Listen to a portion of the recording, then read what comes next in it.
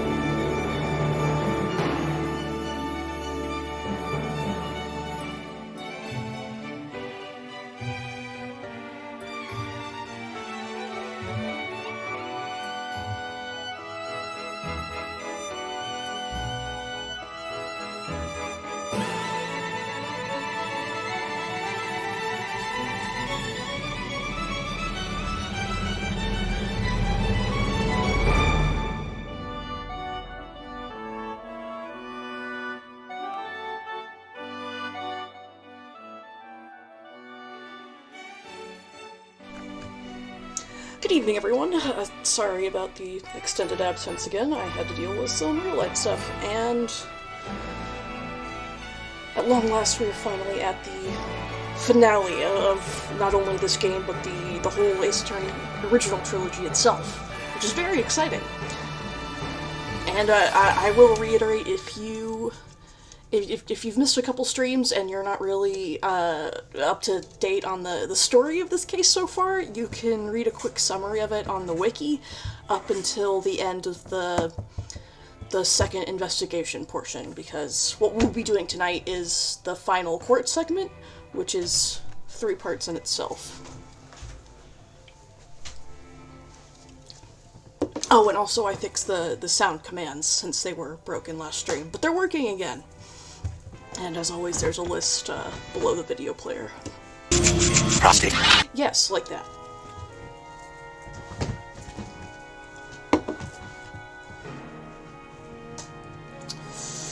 So, I hope everyone's doing well tonight, and without further ado, I'm gonna finish this game.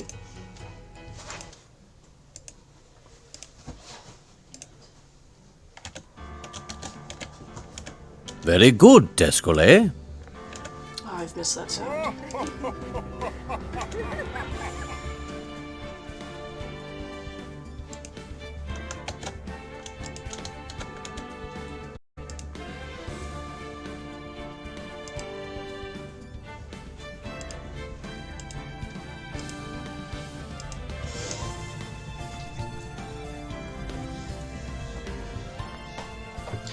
Thanks for the new follow, Card Catnip. I appreciate it.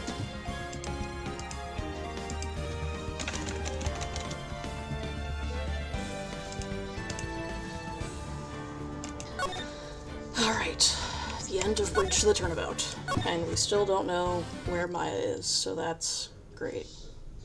Wonder if we'll ever find out.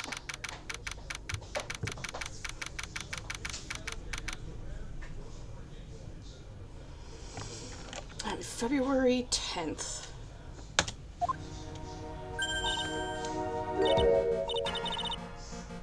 Good morning. Oh, are you by yourself? Morning, girls. But, Mr. Nick, please tell me, what's going to happen to Mystic Maya? Carcatnip would have loved your hoodie from, was it February? Shit, when did I start streaming, when was I streaming frickin'... Now I can't even remember the name of the game. Give me a sec, my brain's gotta boot up.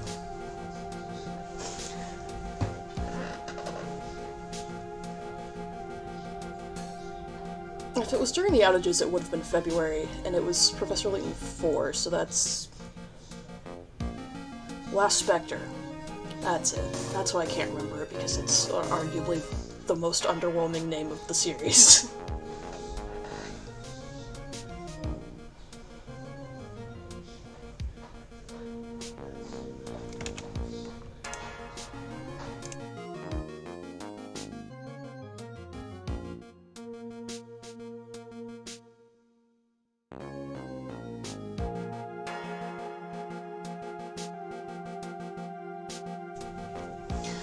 Alright, now I'm ready.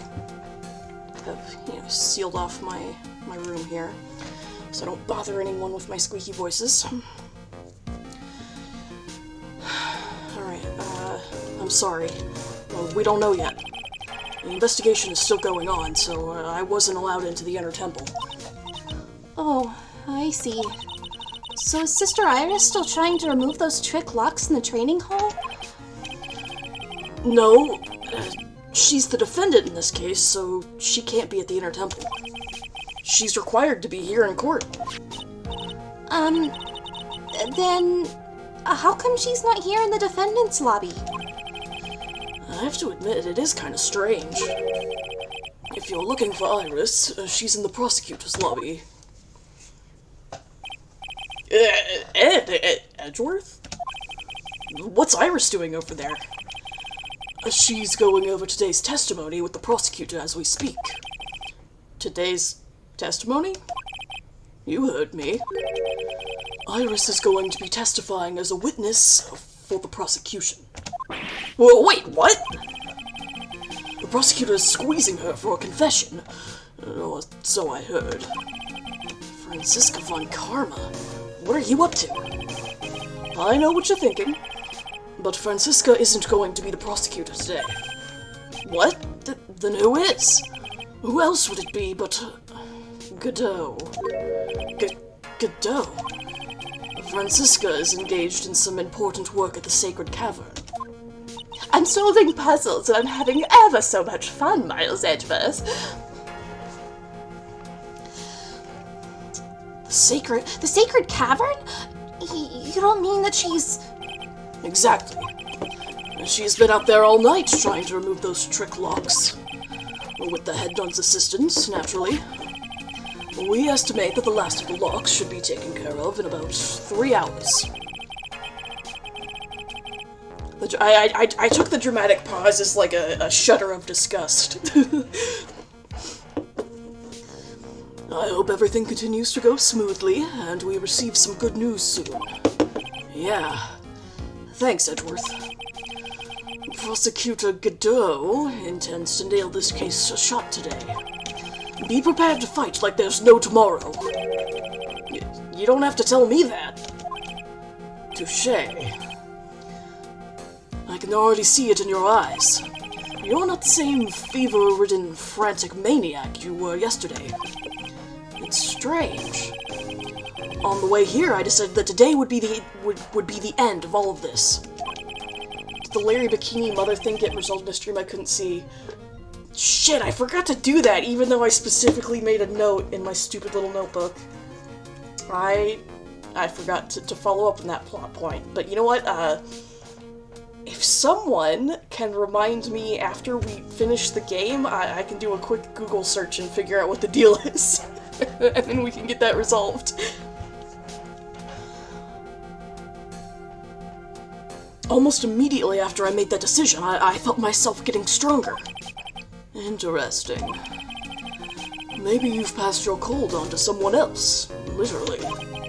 And with that, I leave the rest in your capable hands, partner.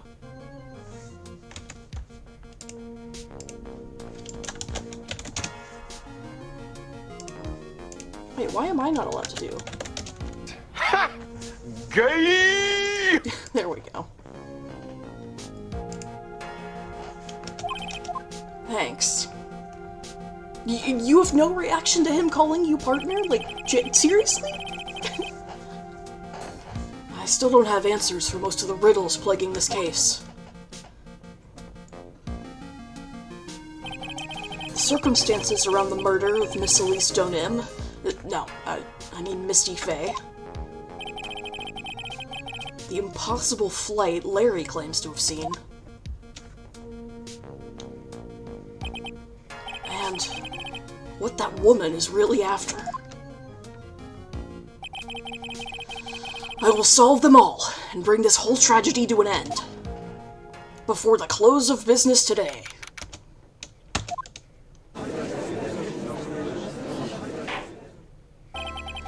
Court is now in session for the trial of Iris of Hazakura Temple. Your Honor? What are you... Who, me? Well, my little brother came to visit me in my chambers earlier this morning. All of a sudden, in the blink of an eye, he developed a scorching fever and fainted. Therefore, I'll be standing in for him. I see, Your Honor. So they're brothers. That explains a lot. My poor brother. He looked a bit pale, not to mention sad that he couldn't be here. Hey, coffee count number 1. It is impossible to predict what the future has in store for any of us. This is precisely why people feel the need to judge the past. And we of the court have been charged with the solemn duty of passing such judgment. I'm sure you know a lot about passing things. Well said, Mr. Godot. One! I understand exactly what you said, at least up until the end, anyway. Now then, Mr. Godot, please proceed with your opening statement. Humans are fragile, fickle beings. Our hearts change with the shifting of the tides. There's only one thing that remains a constant in this crazy world. The bitter darkness that lies at the bottom of this mug. So then you mean... forget it. What do you mean? During yesterday's trial, the accused refused to admit her role in the crime. But today, she has had a change of heart. Sister Iris of Hazakura Temple has a confession to make. Confession? The defendant? But Mr. Wright can't have a guilty client. That's impossible. Iris, why didn't she discuss this with me first? Very well. This court will now hear the defendant's confession.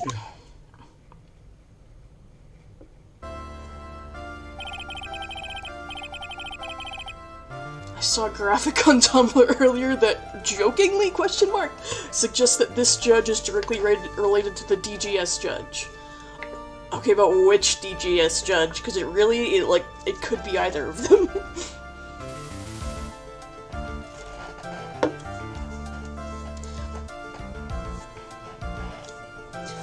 Upon meeting a beautiful lady, always ask for her name and profession. That's one of my rules. My name is Iris. I am but a simple nun undergoing training at Hazakura Temple.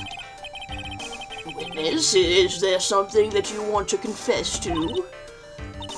Yes, but first, I want to apologize to Mr. Wright. I can't continue lying to everyone anymore. It's alright. What is it? Mr. Wright, I have to admit that I did play a part in this terrible incident. Are you actually confessing? Are you saying that you were the one who murdered Miss Elise Dernem? No, I'm not, Your Honor. But I dealt with the cover-up after the murder took place. After her spirit left, I took the lifeless shell of Mystic Elise and carried it to the Hazakura Temple courtyard where I desecrated it. What?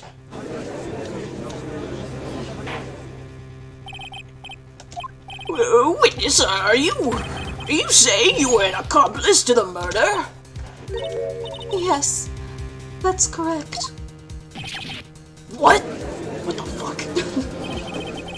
3 minutes in court and I'm already covered in a cold sweat. Everyone on the planet is an accomplice to something. It just so happens to be that in this case, it's to murder. Isn't that right, Mr. Trite? Godot. So this is the confession they were conferring about. It pains me to say this, but it looks like Iris's testimony was all a lie. Iris's testimony crumpled up and shoved into a pocket. Someone else's pocket, by the way. Now then, little lady, if you don't mind, I've got a question for you. Whose crime were you trying to cover up by your actions? Iris was covering for someone? Now I'm definitely up the creek without a paddle. Or a life jacket. And also I can't swim. I've been at Hazakura Temple ever since I was a little girl. Hazakura Temple is run by one of the branch families of the Karain tradition. One of our missions is to protect the main family. I'm sorry, but the main family? Yes, and that's why I would dirty myself, if need be, to protect her. The daughter of the master of the Karain channeling technique, Mystic Maya Fey. I was wondering when Maya was gonna get accused of murder in this game. It's about time. Wake up and smell the coffee, Trite. She's naming Maya!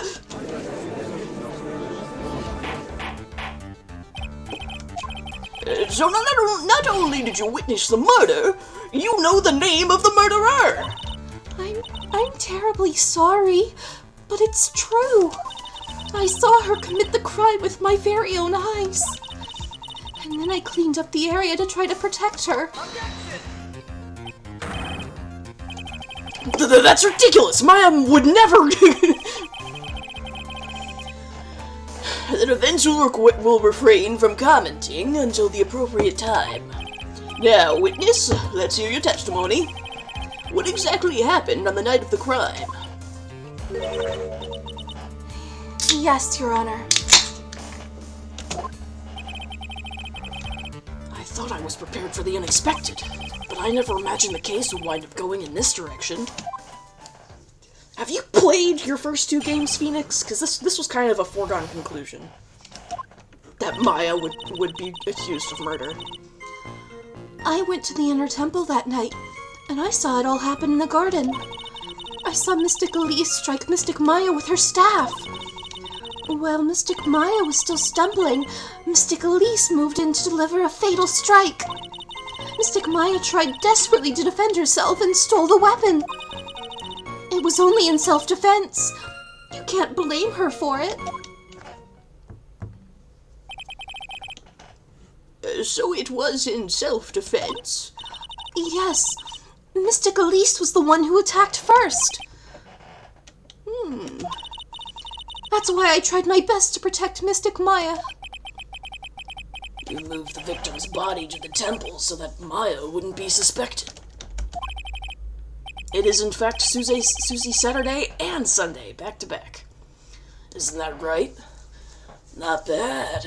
You've got the instincts of a true criminal. Something's not quite right.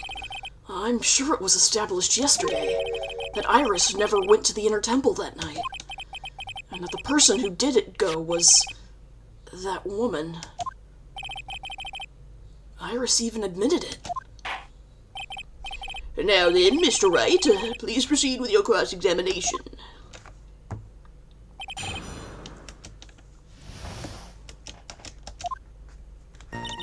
Okay, went to the Inner Temple, saw Mystic Elise strike Maya with her staff. While Maya was still stumbling, she moved in to deliver a fatal strike. She moved in to deliver a fatal strike? Yes, I'm sure of it. She threw down her staff and reached into her robe for a weapon. Wait a minute! What was this weapon? It was some kind of dagger. A dagger, huh? And Elise Donim tried to stab her with this weapon? To kill Miss Faye? Yes, exactly.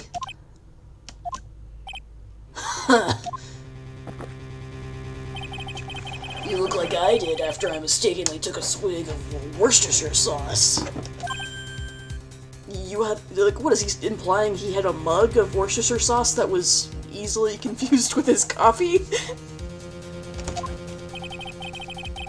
Do you have a problem with the testimony we're hearing from your client, lawyer boy? Wouldn't you like to know, lawyer boy? Do I have a problem with Iris' testimony? There is one thing. Your Honor, I have a small problem with the witness's testimony. You do? But this witness is your own client. Yes, well, nevertheless. This is just like Kaito Joker when Spade put out a glass of dipping sauce to fool Joker into thinking it was barley tea. That's fine. And then Joker throws his bed off an airship with him in it! What the hell? Oh man, I gotta watch Kaito Joker. Witness, let's add your last statement to the testimony. Yes, sir. Hey, just a moment. It's my job to say that. Listen, Gramps. I won't say it again. Final judgment will be rendered by me.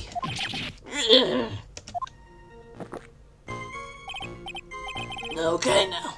Let's continue. She threw her staff away and pulled a dagger from inside her robe. Oh, but we know from yesterday that the staff and the dagger are one and the same. Sister Iris, there's something strange about your version of events. Huh? Miss Donim throwing her staff away makes no sense at all to me. But all you can do with a staff is hit someone. Naturally, you wouldn't know this, Sister Iris, but the victim's staff had a special feature about it. And it had to have been custom-made, because I don't know any other staffs that are also swords. It was custom made. Let's see, how far can we take that? Like, how many games deep can I take that joke? If Elise Donim really had wanted to kill Maya Fey, she wouldn't have needed to use a separate dagger. Not when she already had a beautiful blade in her hands already. Well, Sister Iris, what do you have to say?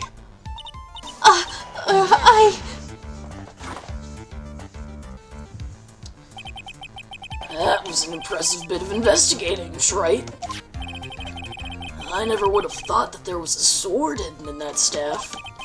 But even so, how should I put this? A long sword is unwieldy and thus quite ineffective in close quarters combat. What really matters is not the size of the boat, but the motion of the ocean. Maybe that's why she chose a dagger over her blade. Well... Anyway, the type of weapon she chose to use isn't what's important. The important thing is that she tried to kill Maya Fey. As long as there's nothing strange about that, there's no problem with her testimony. But there is something strange about this whole testimony. Well, Mr. Wright, the prosecution has a point. Very well, Your Honor.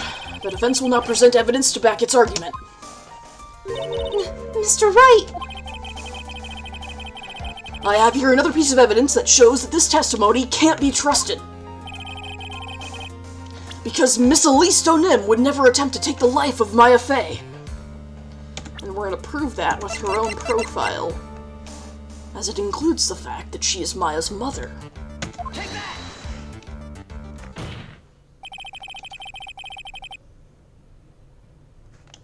Elise Donim would never have attacked Maya Fey. How can you be so sure? Because the victim's real name was not Elise Donim. Her real name was Misty Fey. Fey? No, not Mystic Misty Fey. Who is this Misty Fey? Is she related to... Misty Fey is the master of the Karine channeling technique.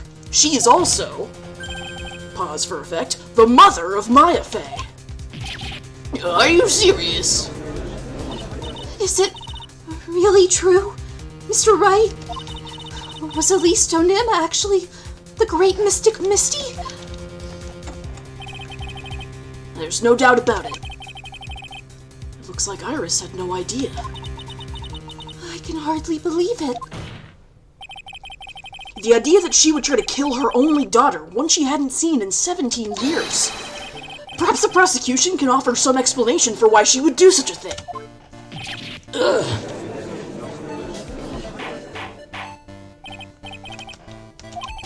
Upon first hearing the witness's testimony, it seemed natural enough. However, in light of some facts that have just been presented... 1. That the victim supposedly threw away a sword during a fight. And 2. That the two people battling to the death were mother and daughter. Despite the facts being believable when taken on their own. When taken together, the entire story seems difficult to believe. Well, listen. There's nothing in this world that is impossible. Except for one little thing. Yes? What is this one little impossible thing? Ha! You still don't get it. You think maybe my beans are under-roasted? Or, you think maybe my beans are under-roasted, but you have no idea, Gramps. Refuses to elaborate and leaves. Could you get to your point? I heard this witness's confession this morning. Just as I had taken the first sip of my 8th cup of morning coffee, which is a distinctly different bracket from my trial cups of coffee, so it does not count towards my self-imposed limit of 16, or 17, whichever one. You're going to ruin your health, my friend, as well as the courthouse bathroom. Anyway, after hearing this woman's confession, I had a detective who loves to investigate sent to the scene of the crime. Okay, but like, theoretically, shouldn't most detectives love to investigate? Like, most, if not all? So why are we singling Gumshoe out as the detective who loves to investigate, i.e., the only detective here that doesn't hate his job? And he discovered this little beauty. Is that the dagger the witness testified to seeing? Obviously, Your Honor. But do you not notice something else? Now that you mention it, if you look closely, there appears to be blood on it. Where did you find that? I didn't see that when I investigated the crime scene. Oh, did somebody do a little planting of evidence, perhaps? Did you investigate the pine tree at the crime scene? Huh? The pine tree? The whole fucking place is surrounded with pine trees. Like, sorry I didn't individually investigate every single of the 500 trees in the surrounding area. This dagger was stuck in the backside of the pine tree. Oh, so you meant that one. Well, I can't see that from this two-dimensional rendering, so whatever. When the last blow was struck, ending the violent battle between the two women be battling to the death. This little baby was thrown in the direction of the back of the pine tree.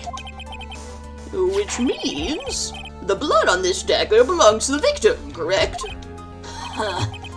Were you even listening, old man? I first heard this confession this morning, just as I had taken the first sip of my 13th cup of morning coffee. I'm sorry, where did those 5 extra cups come from? Didn't you just say it was your 8th just a few minutes ago? I didn't have enough time to get the blood analyzed on such short notice. Especially considering I was moving faster than the speed of light at that point. In any case, the court will accept the dagger as evidence. Furthermore, I order that a blood test be performed on it immediately. This is my sweetheart. Make sure you treat her right. Shut up. Bailiff, get this piece of evidence to the crime lab for testing immediately and away from this individual. Alright. Dagger. Found behind a tree in the inner temple garden. The blood is being analyzed now. Now then, the testimony we've just heard had numerous unbelievable aspects to it. However, after having found the very dagger the witness spoke of, I believe we can consider her testimony to be credible. You girls never lie. Ever. Or poop. That's why I drink all this coffee. I do the pooping for them. In any case, witness, if you could please testify again to this court. About what, Your Honor? About the incident you saw. The battle between the two women. Yes, Your Honor. Alright, testimony. Women be battling. Mystic Maya stumbled briefly after being hit over the head with the staff. but then she dodged Mystic Elise's next attack and stole her weapon. Suddenly, Mystic Elise was the one on the defensive, with her back to the stone lantern.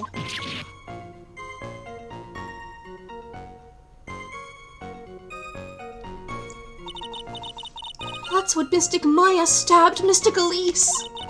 Mystic Elise managed to fling the knife away, but then she collapsed. That was a very heartbreaking story. I don't know if there were any bad feelings between them, but it had been 17 years since Mystic Misty's disappearance. Perhaps they simply didn't recognize each other anymore. That seems reasonable. Now then, Mr. Wright, proceed with your cross-examination.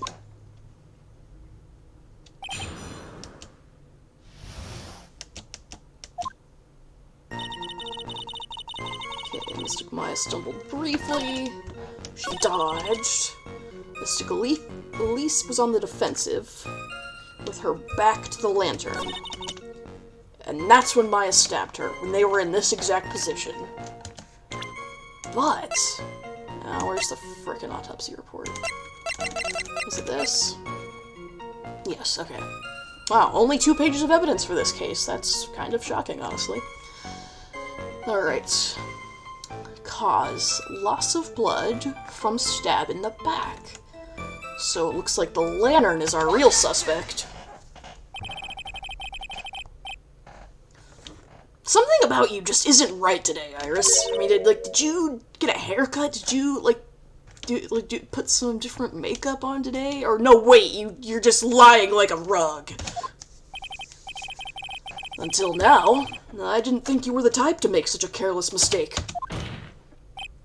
However, the testimony you just gave contains quite a few contradictions. What do you mean? What's so wrong about my testimony? According to you, Maya Fey stabbed the victim while she had her back to the stone lantern, correct? Yes, that's right. But in that case, the victim would have been stabbed in the stomach, right? Yes, I think so. But, according to the autopsy report, the cause of death was due to blood loss from a stab wound in her back. This proves that the victim was stabbed from behind, not from the front. Sister Iris, it appears another seed of doubt has sprouted from your testimony.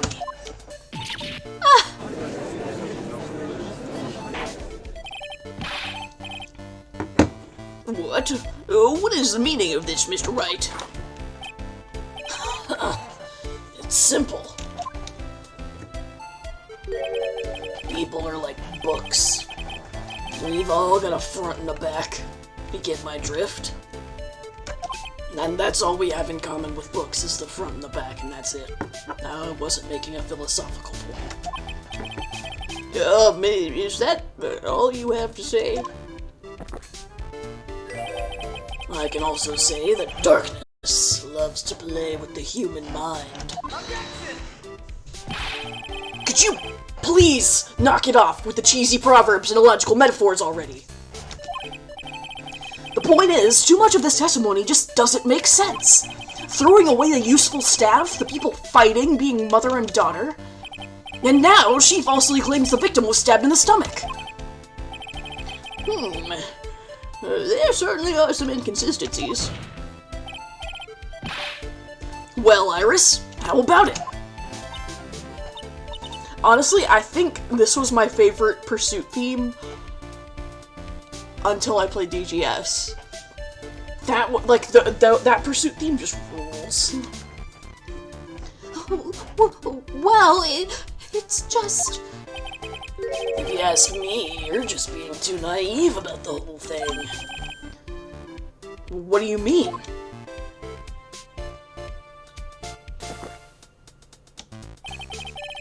There are 253 distinct types of bitterness in coffee, but to pick out each one requires total concentration and the use of all the senses.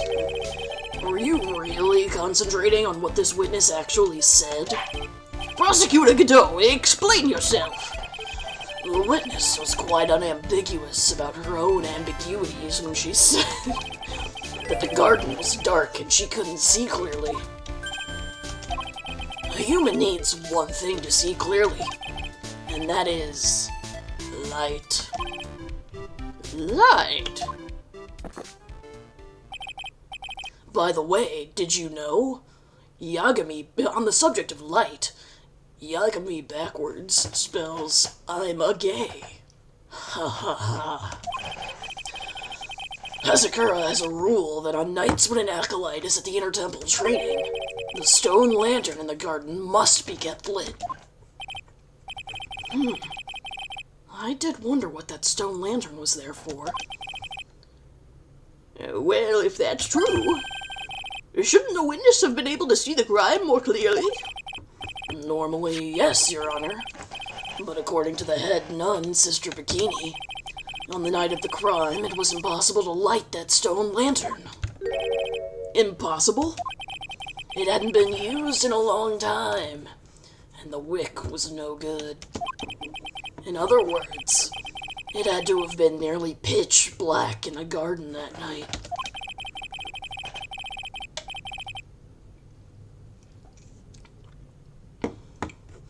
Yagami was actually named after known gay Lightfield, hence his surname. There could have been a faint light coming from the training hall, but that's all. Most enlightening.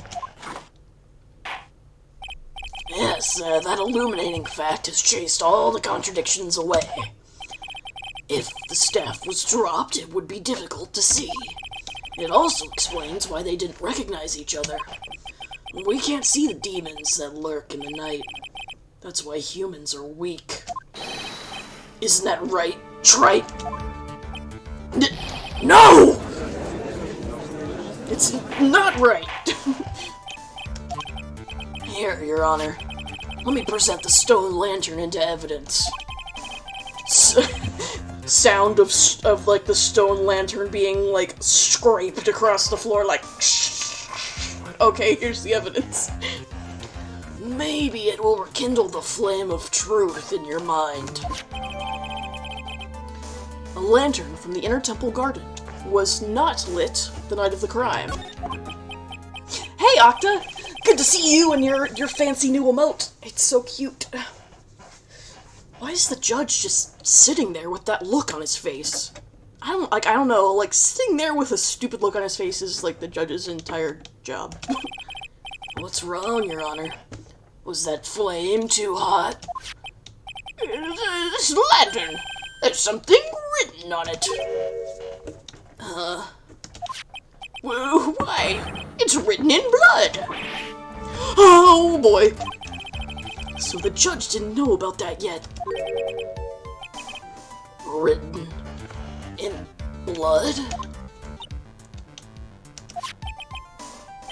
It says Maya upside down. I will say,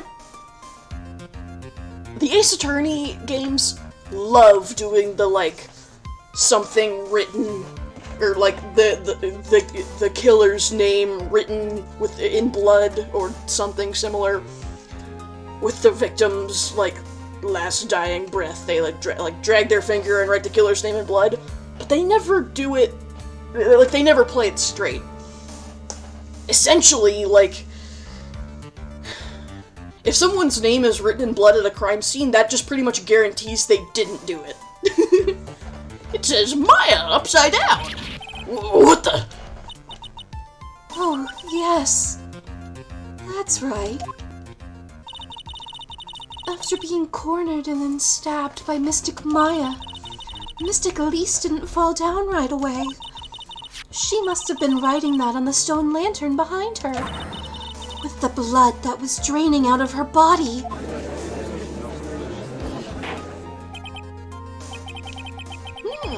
It certainly looks that way.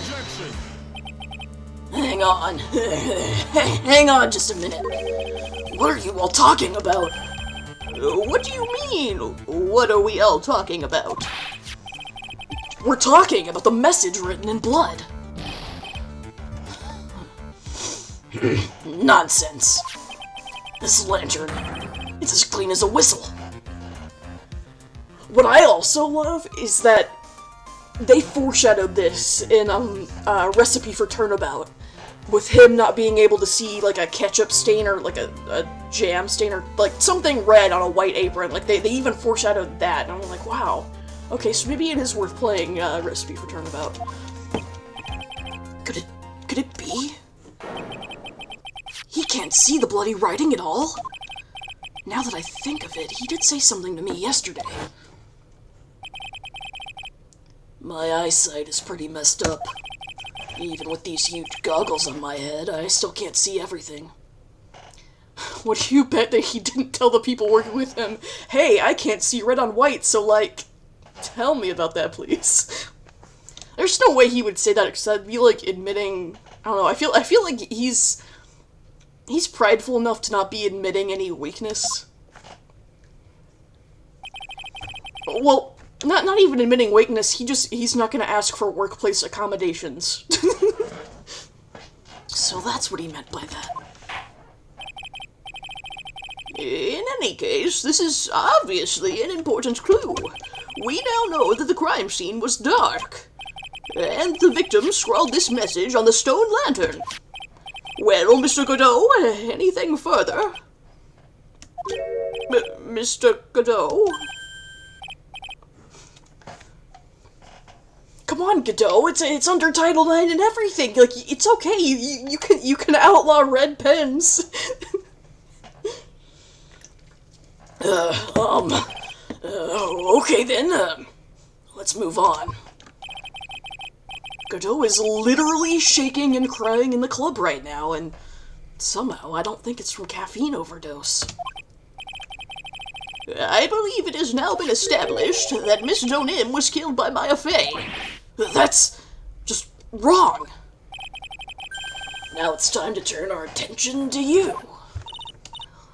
Yes, sir. After the victim died, you did something, didn't you? Let's hear it. We're all ears.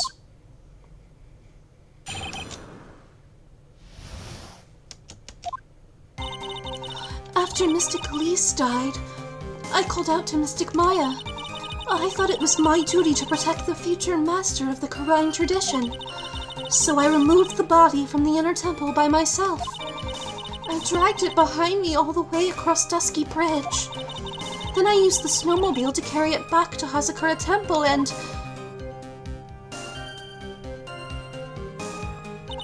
I used the Shijishito to alter the way the wound looked. So you moved the body? Yes. I was raised at Hazakura Temple. I owe a great deal of thanks to the Fae clan. But even so, I never imagined that Elise Donim was actually Misty Fae. I've committed a terrible sin. A terrible trick of fate. I believe you're looking for twist of fate, Your Honor. I intended to return to the inner temple after taking care of the body, but... You were spotted by the head nun, correct? Yes, and that's why I couldn't go back. Your story makes sense, I suppose. Mr. Wright, go ahead with your cross-examination. Yes, Your Honor.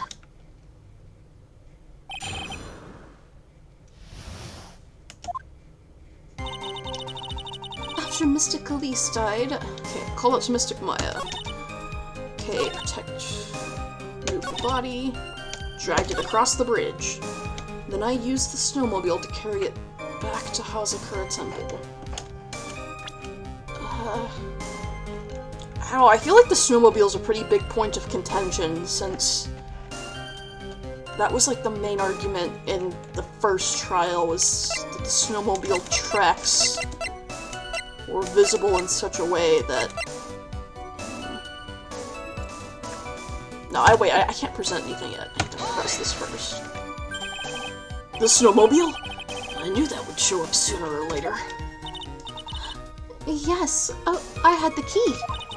I used the snowmobile to travel from Hazakura Temple to Dusky Bridge. This is the part that was in question the other day.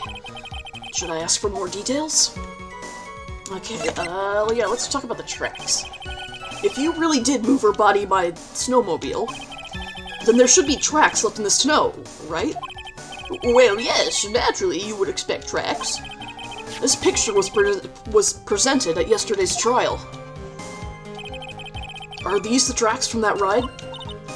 Yes, I think they are.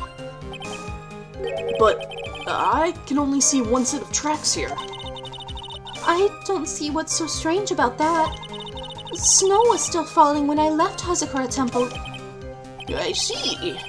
Snow was still falling, huh? And then when the murder took place, it had already stopped. That's why there are such fresh-looking tracks. How about it, Mr. Rice? What do you think about this testimony? Oh, it's very important, Your Honor. When the murder took place, the snow had already stopped? That doesn't make sense if you stack it up against the other evidence.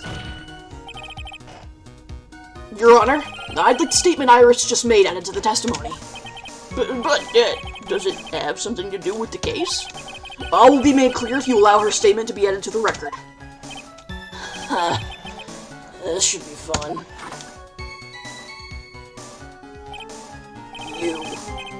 Let's get this snow business cleared up, shall we?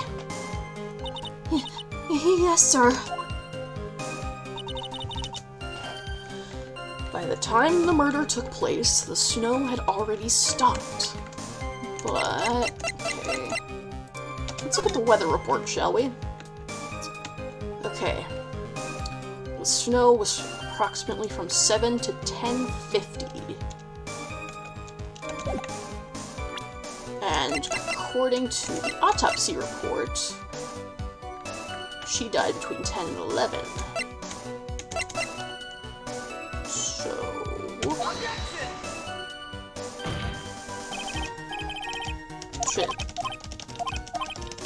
Should I wait, does that need to go to another statement? Whoops.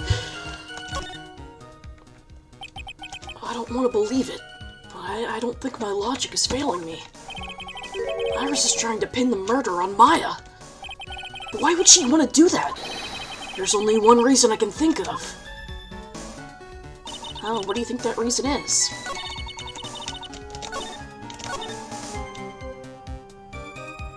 I dragged it behind me all the way across Dusky Bridge. Then there should still be, like, drag marks in the snow. If that's the case. You claim that the snow had already stopped when the murder occurred. But I'm sorry, Iris. That just isn't possible. What? This is the weather data from the night of the murder. According to this, the snow didn't stop until 10:50 p.m. But you couldn't have crossed Dusky Bridge at that time. Why do you say that? Because 5 minutes before the snow stopped, Dusky Bridge was struck by lightning and had caught on fire. Okay. So that's only the billionth time I've been right for the wrong reasons. What did you say? The bridge... it was on fire? You don't mean to say you didn't know about it? It was because of that lightning strike that the bridge burned down. What? But it can't be. It looks like you still haven't figured it out. No matter how hard you try to deceive or conceal the truth, you can't pull the wool over the eyes of a real defense attorney.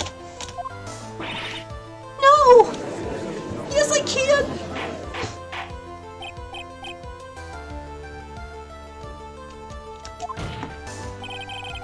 The bridge was already on fire when the incident took place. That's right! The inner temple was already totally cut off from the outside world. There's no way you could have crossed the bridge, body or no body.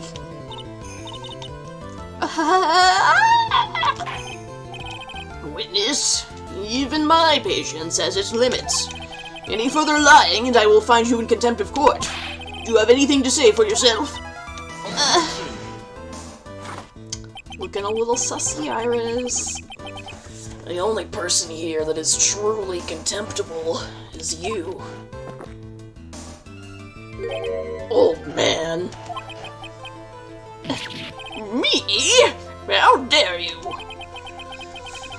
Whether this witness lied or not doesn't mean squat right now. Squat?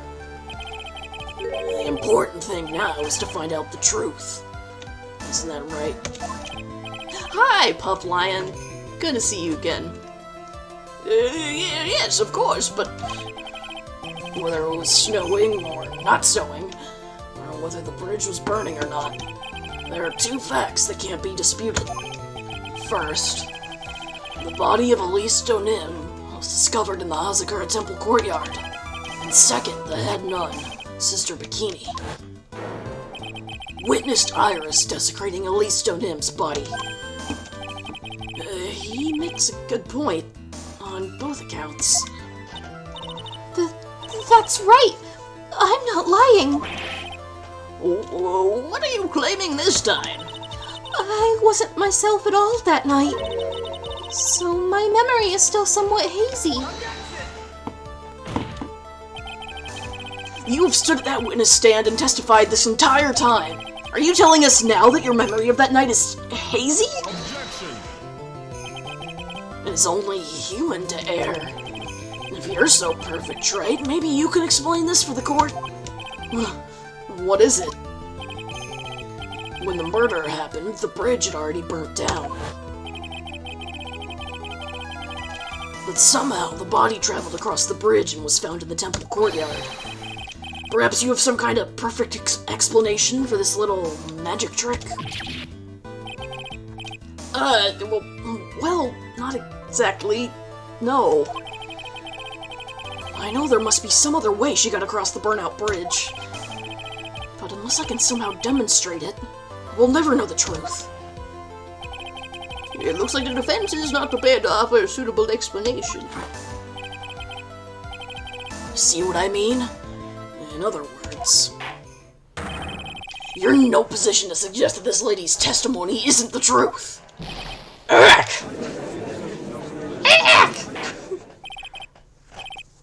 She flew, obviously. Don't you remember the painting? Alright then.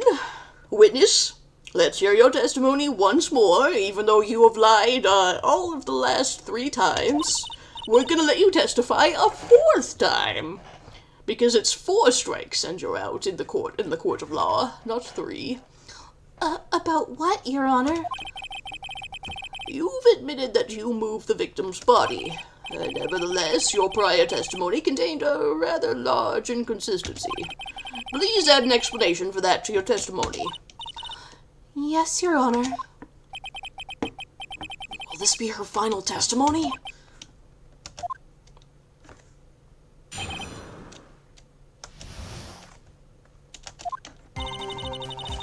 Other than walking over the bridge, there's no way to move the body. So I must have just gotten confused, I guess. Was the snow still falling, or had it stopped? Does it really matter that much? Or are you saying that there is a way to cross a burning bridge? So it was just a misunderstanding, I see. This is a photo of Dusky Bridge after it burned down from the lightning blast. It was taken on the morning after the incident.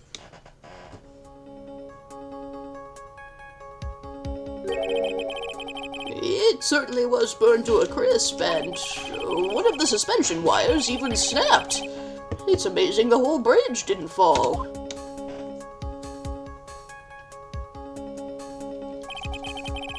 Clearly, it would be impossible to carry a corpse across the bridge in this condition. Alright, Dusky Bridge photo taken the morning after the crime. Unless I do something to discredit this testimony, it's going to be deemed as the truth. And Maya will be accused of murder for the 3rd time! But this time successfully! Trite. I'm only going to say it one more time. It is only human to err. And only humans can spot the errors of our ways. The more sense he makes, the less sense he makes. Will you just shut up, man? Alright, Mr. Wright. Please begin your final cross-examination. Or is it? Okay. Other than walking over the bridge, there's no way to move the body. Yes, there was! It's because she flew. And what do you know? That's the right answer. A dead body flying over a burning bridge. I wouldn't exactly rule out the possibility. What? You're saying it's possible? Don't make me laugh. The only thing that's possible about your claim is that it's been pulled out of your thin air. I don't know about that. In any case, we have a witness who did see it happen. Preposterous. Who is it? Who is this witness? I can't chicken out here. I've got to keep on the attack and go, go, go. Miss Elise Donim's brilliant and highly gifted apprentice, Laurice Donim. Brilliant, highly gifted apprentice. Remember what he said in his testimony? That night he was at the Mountain Shack, Heavenly Hall, and that's when he witnessed the event. I think you've all seen this sketch before. It's an exact drawing of what he witnessed that night. Aha! Are you serious? Today's not April Fool's Day, is it? Mr. Wright, are you seriously claiming that the victim flew through the air? And you're using this pathetic scribble to support your argument? Uh-oh. The judge looks like he's about to blow a gasket. Ha! Well, Trite, there's nowhere for you to hide now. Other than looking like it was drawn by a 6-year-old, does this sketch prove anything? Yes, I'm pretty sure it does, and I'm going to prove it. Listen, I know your tricks. You're trying to turn this whole thing upside down.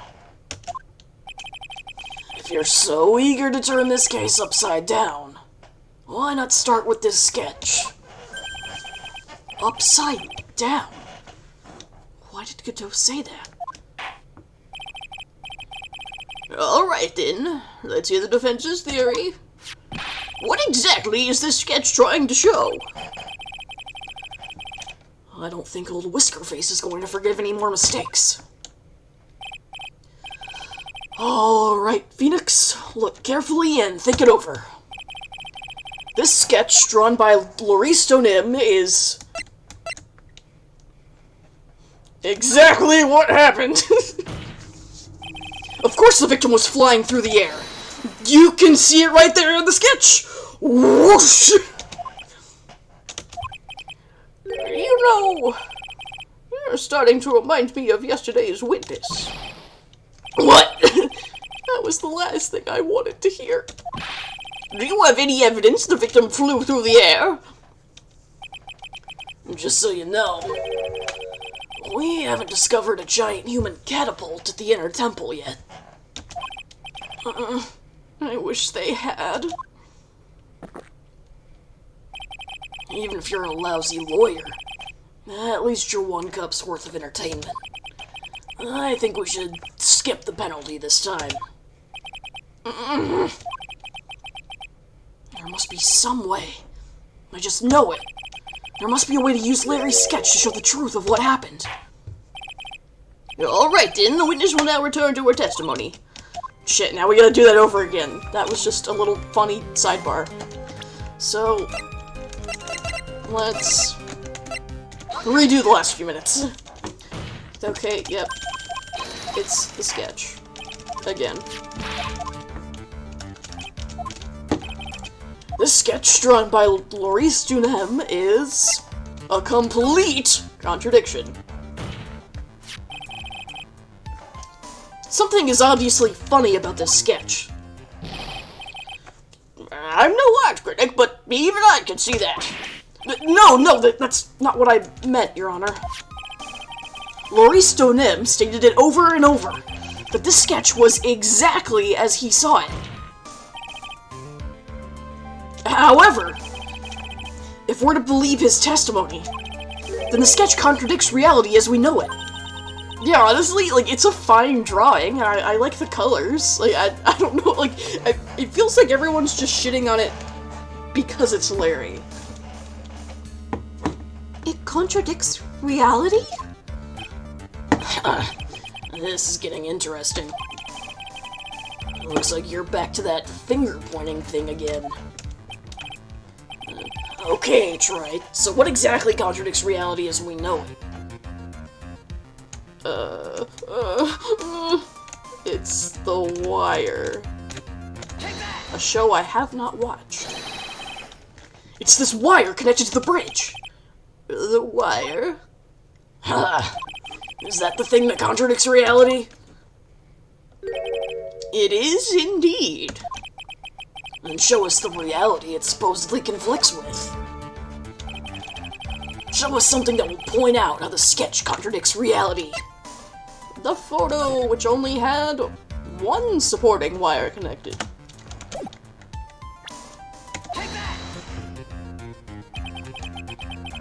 That's a photo of Dusky Bridge, correct? Yes. Now, compare the sketch and the photo for a minute. In the sketch, the wires appear to be above the guard wires. But on the actual Dusky Bridge, Jumping Jehoshaphat! The wires are below the guard wires. What?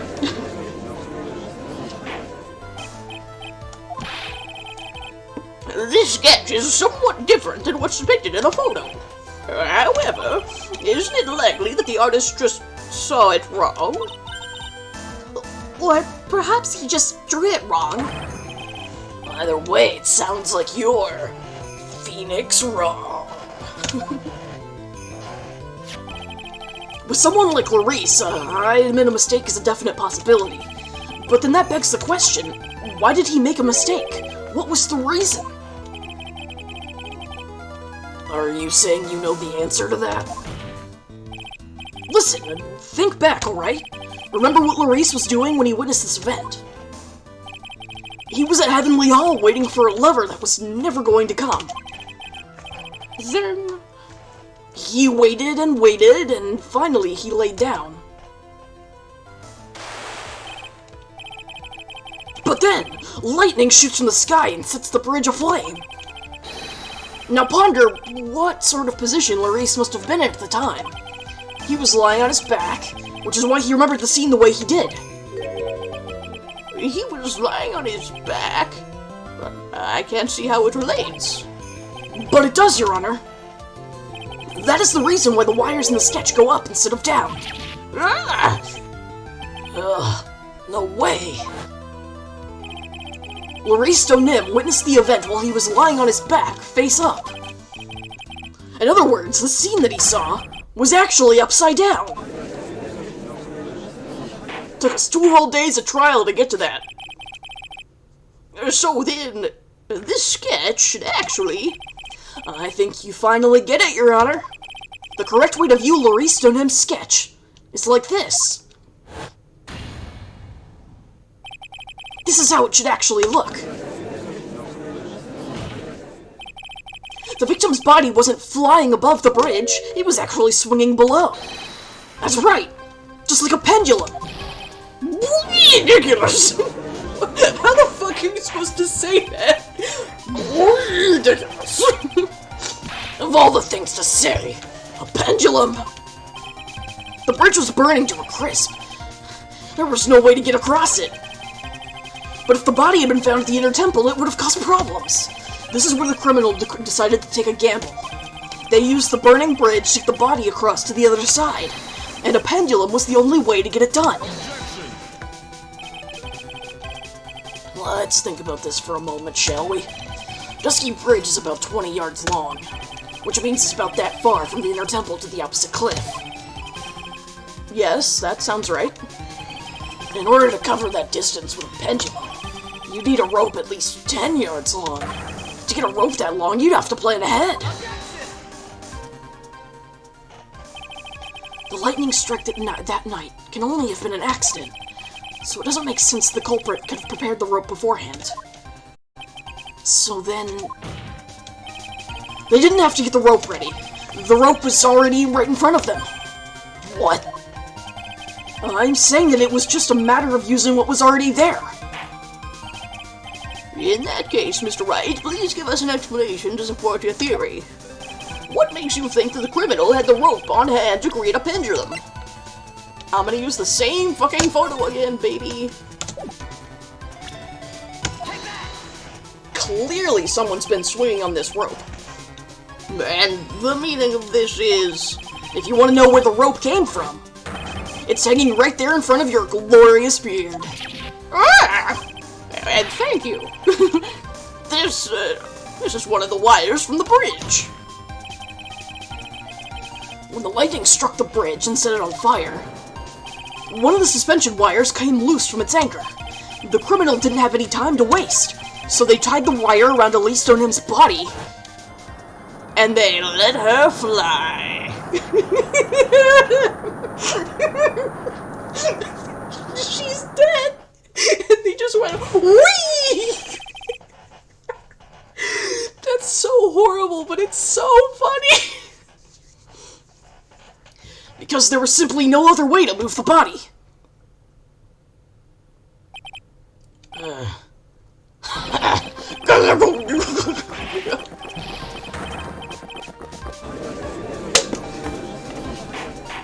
I mean, oh no, she died! Mr. Godot! My god, man, I know there's not that much coffee in there. It seems that Mr. Godot is more focused on his coffee than answering my question. It seems that the odds of a rope being readily available were very high. Yeah, he's trying to induce a caffeine heart attack. So, I suppose that it's not an impossibility after all. Possible or impossible? That's not the question we need to ask. There's only one question. Did that really happen? That's right. I wonder if you can prove what happened to us. Do you have any actual evidence the body was swung over like a pendulum? Yes, I do. It's the crystal. It was found closer to the bridge than where her body was. Before I present my evidence, let me review what we know so far. According to this photo, one of the wires snapped. Here's the evidence. My balls. Looking at the map, we can see it's the one that was in front of the inner temple. So then, that was the spot with the criminal. Yes, precisely. Now let us consider the body's movement by looking at the overhead map again. If the body was pushed from this point here, it would drop on the opposite bank at approximately this point. Did you say drop? Well, they must have failed to catch the body on the other bank. What? What makes you think something like that happened? Because I have evidence that suggests her body dropped some distance. What kind of evidence? Take a look at this autopsy report. It says here that her body fell about 10 feet after her death. 10 feet, huh? That's most likely the height difference between the two sides. The body overswung due to the forward momentum, but then came loose and fell about 10 feet. And then, as a result of the landing impact, this crystal sphere was knocked loose. That's... Yes, this blood-stained amethyst crystal. It's the one that came off of Miss Elise Stonehem's staff. The balls were knocked loose. Prostate. It doesn't make a bit of difference. The balls are inert! And even more important is the place where this crystal sphere was found. Indeed. I believe it's already marked on this overhead map. The crystal was found... Precisely, Your Honor. In the very spot where the pendulum would arrive if given the right amount of speed.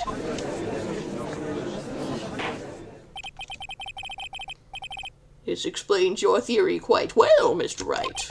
You have provided us with a way the body could have been moved that night. An impressive deduction, Mr. Wright. Most impressive. Deduction, you say? Mr. Wright! Wait, what the hell? I thought this cold coffee might help cool you down. What is the meaning of this, Mr. Gazelle?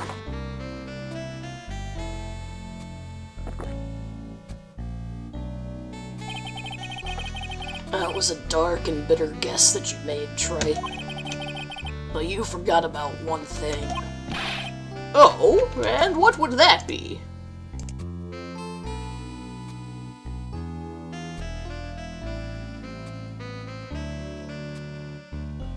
Sorry, I had to do a great big sneeze there. The aroma.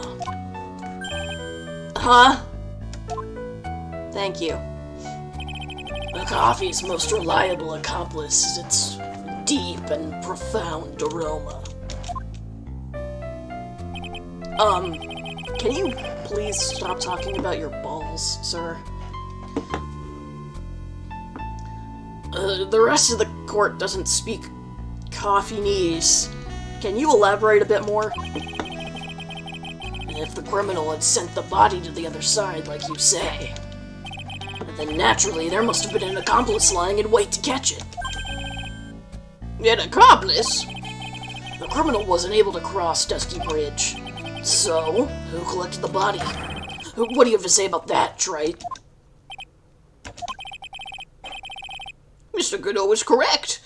This can't be the work of a single person. Well, Mr. Wright, you know what you must do.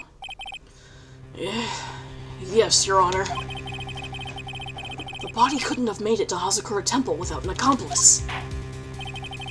Well, very well, then. If you please, Mr. Wright. Who was the person that received the body on the Hazakura Temple side? Ooh. I don't know if we're ready for this, gang. I'm so sorry, Iris. It can only be you, Sister Iris. Huh? But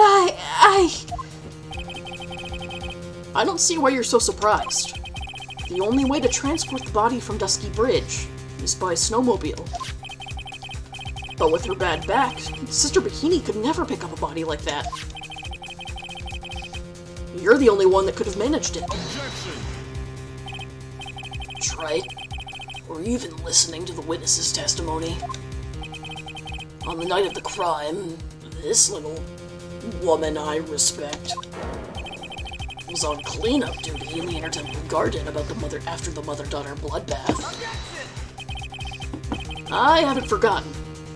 But have you, Mr. Godot? This witness was also seen at Hazakura Temple, just desecrating the corpse of the victim. Strange indeed. It's almost as if, on that night, the defendant was in two different places at the same time. Sister Iris, let me ask you something. Why didn't you mention it when you first gave your testimony? Mention what? The pendulum, of course. Using this sketch drawn by an eyewitness. I have established how the body was moved using the burnt-out bridge, which means it's now a fact that this occurred. Something you should have already known. No, I had no idea.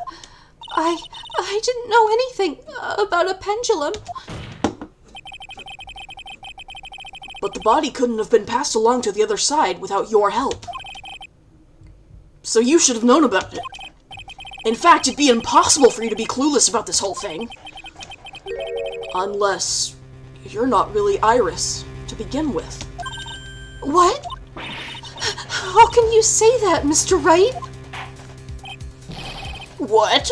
What kind of nonsense is this? You're saying this witness isn't Iris of Hazakura Temple? Objection! Are you serious, Strite? You mean this woman is...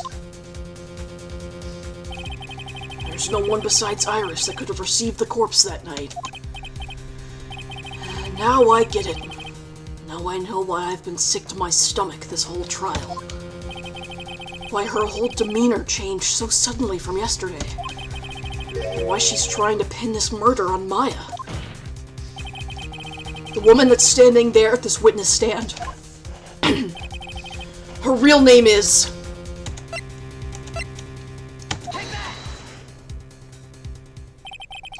I never thought I'd have to utter your name again. Let alone see you. It's been a long time, Dahlia Hawthorne. Hawthorne? Sister Iris had a twin sister. And you're looking at her.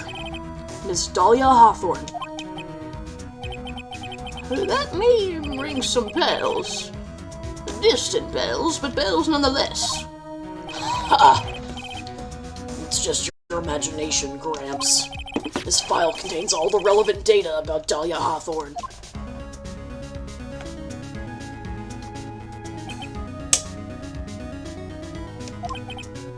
Oh, yes.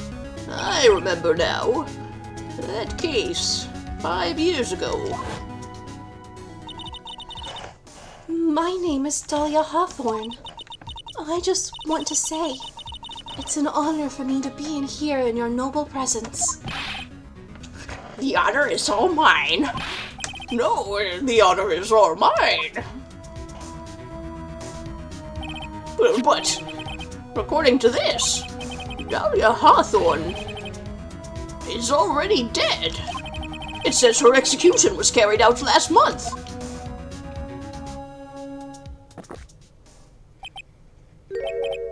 So what? Death has no meaning in this courtroom. Actually, that's the first thing he said that makes sense. We're talking about a family of spirit mediums and a guy who came out of a 5-year coma.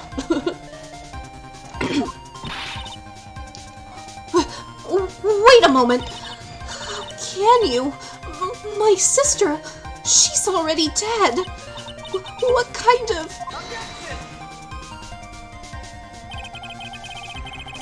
You of all people should already understand. After all, the blood of the master of the Karine channeling technique flows within that body.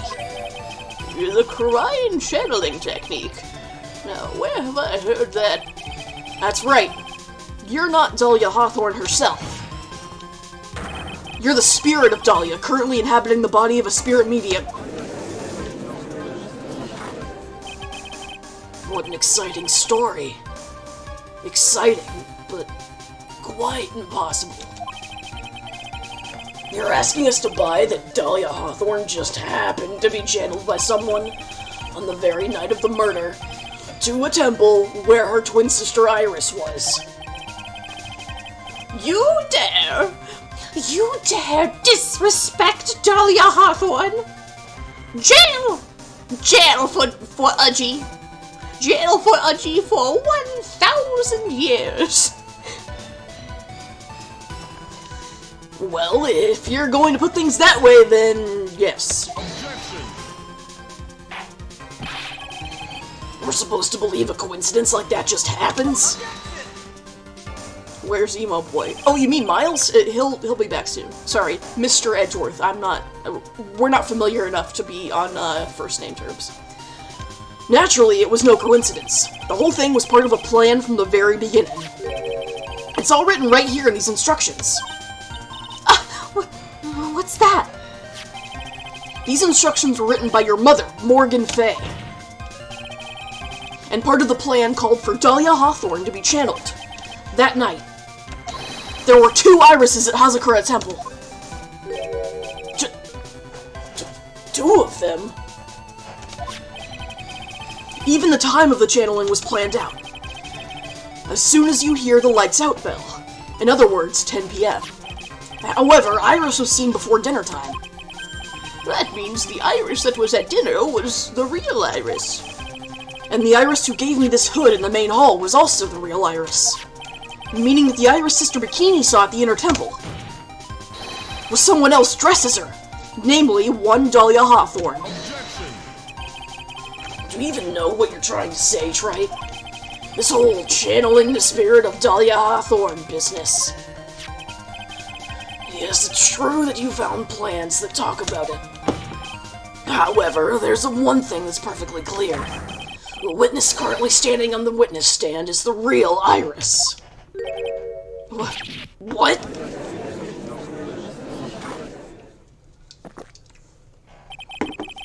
Calm down and remember what you know about the night of the crime.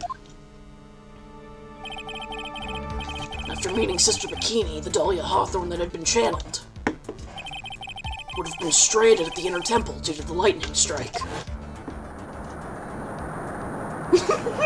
We gotta stop showing that! It was later that the body was moved by pendulum. That's right. Naturally, that would mean that the Iris that received the body was the real Iris. Are you with me so far?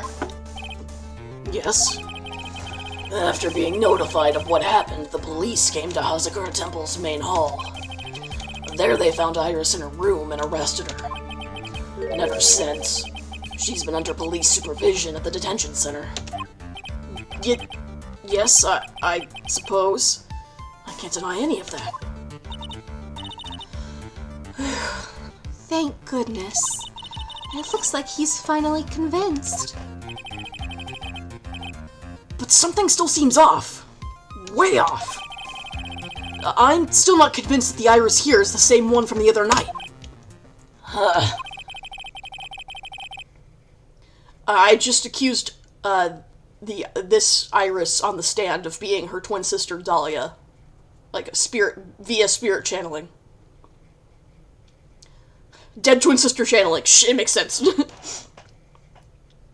I suppose you're about to say something really ridiculous.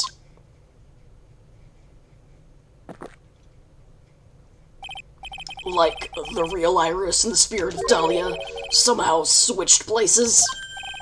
Switched places? To be perfectly... Shit. Sorry. To be perfectly honest, there are still quite a few things I don't understand, but I do know that unless we confirm the witness's identity, we can't continue with this trial. Wait, who's getting called out on Twitter? Hang on a sec, I'm gonna look at this on my phone. Twitch user, identity theft. Yay, identity theft! I mean, it's a little identity theft if you want to split hairs. Hi, Chewy Furby. Thank you for coming. Wow, the entirety of Pupland HQ in my stream. It's an honor. Iris doesn't have the spiritual power needed to channel Dahlia. Which means... they must have switched places somewhere. Well, Mr. Wright, since the time she was arrested at Hazakura Temple, have there been any chances for Iris to switch places with Dahlia Hawthorne? Oh, but there was one! Your Honor, I think there might have been one chance. Oh, explain yourself. Yesterday, for a few minutes, Iris's whereabouts were unknown. Unknown? What do you mean?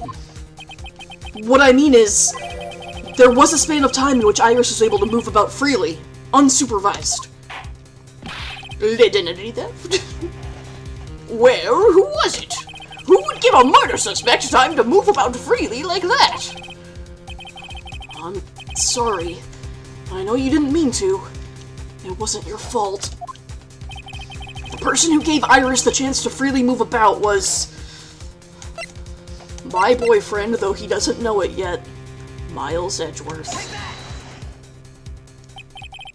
This is Mr. Edgeworth, isn't it?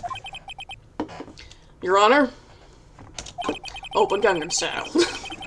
There was a fairly large earthquake yesterday, was there not? An earthquake?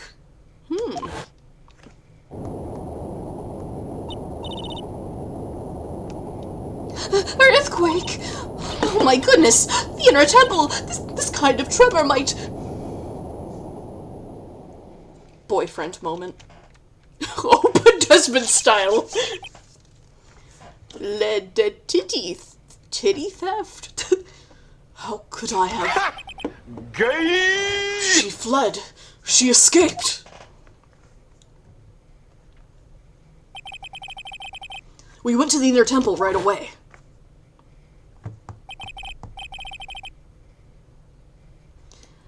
And it's true, Iris was already there.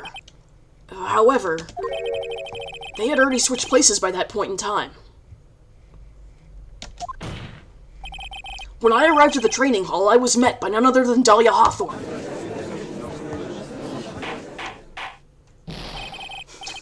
We are winning at the stream chat, something that it is both possible to achieve and normal to desire. That's quite enough already, Mr. Wright. I mean, yes, you, sir, win the internet for today. Take my upvote.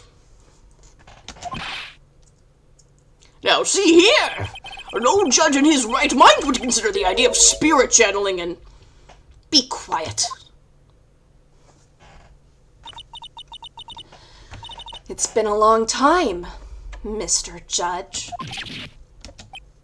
That voice! Guess I'll have to ask again.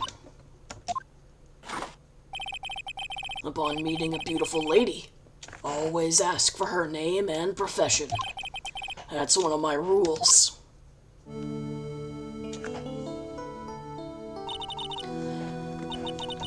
Dahlia Hawthorne. And my current profession? Permanently retired. Huh. So you're not going to bother hiding your identity anymore, huh? Why should I? After all, I'm dead. There's really nothing you can do to punish me. Well, what is going on here? Dahlia Hawthorne. I never thought we'd meet again. And I never thought we'd meet like this. But this time I'll end it. For her, and for myself. In my current profession? Being evil. Okay, and we're gonna press on through this to be continued part.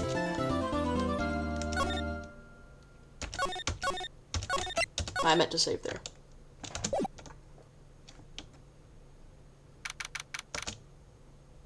Vengeful spirit is a profession to strive for. So true. Now then, let's continue what we left off, shall we? Well, witness? Yes? How can I help you, Mr. Judge? Well, it seems that if we're to learn the truth, we'll need to hear your testimony. I have no problem with that. But when you've seen what I have, sometimes the truth is better left unknown. In any case, let's hear your testimony. Tell us about the plan that was carried out that night.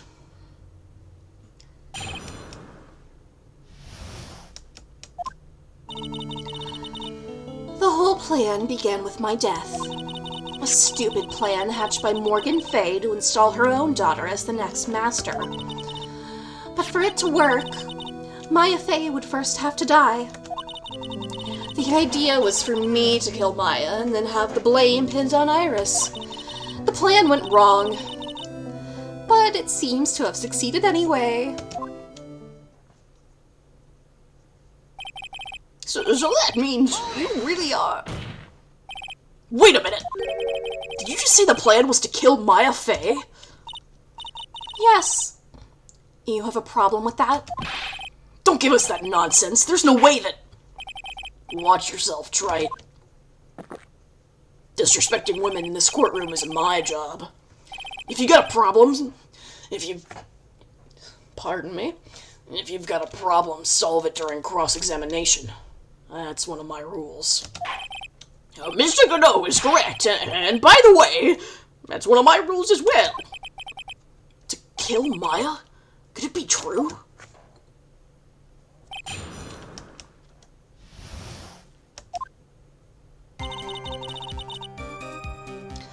The whole plan began with my death.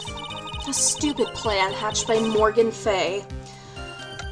Oh wait, shit, I need to press that one first. You were executed last month, correct? Yes, I was hanged. It wasn't exactly pleasant. How did you manage to discuss the plan?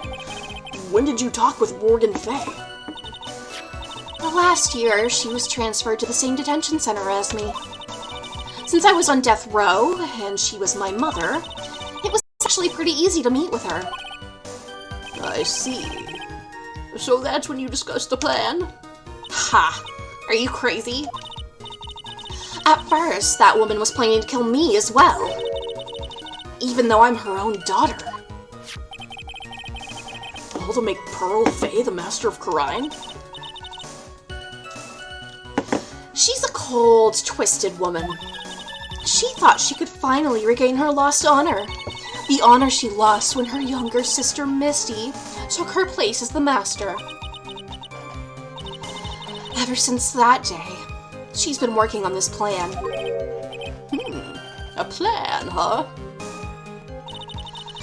A stupid plan hatched by Morgan Fay to install her own daughter as the next master. You're talking about Pearl Fay, is that correct? Yes, though at first she had high hopes for the two of us. You and your twin sister, Iris? That's correct. Fortunately, neither of us had much spiritual power. That's why we were abandoned by her, along with our father. Abandoned? The only person I ever really cared about in life was myself. My sister was a nuisance, so I convinced my father to leave her at an old temple. You mean Iris? Yes. My father remarried a woman who also had a daughter. The less children you have, the more money to go around. The more money there is to go around, right?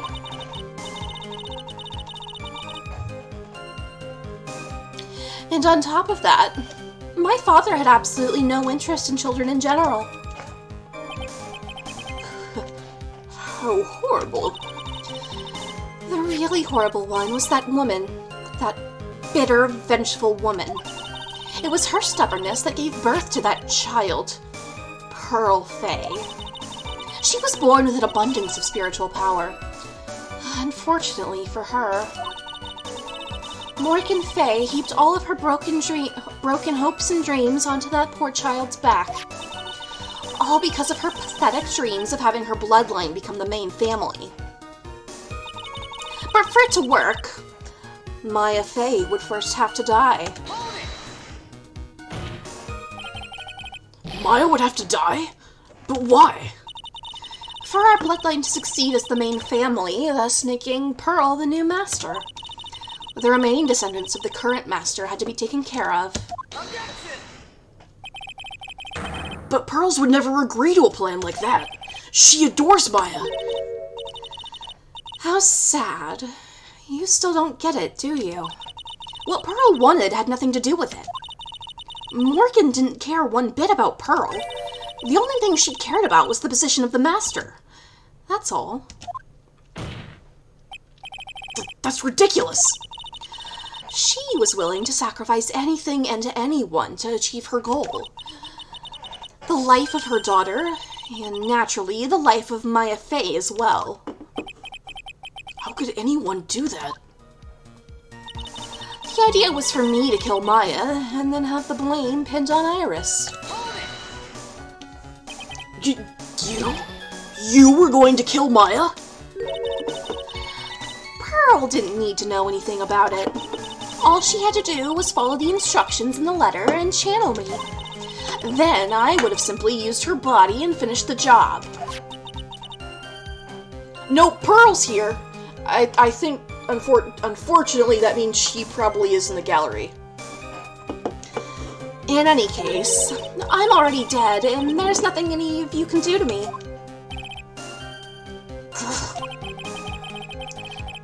So the clam... the clam? So the plan was to blame the crime on your younger twin. On Sister Iris of Hazakura Temple. She and I look absolutely identical. No one can tell us apart. If someone were to witness me killing Maya, naturally, they would think that it was Iris that had done it. And the witness in this case was the head nun, Sister Bikini. I never would have guessed she was going to return to Hazakura Temple that night, but she wound up seeing Iris's crime anyway. But why did you want to pin the murder on Iris in the first place? She's your twin sister, isn't she? Twin sister? Don't make me laugh. She's nothing but a backstabber. I couldn't care less about her. Backstabber? You just don't understand. You never will. Anyway,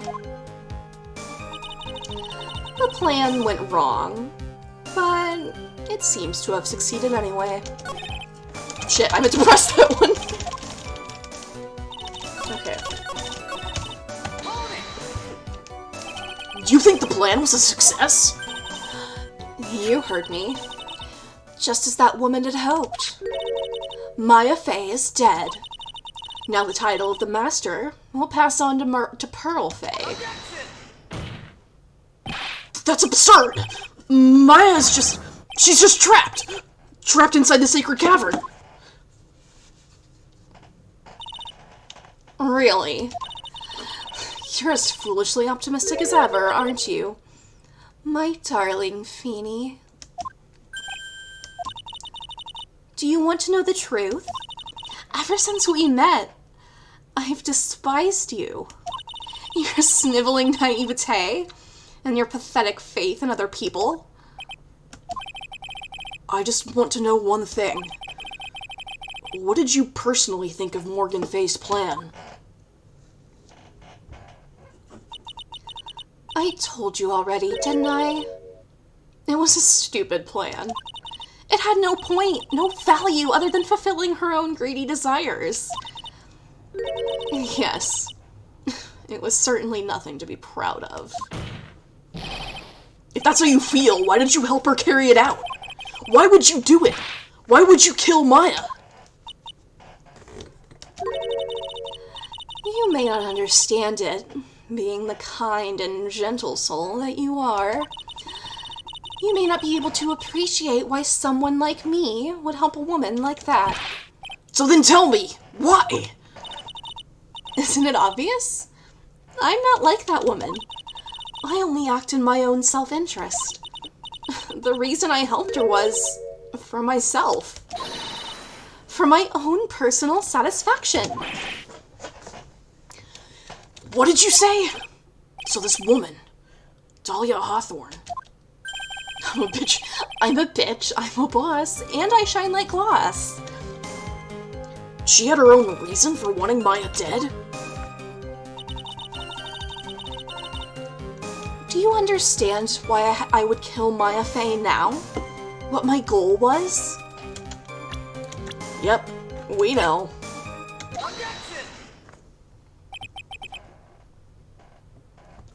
Could it be that your actual goal had nothing to do with Maya Fey herself?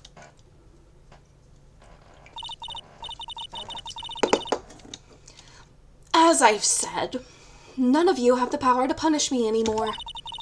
Because I'm already dead. Well, I had the same problem, you see. You can't punish the dead. And you can't take revenge against them either. You wanted to take revenge on someone? I was sentenced to die because of that woman. Mia Fey. I somehow knew this was it. I wanted to send her a message. It was at her hands that I suffered my first humiliation. I wanted her to feel the same pain she made me feel. Sadly, when I realized my revenge was impossible, I gave up. And the reason it was impossible? Was it perhaps because Mia Fey had already died? Yes, and I realized there's only one way to take revenge against the dead. And how do you do that? Even when the body dies, the spirit, the ego, it lives on. Forever. I wanted to take away the person that Mia Fey loved most. I wanted to kill her with my own hands. That would be the one and only way I could take my revenge against Mia Fey. That was the reason I helped out with that woman's plans. Just for that? For that, you would kill Maya? Your goal was no different than that of Morgan Fey.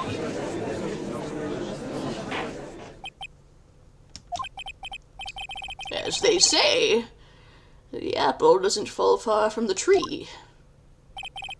What a cruel plan. Cruel, cold, and heartless. Don't waste your time preaching to the dead. I've already told you, there's not a thing you can do to me. That night, at about 9:30 p.m., I materialized into this world. I quickly pinned my hair up and put on a demon-warding hood. Then I picked up the staff that was by my side and left Hazakura Temple.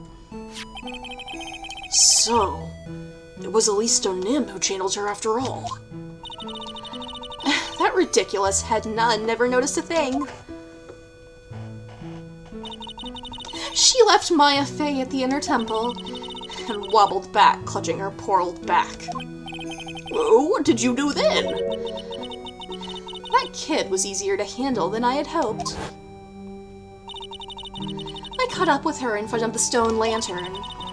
Then I took out the dagger I got from the storeroom and... What if Godot assumed Dahlia meant him when she refers to me as most important person? And had an Ilumi assuming he was Killua's favorite person moment? Oh my god, yeah! That's especially hilarious because I literally just watched that episode last night. Or rewatched it, that is. So then you're saying you stabbed Maya? It's strange, but I don't have a clear memory of what happened after that. What does that mean? No clear memory. I don't know. I think I was stabbed. You were stabbed? At the last minute, Maya Fey must have stabbed me. I'm sure of it. That's not like her at all. Maya wouldn't stab a French fry with a plastic fork. She'd eat him with her hands. Anyway, I suddenly lost consciousness. But before I did, I scrawled her name on the lantern. Just as I was passing out, I wrote Maya behind my back. I had hoped it would cast suspicion on her. I can't believe she was thinking of that until the bitter end. That's where my memory temporarily stops. It stops. Listen, I can't give any more info, but I fear I might have girl-bossed a bit too close to the sun. I don't have any memory of actually killing Maya Fey with my own two hands. My very last memory was Maya's terror-filled eyes. when I woke up after that, I was in the sacred cavern surrounded by darkness. You were in the sacred cavern? The entrance was sealed with one of those trick locks. Somehow, I had been trapped in there. But how did you wind up in there? I'd like to know that myself. Anyway, I was worried. I didn't know whether or not Maya Fey was dead, and I swore I wouldn't return to the underworld until I knew I'd killed her myself. For a ghost, you're one tough cookie. I wanted to get out of there and make sure she was dead, but I couldn't do it. I couldn't get out. The trick lock stopped you, huh? I didn't know how to remove it. So then you're saying you were actually confined against your will inside this sacred cavern? Yes! I wanted to get rid of that annoying lock. I wanted to get rid of that annoying lock as soon as possible. But it wasn't easy. I kept getting interrupted while I was working on it. Interrupted? It was early in the morning, but someone came into the training hall. What? Who? Could it have been Maya? I thought the same thing, but I couldn't see. Why not? If someone had spotted me, I would have lost my chance to take revenge. So I made sure to hide myself well at the back of the sacred cavern. That morning, only 2 people could have gone into the training hall. Maya and Pearls. Pearls went there to cover the hanging skull in gravy. Still, I finally managed to remove the lock. But I was too late. What do you mean by that? The flies had already started to gather. The bridge had been fixed and the police had started their investigation, correct? Naturally, I couldn't go out. So instead, I returned to the cavern and put the lock back on myself. I realized I wouldn't get a chance to see Maya's corpse as I had hoped. But just then, Lady Luck showed up. Lady Luck? After that big earthquake, she showed up, all by herself. The real Iris? She said she'd come to make sure the sacred cavern was alright. Stupid girl. I came out from the sacred cavern and got a feel for the situation.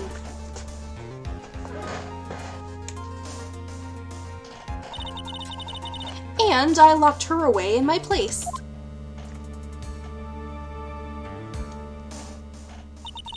I had finally learned exactly what had happened.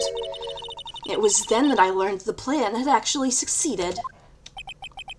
What do you mean your plan had succeeded? I had misunderstood one thing, you see. That night, the one that had summoned me, I had assumed that it was Pearl Fey. Well, of course you would have assumed that. It was written in the instructions. But I was wrong. The person that had actually called my spirit back was Misty Fey, the picture book author. What? Well, that's really the only possibility, isn't it? After I lost consciousness in the garden, it was her body that was left lying there.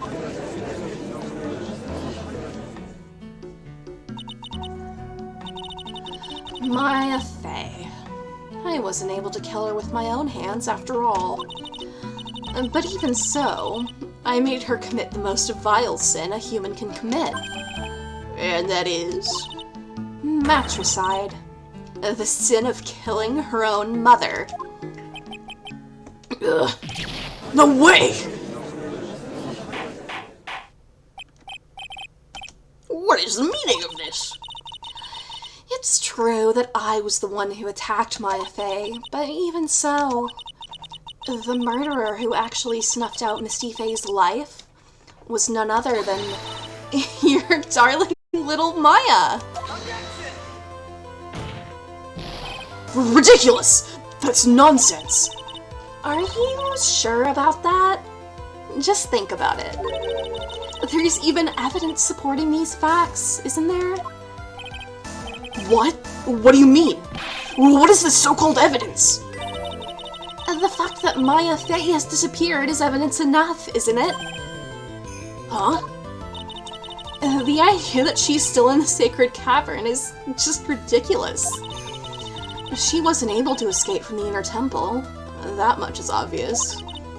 In that case, there is only one place she could be. Where? Do I have to spell it out? The bottom of the Eagle River. Where else? Eagle River? Maya Fey killed her long-lost mother. Can you imagine the guilt she must have felt when she realized that? That's why she threw herself into the Eagle River. Most bodies that wind up in there are lost forever.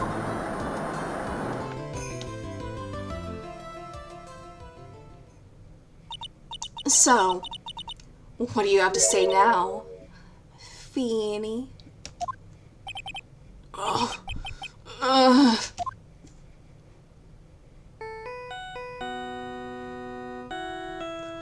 you fucking serious right now, dude? I know that's your ringtone! Oops. Sorry, that's my fault. What kind of ringtone is that? Ditto here. Okay, thanks. Was it something important?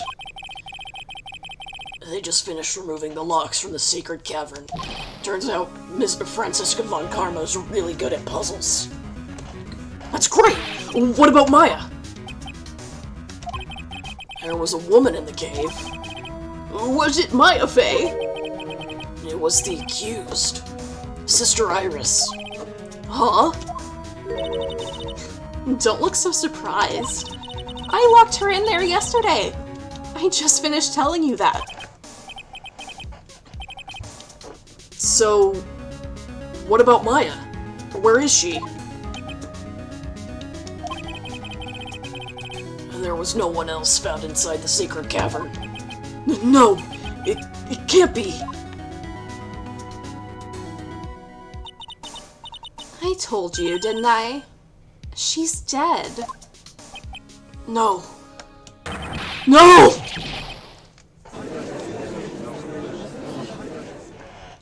I also agree. Francisca should be a protagonist. She should lead Ace Attorney Investigations 3. It seems that this case has come to an end. A tragic end.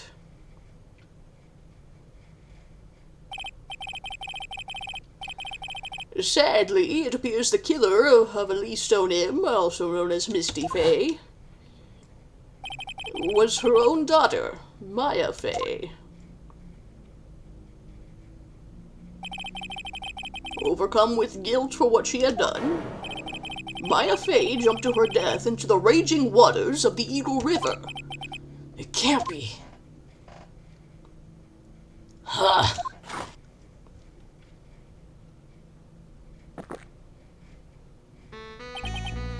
Right? Have you ever heard this one? Once you eliminate the impossible, whatever remains must be the truth. No matter how improbable it may seem. What is that supposed to mean, Prosecutor Godot? According to this witness, Maya Fey threw herself into the Eagle River. However, is that really the truth? Remember, this woman testified earlier that the bridge was already on fire when the murder was taking place in the garden, which means if Maya had thrown herself into the river, it must have been from the inner temple side near the bridge. That's right! That's where she jumped from. But that's impossible. It's impossible to jump into the river from there. What? Don't get your panties all twisted up, Trey. Just relax and think through the whole thing again. I can't believe he said panties. So it's impossible? Maya couldn't have thrown herself into Eagle River. Well, Mr. Wright, Miss Hawthorne claims Miss Faye threw herself into the river from the inner temple side. Do you have any evidence that refutes this claim? I do.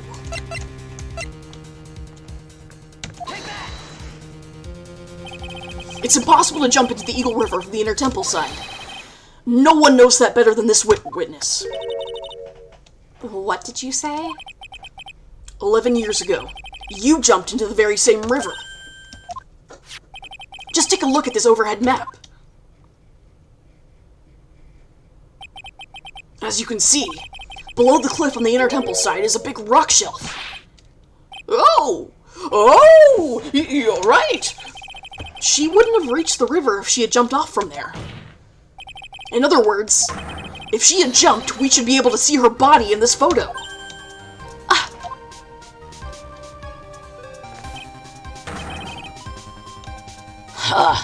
So you finally figured it out.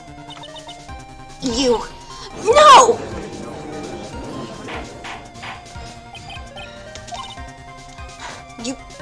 You're just playing with me. Maya Faye's body is at the bottom of the Eagle River. There's nowhere else she could possibly be hiding. Miss Hawthorne, have you ever heard this one before? Once you eliminate the impossible, whatever remains must be the truth. Yes, just a few minutes ago.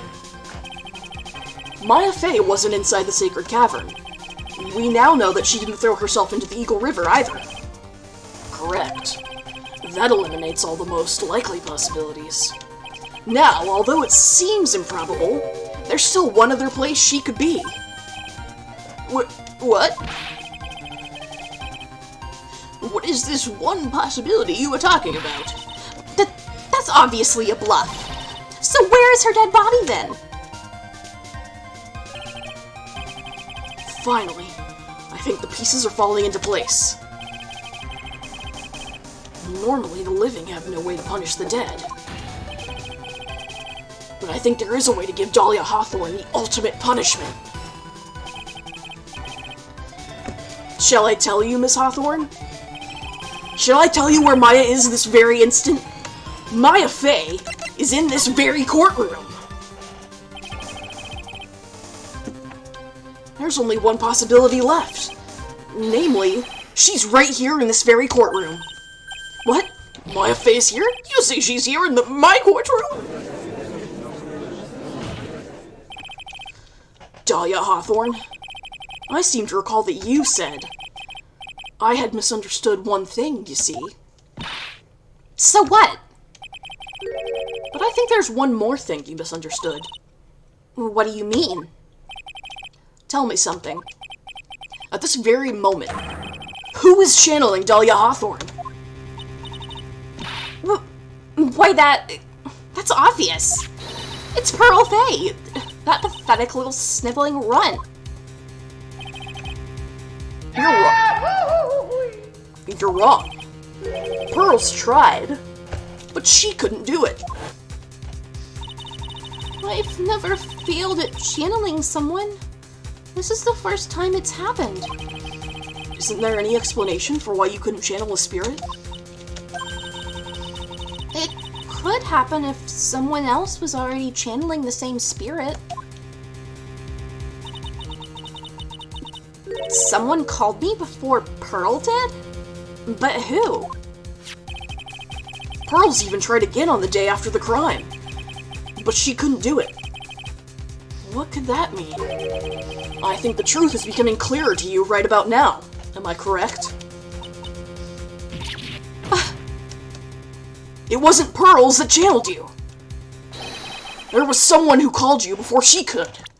And that was my certified bestie, Maya Faye. This is an easy one. Pearls couldn't do it, and Misty Faye is gone. There's only one possibility left. Come on already, I can't stand the tension! Dahlia Hawthorne, the person channeling you right now must be Maya Fey. What?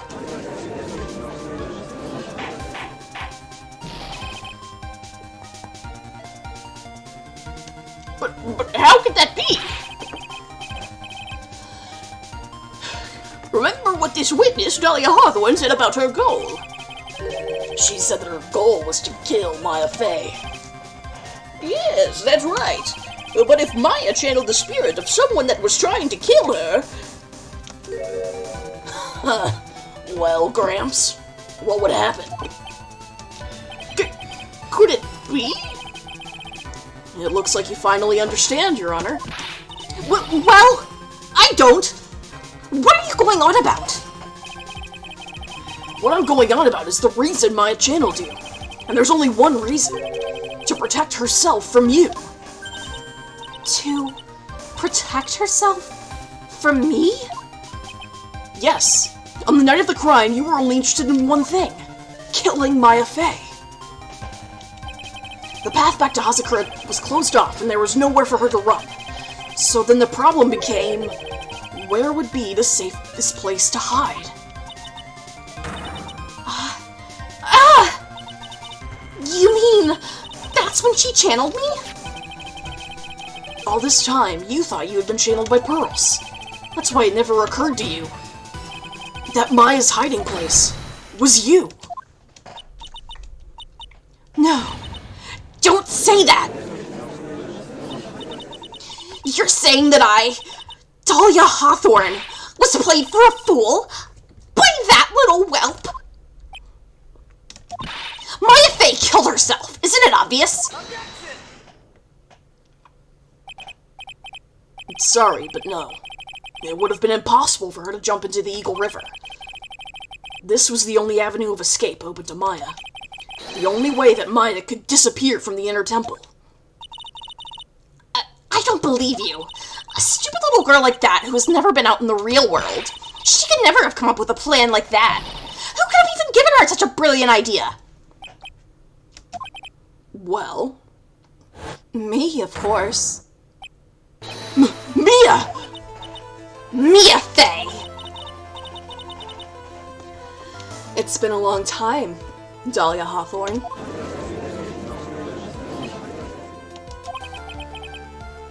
So it's true. It was you. Yes. Huh. Here's something else. But what? What are you doing here? That hair. It's pearls, right? Tell me something, Dahlia. I want you to think back to that night one more time. You had just cornered Maya in the Inner Temple's garden. And then, in the final moments of the fight, you lost consciousness.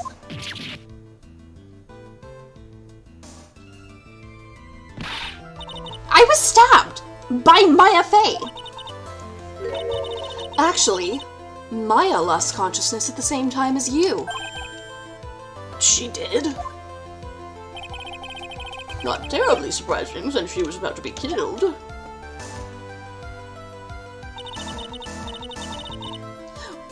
When she woke up, she was in the training hall. That's when Maya decided she needed help. So she channeled me. She explained in a memo the situation she was in. She asked me what I thought she should do.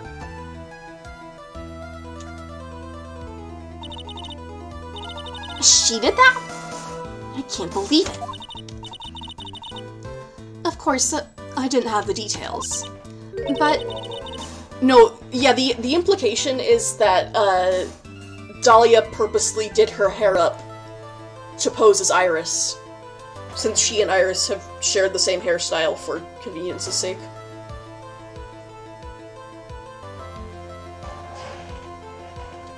But one thing was perfectly clear. And that was? I knew that you couldn't be allowed to wander free. Free? What do you mean? It was a race against time, so I wrote down 2 things that Maya had to do. Well, Also, remember that Dahlia and Iris don't have any spiritual powers themselves, so they probably wouldn't be clear on all the rules and intricacies of the Kurine channeling technique, and what does or does not happen during a channeling. Channel Dahlia Hawthorne as soon as possible, and lock herself in the sacred cavern until help arrived. So it was Maya who put that lock on there. It would also track for Dahlia to just not be paying attention, since we've already established that she only cares about herself. And murder. Yes, but why did you order her to do these two things? If she hadn't done it, Dahlia Hawthorne would have been channeled by someone else. By one Pearl Faye. But pearls? Yes. Pearl didn't properly understand the plan, so all she was trying to do was follow her mother, Morgan Faye's, instructions. If she had succeeded in channeling Dahlia Hawthorne's spirit, things would have turned out very badly, to put it mildly. So that's how it was. Dahlia Hawthorne would have used the body of Pearl Faye to kill Maya at all costs. Yes, it certainly sounds like that was the intent all along. How dare you! I won't forget this! Why not just admit it, Dahlia Hawthorne? Your little plan was nothing but a big failure. Yes. Another failure to add to the pile of shame, wouldn't you say? What do you mean by another? Think about it, Dahlia. Remember all your past crimes?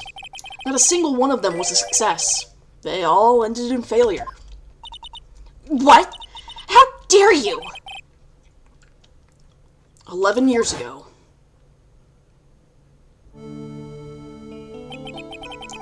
The fake kidnapping. Your very first crime.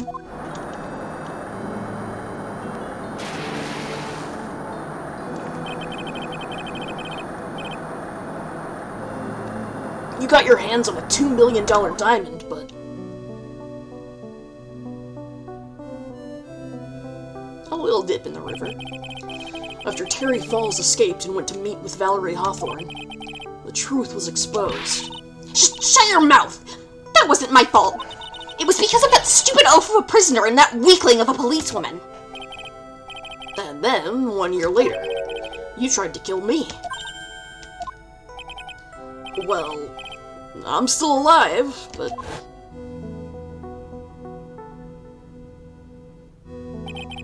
you wound up killing someone else.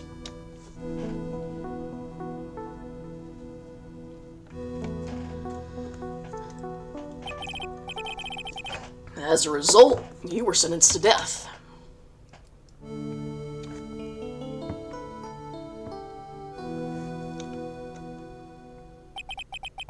It's one stupid move after another for you.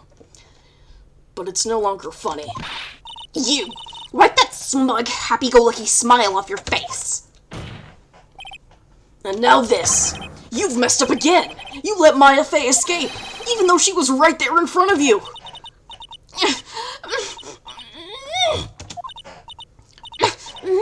Mia Fey! Mia Fey! Mia Fey! Mia Fey! You spinster! I was supposed to kill Maya Fey like I swore I would! And if only you had gotten this spiky-haired jerk the guilty verdict, I wouldn't have been hanged to death!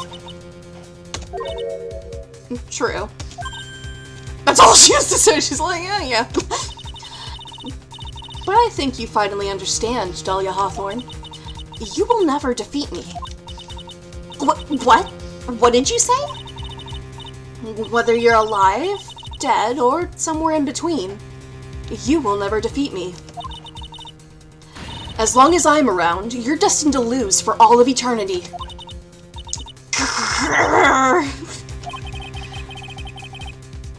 I remember what you said earlier in the trial. You said there was no way we could punish you. Because you were already dead. What about it? Then you said, even when the body dies, the spirit, the ego, it lives on, forever.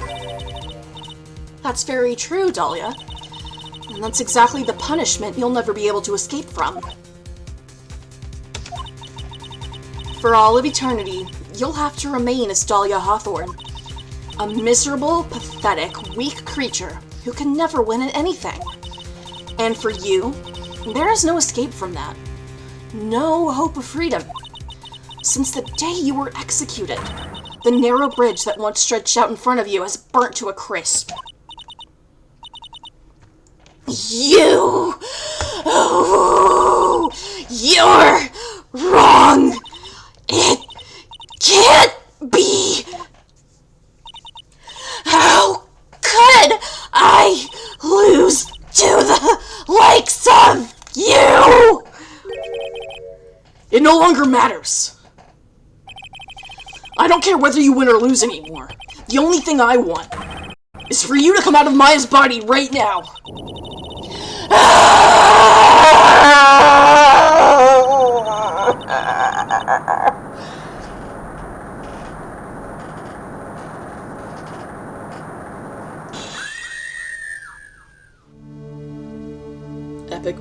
Epic moments. I'm fine. I'm not ready! Not ready to go! And then she bursts into flames.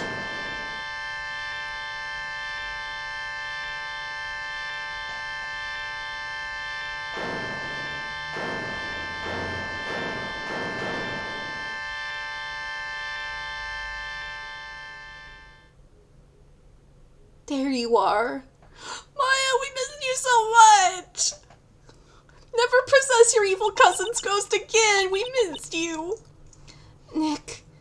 Sis. And then she passed out.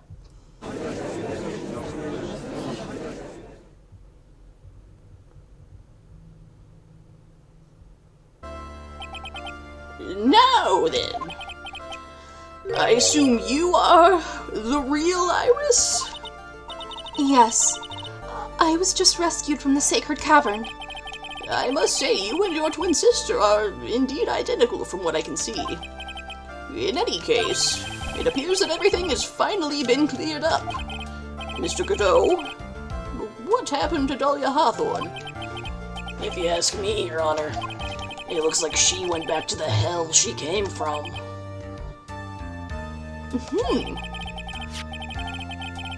It seems that Misty Fey wasn't the only victim of this crime. Maya Fey, as well as the young Pearl Fey, were also victims of this wicked and selfish plan. Yes, Your Honor. The tragedy of Medium Valley has finally come to an end, it seems. It would be best for everyone if no further attempt was made to channel that spirit again. Pinky promise, everyone, no one's going to channel Dahlia Hawthorne. Your Honor? Yes, what is it? About this whole spirit medium thing. It's almost weird how comfortable you seem to be with the concept now. Well, to be frank, my younger brother is quite judgmental. He often criticizes me for not studying hard enough. That's why I made a concerted effort to study up on the Quran channeling technique. Hey, isn't that the New Year's issue of Occult? His name is Frank. Okay, yeah, I wanted to make that joke too. Like, oh, so that's his name. I've seen quite a few things in my many years on the bench. And in all that time, I finally learned this one thing. Each case is different, and takes place in its own world, if you will. In order to fully understand that world, first we have to immerse ourselves in it completely. And that's where my brother and I used to differ. Never thought of it that way. At any rate, it's time to pass judgment in the case of Iris of Hazakura Temple. Objection! Really, motherfucker! I'm hurting you with spells, I'm hurting you with spells, I'm hurting you with spells. Shut up! You're a little too fast with that gavel, Your Honor. What do you mean by that, Mr. Godot? This trial, it isn't over yet. That's what he means. What? That's right. Remember what Miss Evil Spirit said in her testimony? Huh? Dahlia's testimony? We're actually taking this into account now? I caught up with her in front of the stone lantern. And then I took out the dagger I got from the storeroom and...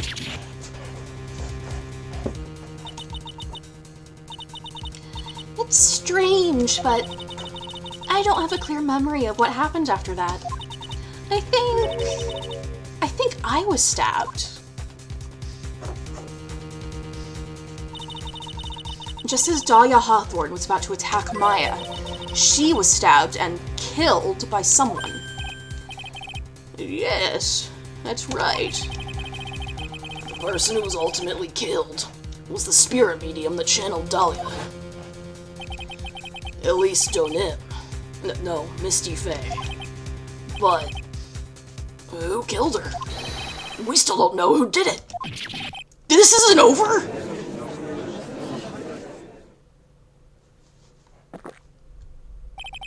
Unless someone else is found guilty, the accused is still on trial. We can't let her walk until there's evidence that proves her innocence.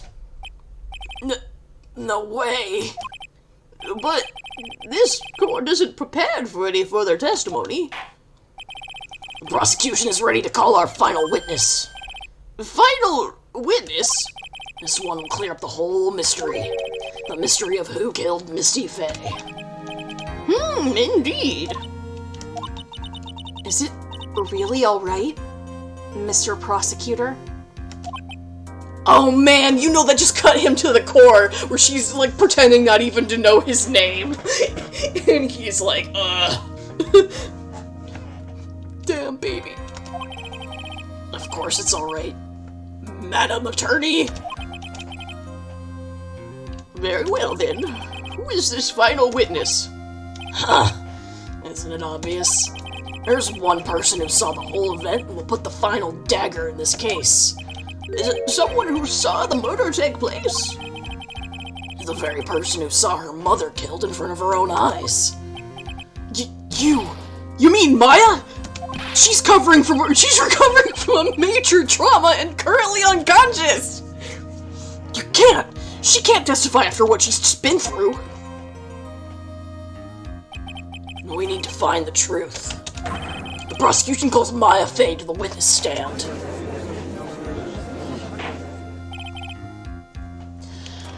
Very well, but first we'll take a brief recess. I really need to pee, and I'm sure you do too, Mr. Godot. We'll have to wait for Miss Faye to recover before summoning her. Once we receive the doctor's permission, we will proceed with the trial. Hey, trite. I've got something to say to you, so listen up. What is it? I don't think much of you as a lawyer. It's always the same with you. You somehow manage to squeak by without even a faint understanding of the case. Some beautiful woman always seems to come dashing in at the last minute to save you. You've got some nerve. I have beautiful men coming in to rescue me too. But that's not going to happen this time. This time, you're going to have to do this by yourself. That's enough. This court is now in recess.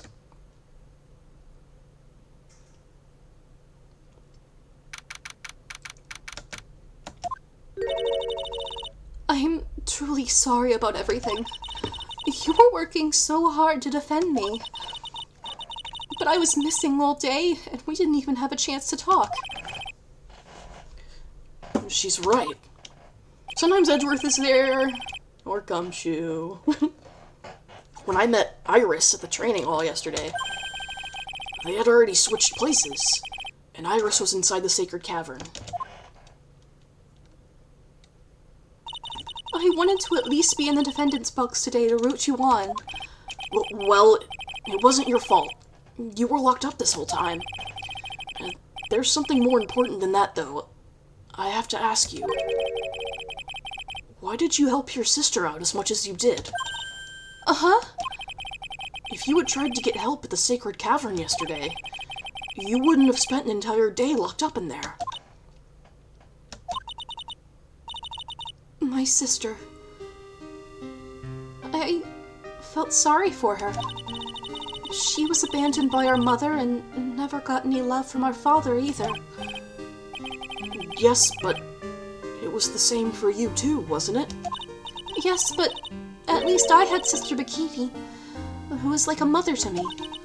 If only Dahlia had come with me to Hazakura Temple. I always loved her. Dahlia was always so smart, so strong. She never complained about a thing. That's why I promised her that I would help her. Are you talking about the fake kidnapping case 11 years ago? Yes, I wanted to be useful to her in some way.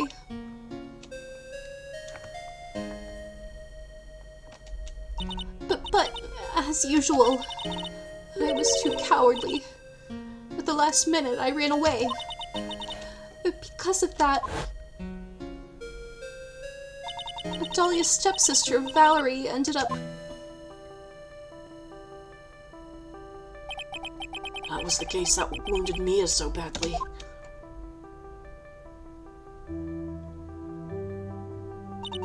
But things didn't end there, of course. Some people suspected that my sister was involved in the murder. Some people? You must mean... Yes, 2 defense attorneys. Mia Fey and Diego Armando. After poisoning Mr. Armando, who's getting too close to learning the truth, Dahlia even tried to kill the person who had unknowingly hid the poison for her. You. That's right. Iris, there's one more thing that I have to ask you. Yes? What is it? On the night of the murder, the person that cleaned up the corpse of the victim, Elise Nim, was it really you? Yes, it was me. That night, after I rang the lights out bell, I went back to my room. At around 10:30, I received a call on my cell phone. There's a problem. Come to the Inner Temple right away. I got on the snowmobile and headed for the Inner Temple. But... the path to the Inner Temple was cut off, right? Exactly. We can't just leave the body here. So you've got to do this exactly as I say, got it?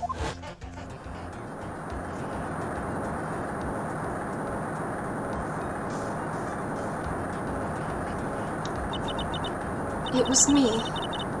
I was the one that received her body. The murder weapon had been left in her body so she wouldn't bleed too much. The staff that Mr. Elise always held. I knew it. So the actual murder weapon was the staff. Yes, that's right. I brought the body back to Hazakura Temple on the snowmobile.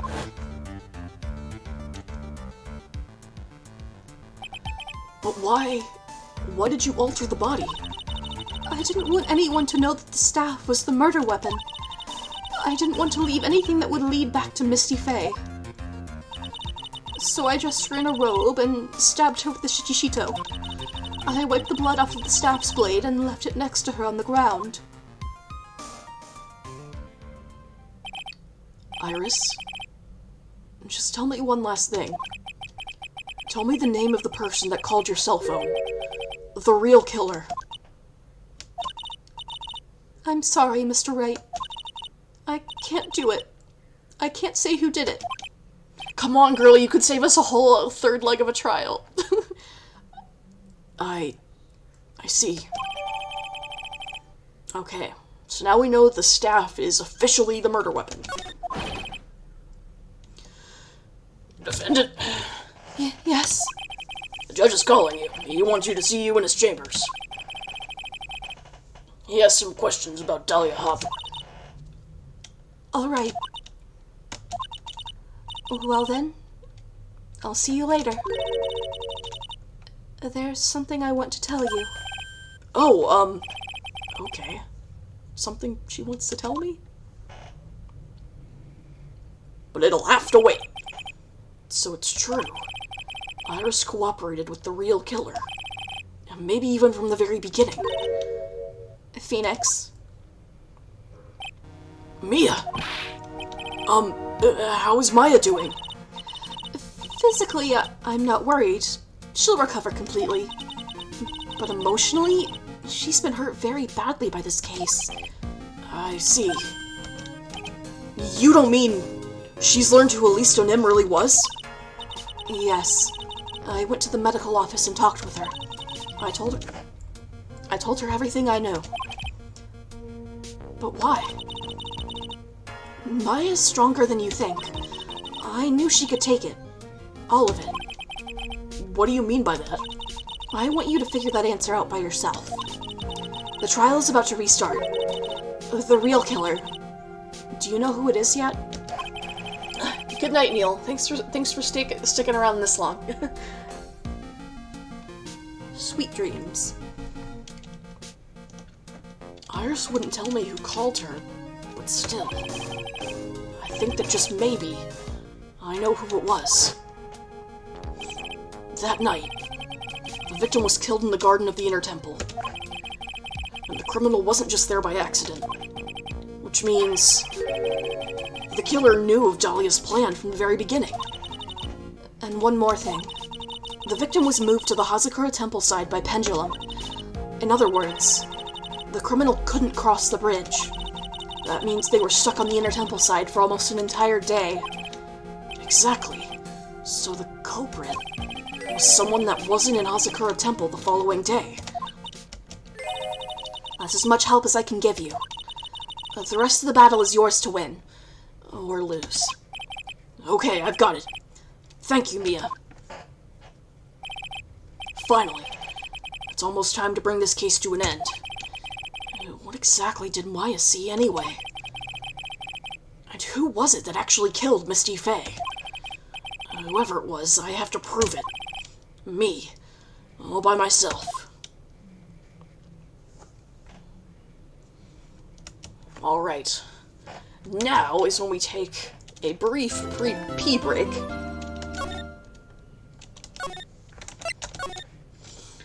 I will be right back. And you guys, feel free to discuss who you think is the killer. What? Prostate. Yes. You guys feel free to discuss who you think the killer is until I get back. Prostate. Prostate.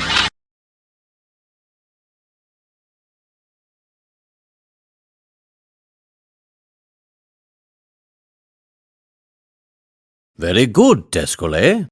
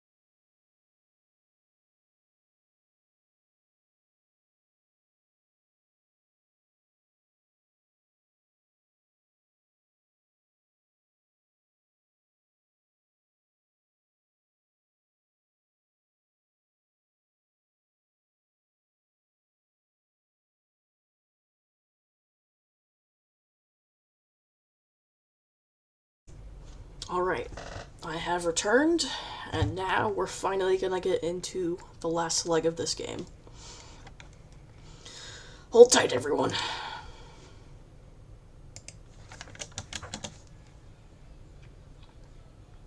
Hope everyone had a good pre-break.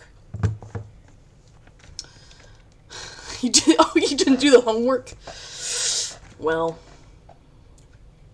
you are going to experience no consequences whatsoever. The culprit was Dio, the cat.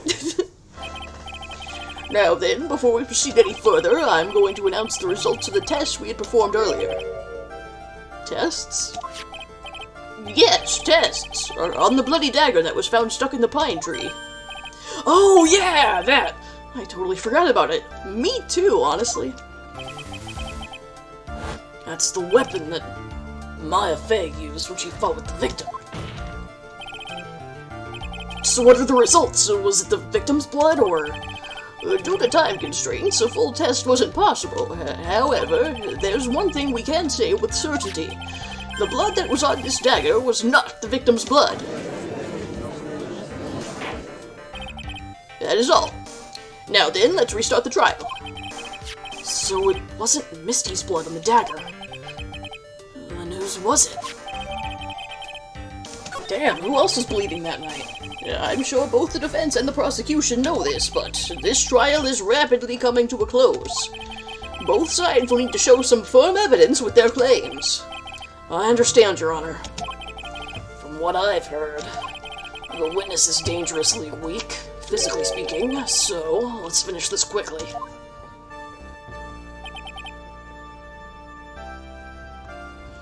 Agreed. Very well, please bring in the last witness.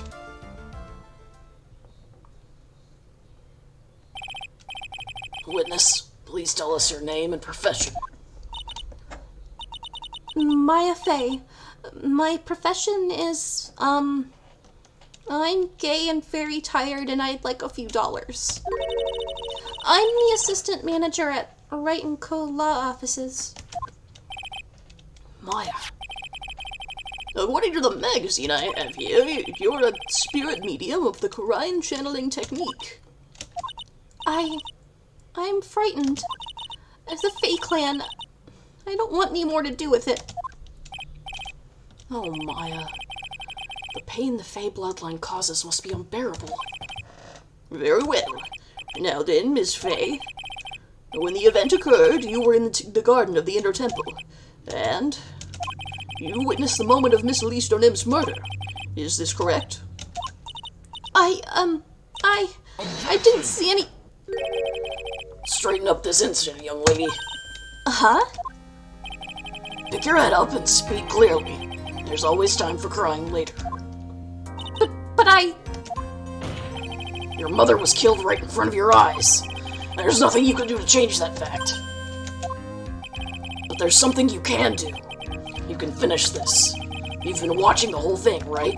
You've seen the witnesses come out, and you've seen us squeeze the truth out of them. Now it's your turn. Let's hear your testimony. On the night of the crime, what exactly did you see happen? Witness, if you please. Yes, Your Honor.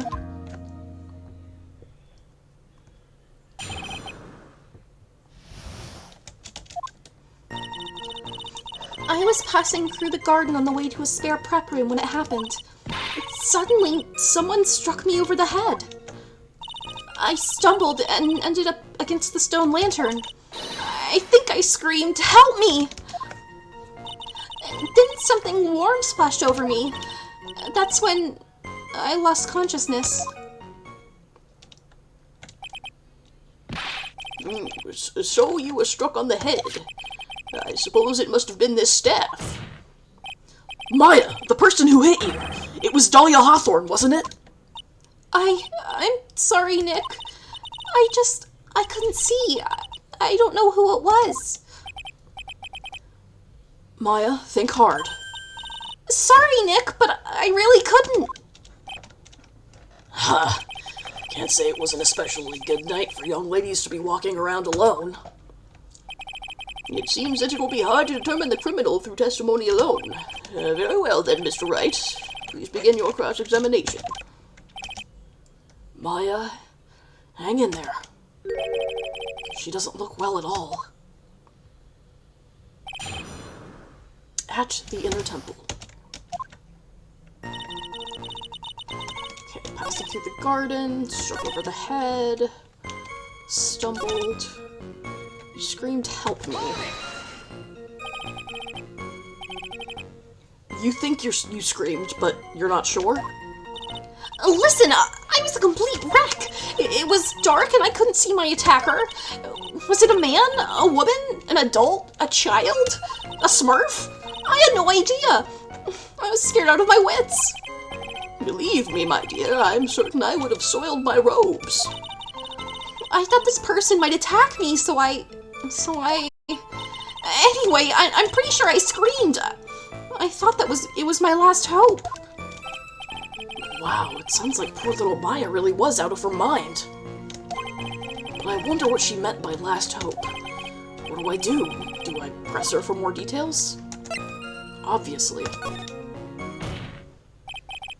Wait a minute, Maya. What's this my last hope stuff? What?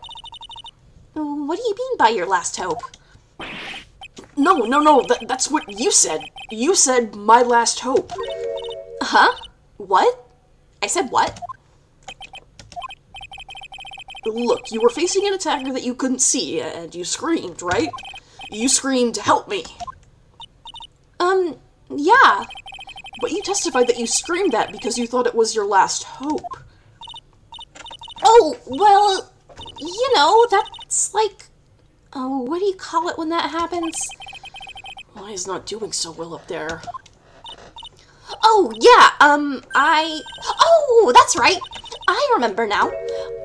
I was facing my attacker, but that's not who I was screaming at. What did you just say? Yeah, that's right. It was the person behind my attacker that I was yelling at. That's who I was screaming to for help. Ah! What is it now? I messed up. I didn't mean to let that slip out. Huh? Witness, are you absolutely sure of what you're saying? Behind the attacker, there was another person? Well, I meant to keep that part a secret. What have I done?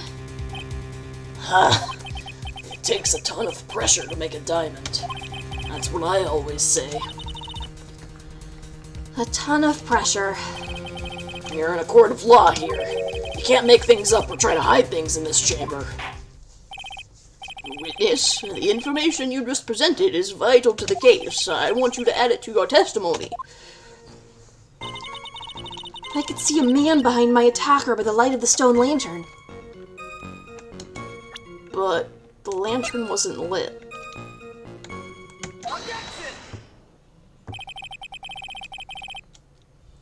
So there was a man standing behind your attacker? Yeah? That man. He's the killer. He stabbed her from behind. He's the one who killed Elise Stonin, otherwise known as Misty Faye, your mother. The killer? Maya, you know who killed your mother, don't you? Well, what is the meaning of this, Mr. Wright? To be frank, Your Honor, I think she is in shock and quite confused. That's why she hasn't noticed the huge problem with her testimony. Huh? What do you mean? What problem? Maya, on the night of the crime, the stone lantern was out of commission. Huh? What? It's true. There was no light anywhere in the garden that night. No! Mr. Godot, explain this. Add the pureness of milk to the perfect clear darkness of coffee. Stir. That is the state of the witness's mind right now. A cup of café au lait. Café au lait? Is that even legal? Mr. Tright's words are the milk and you are the spoon, Your Honor. I'm a spoon? I'm no spoony bard, I'll have you know. Woo, Final Fantasy joke. You must have noticed it too, Trite. This witness's mental state is highly unstable right now. It's not hard to understand why she would make a little mistake like that. Sorry, but that's not going to cut it. What did you say? If there truly was no light in the garden, then there's a fatal contradiction in the witness's last bit of testimony. Nick. May I? Recall the witness's statement about her attacker. She said that she didn't know if it was a man or a woman, an adult or a child. Introduces steam into you and pours you over coffee. Lol. And yet, the witness could describe a person that was standing behind her attacker, and she quite clearly described him as a man. In other words, that would have to mean that Maya actually saw our mystery person, despite it being so dark that she couldn't see the face of her own attacker. No!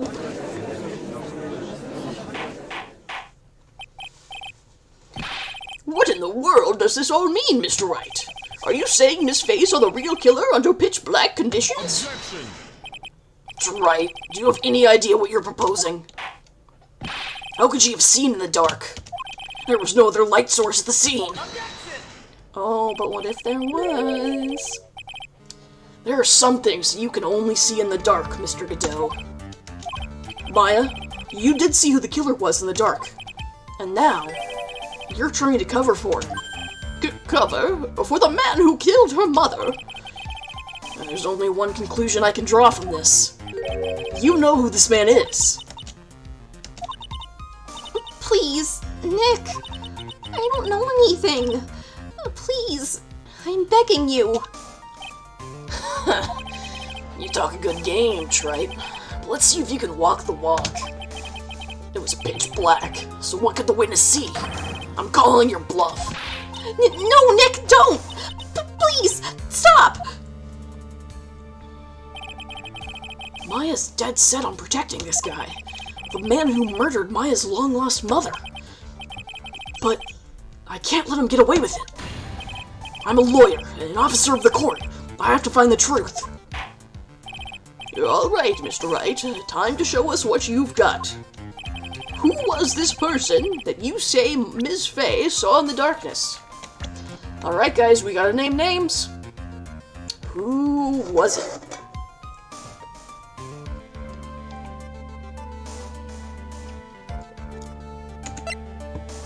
For $1, name a man.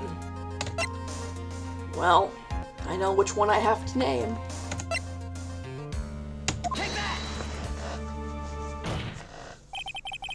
Because it was pitch black, Miss Faye was able to recognize the killer easily. I'm sure the court would like to see for itself how this is possible, yes? What? But how do you propose to show us something like that? It's easy. We just need to recreate the conditions of that night. Conditions? Your Honor, the defense officially requests that all the lights in this courtroom be turned off.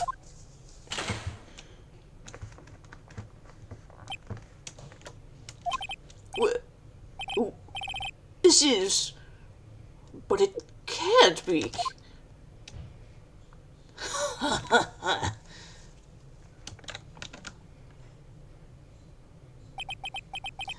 That was a nice bit of deduction.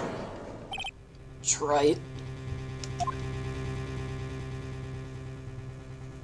That reveal literally gave me chills the first time. Well, everyone, this is the man Maya saw on the night of the murder.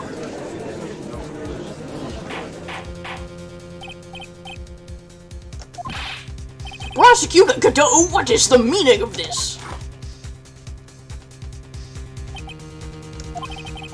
Surely you must be shocked to hear yourself accused of such a thing. Why aren't you denying it? Your Honor, you're asking the wrong person. What do you mean by that? If you've got a question, ask the witness. That's one of my rules. Well, Maya, how about it? What you saw that night? Was it 3 glowing red lights? Well, witness, answer the question. Yeah, you're wrong. I never saw that. Maya? I thought the person that stabbed my mother was a man for a totally different reason. But what? Witness? Mr. Stop your chattering, Your Honor. Chattering? If it's worth asking, ask the witness. That's one of my rules. Alright. Well then, let's continue with the testimony. Please tell us how you knew the killer was a man. Yes, Your Honor. Because he wasn't shopping. End testimony. I didn't realize it until after I woke up, but...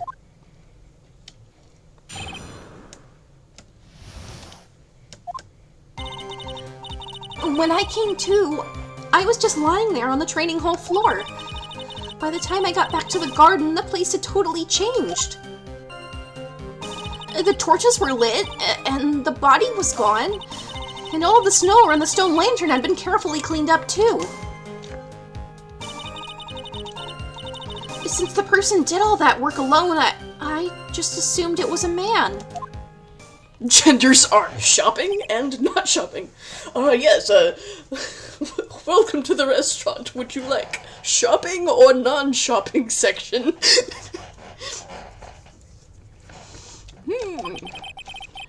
So it was after the crime took place that the witness came to think the killer was a man. If you occasionally shop, non-binary. And I'm shoplifting. We did it, guys. We solved gender. Yes, that's right. I'm sorry, Your Honor, No need to apologize. It's as Mr. Godot said. You're utterly exhausted, and frankly, I'm not sure why we're continuing to press you to testify in this condition. It's only natural that you would be a little confused. Also, if you consider the situation you described, it doesn't seem too much of a stretch to assume the culprit was a man. Mr. Wright, proceed with your cross-examination.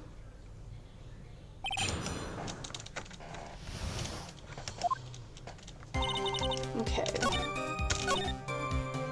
The torches were lit. The torches were lit? yes, that's how I noticed the whole scene had changed. I'm going to say it was the killer who lit the torches. I mean, who else could it be?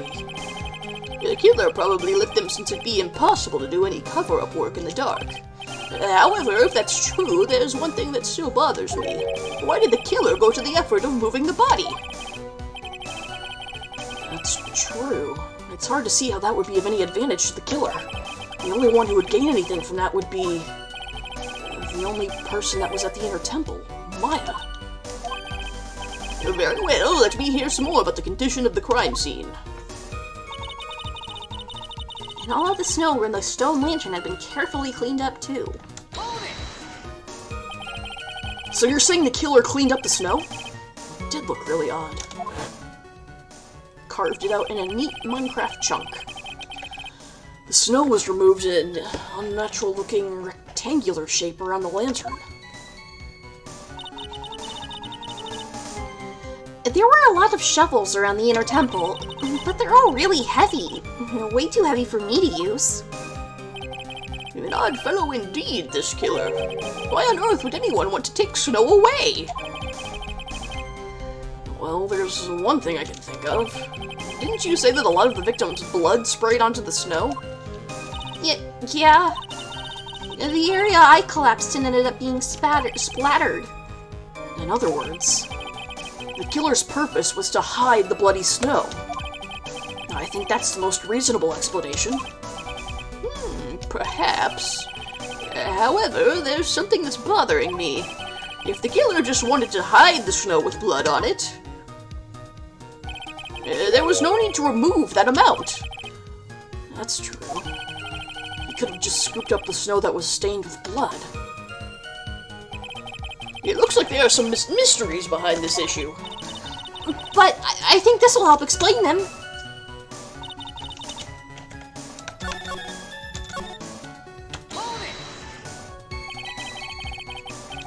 Naturally, the killer must have done it, right?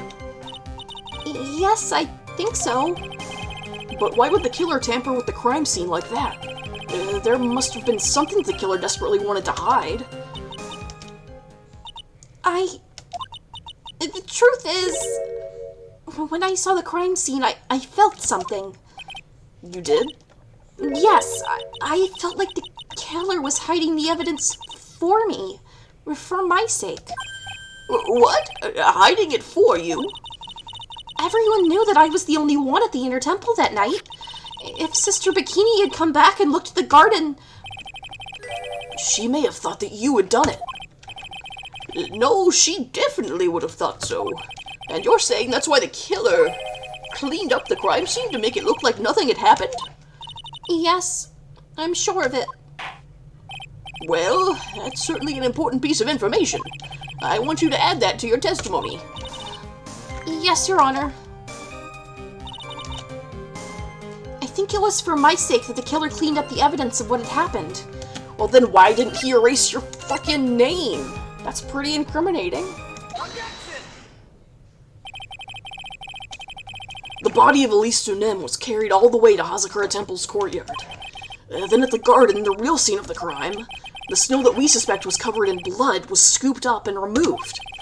It's reasonable to believe that all of this was done in an attempt to hide the true crime scene. However, there's still one matter that seems somewhat odd. Oh? And what would that be? You must have figured it out by now, Mr. Godot. It's the message written in blood on the lantern. Ah, shit. It was written very clearly on the white stone lantern. Maya. If the killer was so motivated to protect Maya from suspicion, then why didn't they wipe the writing off the lantern? Ah, you're right.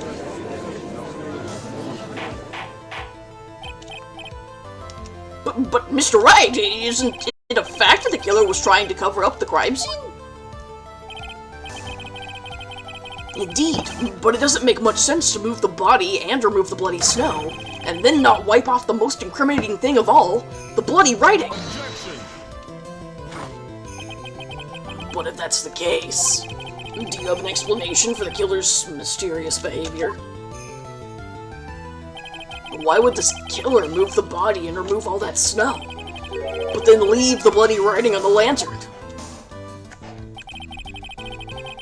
I don't know what that killer's plan was, but it's a fact that the killer left the writing on the lantern.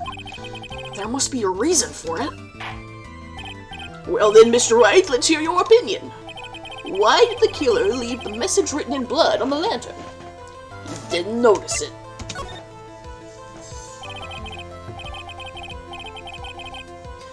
Prosecutor Godot, earlier in this trial, you gave me some good advice. Once you eliminate the impossible, whatever remains must be the truth. Maybe you're not as dumb as I thought. The real killer wanted to disguise the fact that a crime had occurred there. If that's the case, they wouldn't have left the bloody writing on the stone lantern on purpose. Therefore, it must mean that they didn't notice it. But that doesn't make any sense. The torches were all lit and everything. There's no way any normal person could miss something as glaring as that. You're right. There is no way any normal person would. What? What are you trying to say, Mr. Wright? I'm saying that Prosecutor Godot is the Joker. There's only one person involved in this incident who could have missed seeing the bloody writing altogether. And who would that be? Who is the person that could have failed to notice the bloody writing? Godot, I'm not normal t-shirt. Hey, what about normal people scare me? Mr. Godot, this is what you said yesterday. My eyesight is pretty messed up.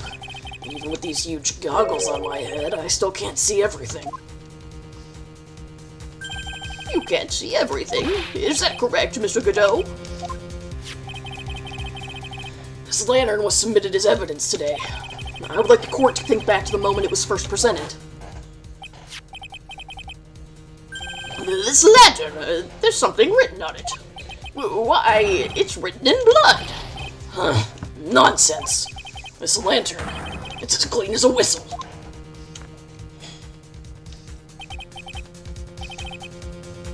Mr. Godot, just admit it. There are certain colors you can't see, correct?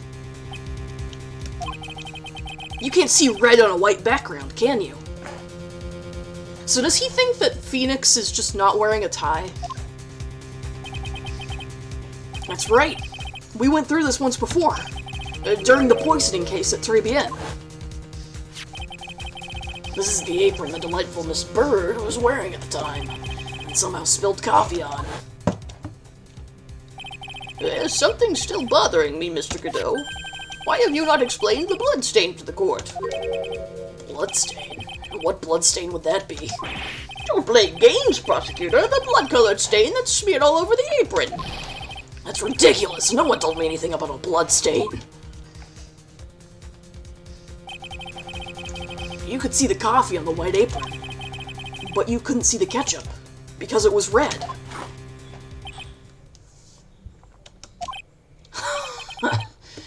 It's strange. In a black and white photo, those letters would have appeared black to me. I wonder, why am I the only one that can't see them? So then, Mr. Godot, are you admitting it? Are you admitting that you can't see the red writing on the lantern?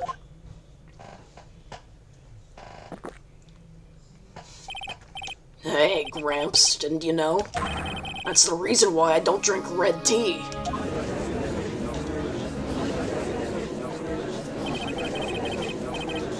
I wasn't sure about it until now, but I just can't believe it. Prosecutor Godot is the murderer.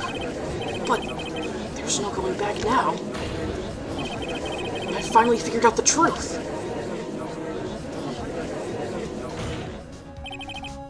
Mr. Godot, the defense at this time formally accuses you. You were the murderer of Miss Elise Stonin, also known as Miss Misty Fey. It's hard to believe this may be true, however... Phoenix Wright, he's insane.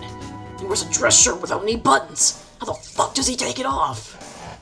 Once again, Mr. Wright has brought up a disquieting fact about you. Just make sure you don't fill out the indictment in red ink, Gramps. Come on! How does a little graffiti make me into the killer? Besides, it's not like it's my name that's written there. I'm certain that the killer wasn't able to see the color red. This is rich. Do go on, Trey. The answer is right there at the crime scene. In the snow. The snow? How so? Well, for example, why did the killer move all of that snow? Your Honor, you said it yourself. If you wanted to hide the bloody snow, why not take out just that area? Yes. Why didn't he just take that area? Oh, could it be? Yes, the killer couldn't see the red blood that had seeped into the snow, and so he had to remove all of the snow. He couldn't be sure of where the blood had landed, so he removed the whole area. Isn't it more likely that the killer couldn't see the blood because it was dark? Not a chance. The torches were all lit. He would have been able to see just fine. It seems that once again this trial has taken an unexpected turn, to say the least. Can you explain this, Mr. Godot?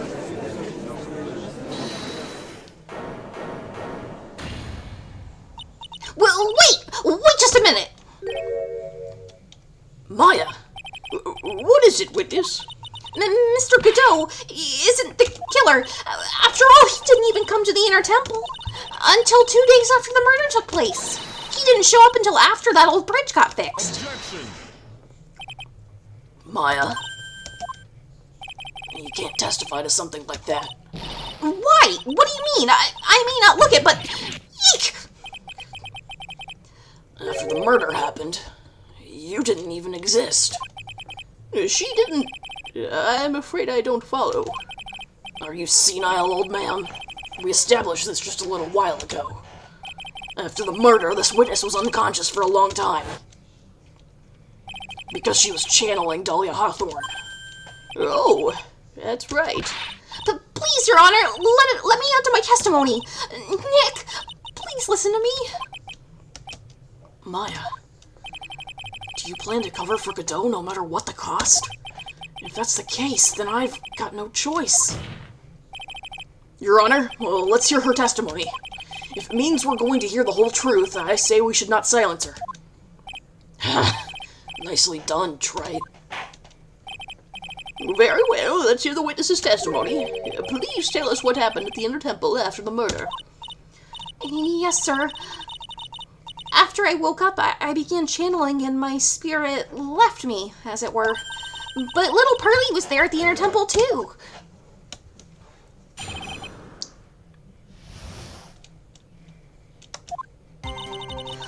Pearlie was also stuck on the Inner Temple site that night. Yeah, channeling is just like, you conk out for a bit and someone else takes control. The next morning, she looked around but couldn't find anyone. The next day, when the bridge was finally fixed, she was in the spare prep room. That's when Mr. Godot arrived at the Inner Temple for the first time. He found Pearlie first and cheered her right up. Who is this Pearlie? That's my little cousin, Pearl Faye. So when did you hear about this? Oh, just a while ago, when I was in the medical office. I'm terribly sorry, but what you heard from someone else is simply not admissible as testimony. What? Come on! Pearlie would never tell a lie. She's a way more honest person than I'll ever be. Real smart, Maya. You always know the best things to say when you're under oath. The prosecution has no objection, and we believe the witness. Mr. Godot! Let's just move on to the cross-examination, if the defense has no objections. This is highly unusual, but, well, Mr. Wright. Let's get this cross-examination started.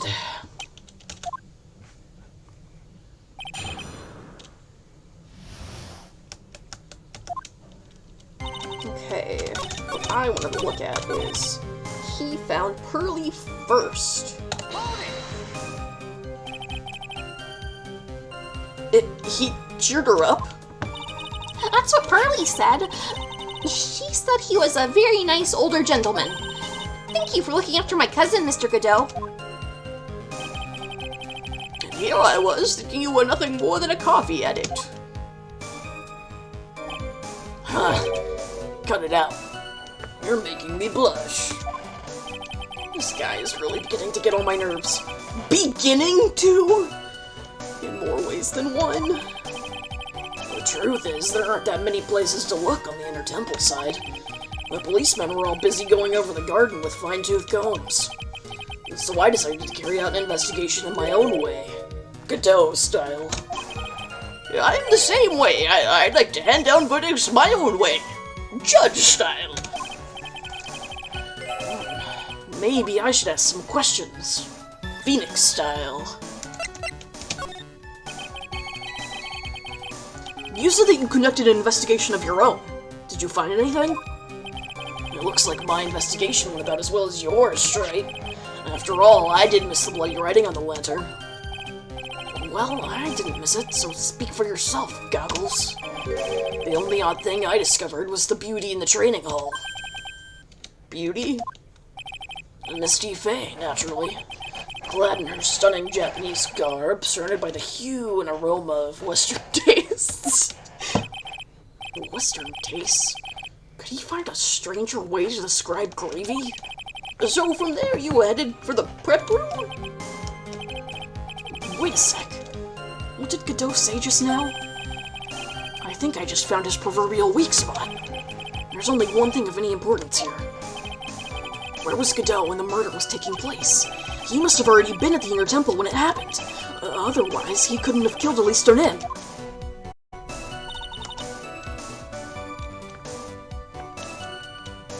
I'm stuck. That's when Mr. Godot arrived at the Inner Temple for the first time. But if it really was his first time in there, he wouldn't have known that the scroll was Misty Faye.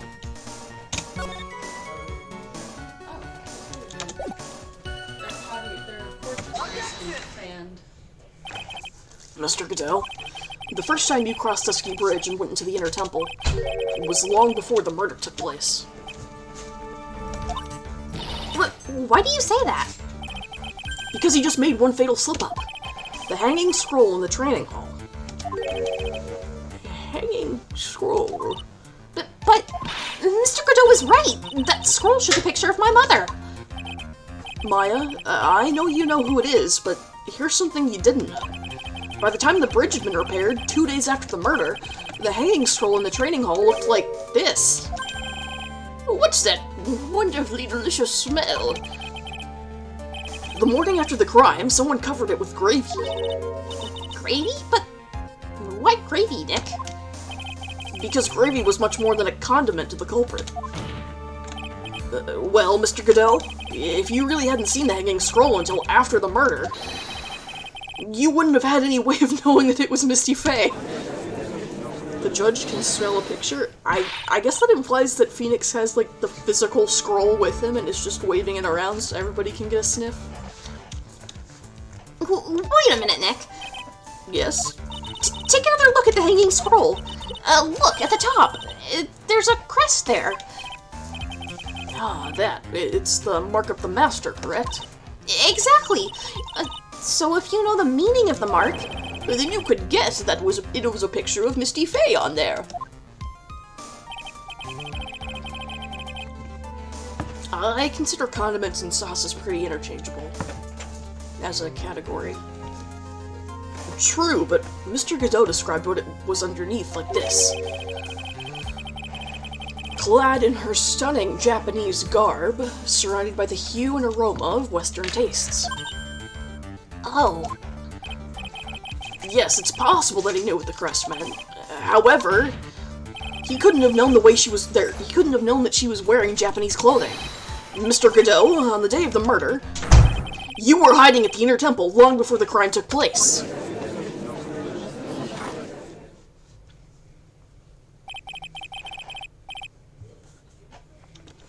Can I just ask you one little thing, Trade? What is it? This whole theory of yours, it all rests on a certain assumption. That I knew beforehand the crime was going to be committed. that's right! Otherwise, there's no reason for him to sneak onto the crime scene. Of course Mr. Godot knew about the plan. Huh? What did you say? Is it really possible that another person knew of that plan?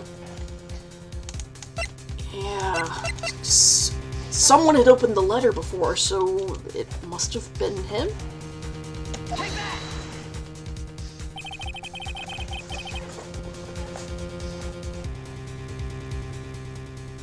This crime was actually planned over a year ago. Morgan Fay authored the plan for her daughter's future. And these instructions were hidden somewhere in Fay Manor for a year. However, by the time little Pearls found these instructions, they had already been unsealed. Unsealed? Yes, the killer had read these instructions long before Pearls ever found them. That's how he knew the crime was going to take place at the Inner Temple.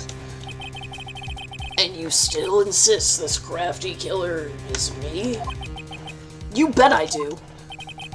But you just said the instructions were hidden. That's right!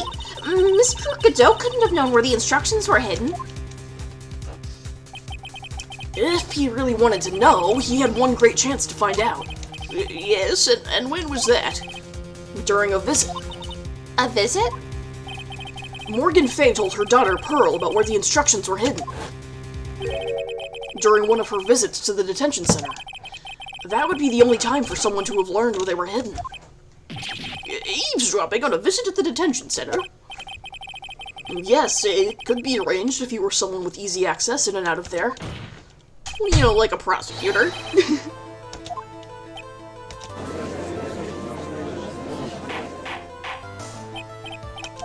Mr. Godot, you're under fire again. This murder could not have been carried out without prior knowledge, and you! You were the only one that could have acquired this information before the murder.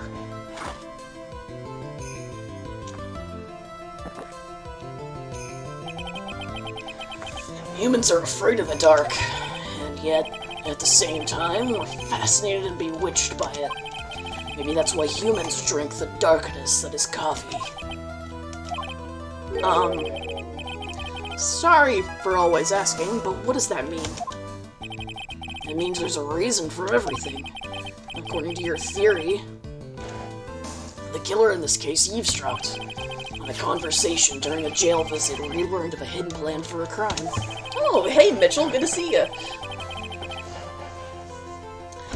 After discovering the plans, he hid in the Inner Temple and waited for the crime to occur. Then he ultimately took a person's life. And he did all of that just to protect this witness. That's right. If you're accusing me of this crime, I have to ask you, why would I do this? This girl is nothing but a stranger to me. I've got no reason to go through that kind of trouble to protect her. I am what you see. I'm certainly not the type to rescue the damsel in distress.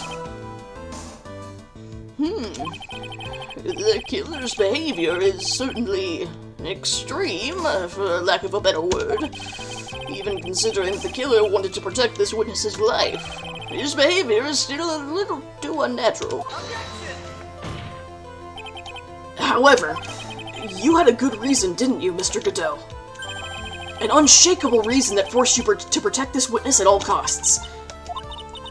I knew it. You figured it out, haven't you, Nick? Well, I guess you were doing your best to cover for Godot. For the same reason, huh?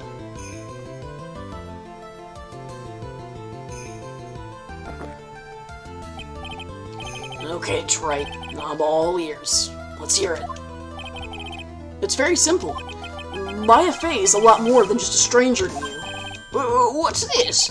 There's one person who lies at the very center of this whole story. One person that ties you and Maya Fey together inextricably. And that is... Mia Fey. Rip Sexy.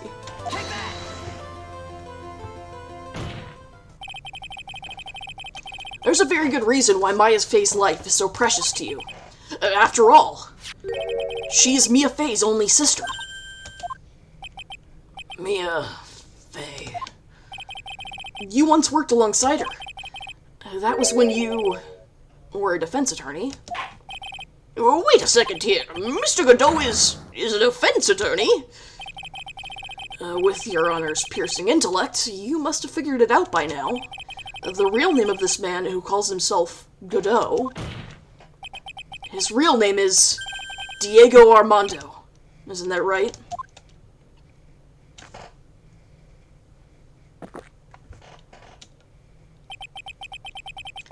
Last time someone called me by that name was over 6 years ago. Diego Armando. That name rings a bell. It should, Your Honor. All of this is related to a single case. A case in which a convict named Terry Falls killed himself. Mia Fey's first time in court. A tragic outcome left a deep wound in her heart. She knew that behind it all was a heartless, scheming demoness in disguise. But in the end, Mia couldn't tear off that disguise. However, there was one man who reached out to help her. Diego Armando, a senior defense attorney at the office where Mia worked. It's my fault. It's all my fault that Mr. Falls killed himself. Thanks for coming by, Octa. Hope you have fun at dinner. Mia, you can't cry yet. That's so normal of him. The only time a lawyer can cry is when it's all over.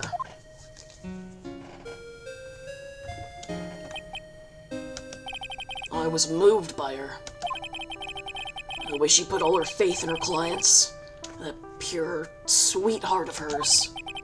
That's why I could never forgive Dahlia Hawthorne. Mia and I thoroughly investigated that fake kidnapping incident. And then one fateful day, Dahlia wanted to meet with me.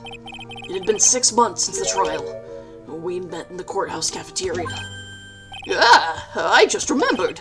6 years ago, right here at this courthouse, you were poisoned.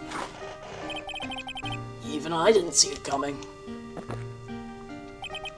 Dahlia Hawthorne slipped some poison into my coffee. Some newspapers at the time called it a murder, but very little information about that case was released to the press. But you weren't dead at all! No official reports ever actually called it a murder. So who's throwing him the mug and refilling it? I don't know. I think he just has a dedicated, like, coffee... like, a little, like, coffee bitch down at the end. A coffee minion. Or the bailiff. That's the bailiff's job. I was just in a deep, deep coma. I see. My body shut down, and my life became nothing but a long, deep sleep. That woman's poison did a real number on my central nervous system. I lost my sight, and all of my hair turned white due to the damage it caused. That's terrible. Apparently, it was a miracle that I ever regained consciousness. 5 years had passed since I drank that poison brew. And then one morning, my eyes flew open from the smell of a doctor's cup of coffee. God damn it, dude. 5 years? You were asleep for 5 years? And the worst possible news was waiting for me. Mia Fey was dead. From the very moment I opened my eyes, I'd already lost everything I thought I had. The woman I loved had been murdered. And the woman I loathed had been sentenced to death. The woman you loathed? The woman who had spiked my scalding hot coffee. Dahlia Hawthorne. No one had coffee around him for 5 years. Ha! Good old Mia. She didn't let me down. She got her revenge before she checked out. In the end, there wasn't anyone waiting for me when I woke up. Everything else about him aside, that is a pretty huge bummer. That's so sad. For someone like me, for someone who had slept away their best days, there were only 2 reasons left to live. And it was for those 2 reasons that I decided to become a prosecutor. If I may ask, what were your 2 reasons to live? It's really unlikely he'd ever want to drink coffee ever again. The first was you, Trite. Huh? Me? If I hadn't drank that stupid poison, Mia Fey never would have died, much less the way she did. You were the only one who was there to protect her. But you let her die, It was all your fault. It wasn't like that. I wanted to see for myself what kind of a man you really were. So that's why you became a prosecutor? My other reason for living. She goes by the name of Maya Fey. Huh? You mean me? You were the only way I could make up for the sin of not saving Mia. Yeah, correct. Well, this is based off of the factual Japanese, court system, which for a very, very long time did not have juries. Including in the early 2000s when this game was published. 1 year ago, when the Karine Village incident was resolved, it was obvious that Morgan Fey was planning something. Whatever her evil plan was, I was determined to stop it. My role as a prosecutor put me in the perfect position to do something about her. That's how you overheard Pearls' visit with Morgan at the detention center. I knew that the time was drawing near. Since I knew the plan, I thought I could foil it. My goal was to outwit the plan. I thought if I could do that, I could keep that girl from being caught up in it. That makes sense. If Pearls had known that the actual purpose of the plan was to kill Maya, she never would have helped out. Finally, the day of the plan was drawing near. I contacted both of my accomplices. Accomplices? Iris of Hazakura Temple and Misty Fey. I especially needed the help of Iris. She was to take the fall in my backup plan in case we couldn't control Pearl Fey. But how did you contact my mother? She had been missing for almost 20 years. Officially, yes. What? What do you mean, officially?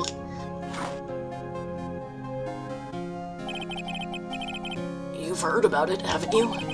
About the strong ties between the main family and the government? Now that you mention it, Bikini did say something to that effect. She said the Master of Karine had great authority. Even without her official position, Misty Fey still wielded great influence. The police have been keeping an eye on her movements all this time. That's how I was able to contact her. Again, because of my position as a prosecutor. So my mother was cooperating with you? Don't ever forget. No matter how far away from you she was, she never stopped thinking about you. How does Godot have all these connections? Oh, he's a lawyer. Yeah, but Phoenix doesn't. Mia doesn't. Maybe it's a prosecutor's only privilege.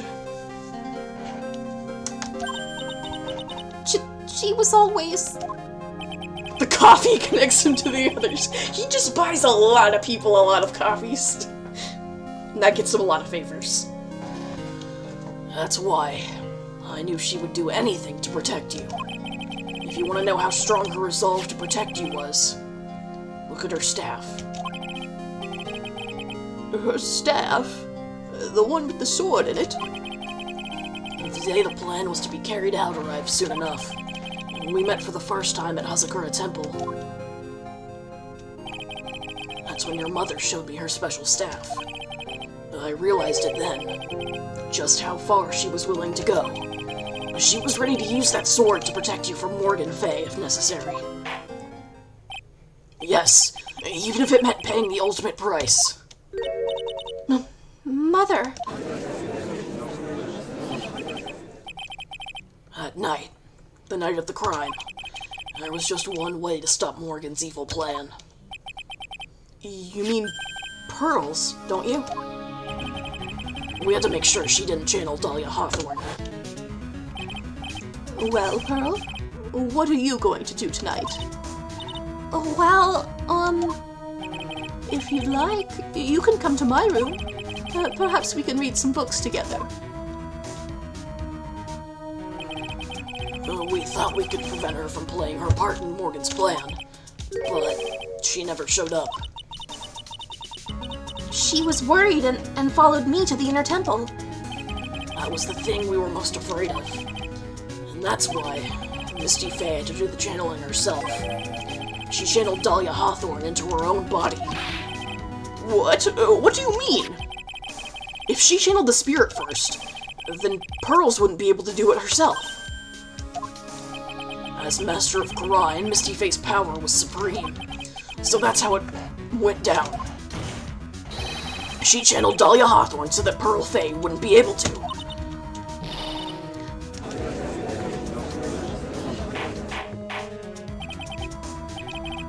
What? Is this true? My role in the plan was to make sure no one was going to hurt Maya Faye. That's why I hid myself at the Inner Temple. Just in case you needed to be saved from Dahlia Hawthorne. Gateau. Anyway, that's all I'm going to admit to. Trite. Huh? There's no doubt about it. You're a great defense attorney, but you're going to have to do the rest yourself. The background leading up to this incident has been laid bare. There's just one question remaining, Mr. Wright. Who killed the victim? There are only two possible suspects right now. Maya Faye, and I'm sad to say, you, Mr. Godot.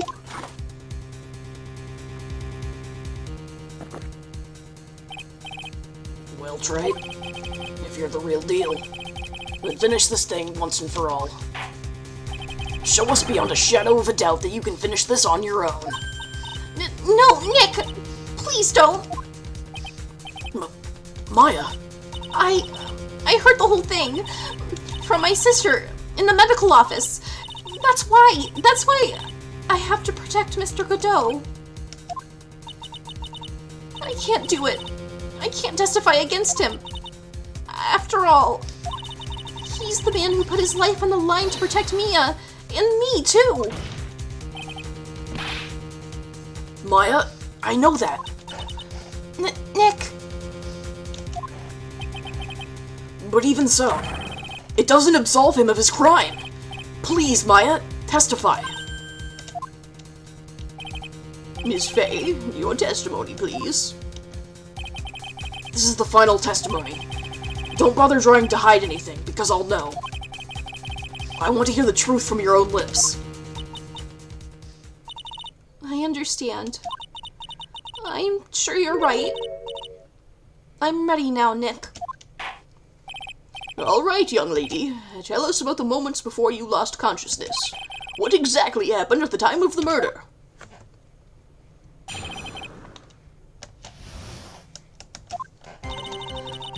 Just before it happened, I think I saw some red lights. 3 of them. I thought I'd ask for help, but just then I was splattered with blood. She wasn't dead, though, and she struck back at the enemy behind her. Suddenly, the red lights went out, and the whole area was dark. Just at that moment, there was a horrible scream. Right after that, Dahlia collapsed, and I lost consciousness. These red lights, I thought you said you don't remember seeing them. I'm sorry. I thought I saw them, but then they disappeared all of a sudden. Ha! Things break, Trite. Even the best of theories. Who was it that stabbed Misty Faye? It looks like you still can't prove it. Maya's telling the truth this time, I know it. The rest is up to me. Well then, Mr. Wright, proceed with your final cross-examination of the witness.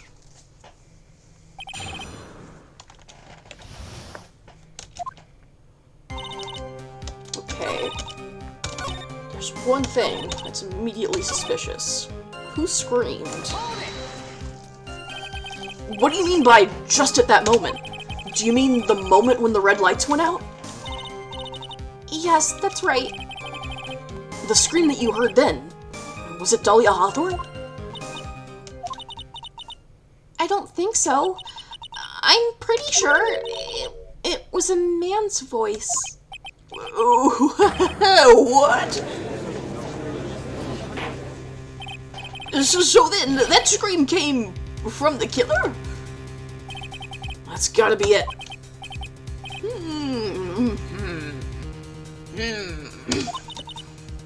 I think Dahlia Hawthorne must have taken the blade and attacked the killer with it. And then the killer let out a scream of pain, huh?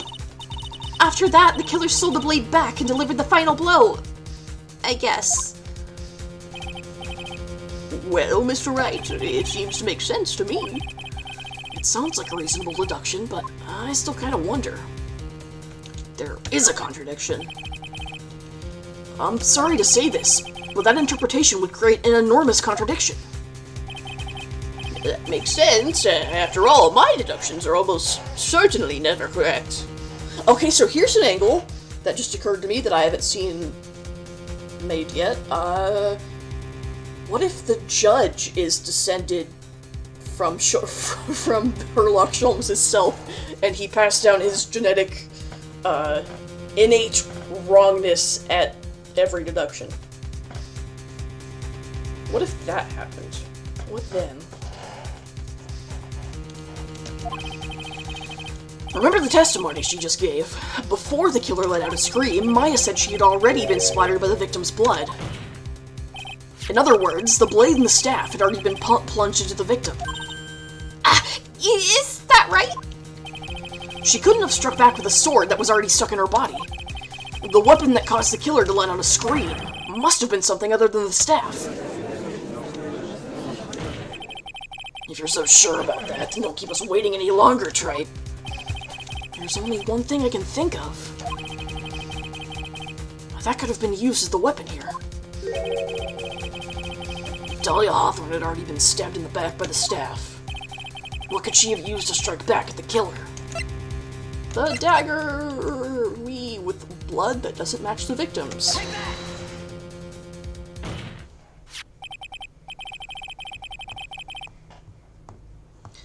Naturally, the dagger the killer brought to the scene of the crime. Oh, that's right. I forgot about that. This dagger was found at the crime scene, stuck into a pine tree. Yes, the detective found it this morning and brought it to me. Dahlia Hawthorne struck back at the killer with this, and she managed to wound him as well.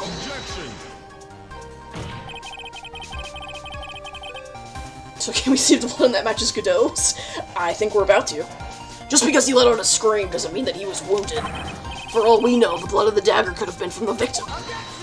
But we already know it's not from the victim. Zing. Have you forgotten that the blood has already been tested? Since we learned it wasn't the victim's blood, it must be the killer's blood. The killer must have a wound somewhere on his body.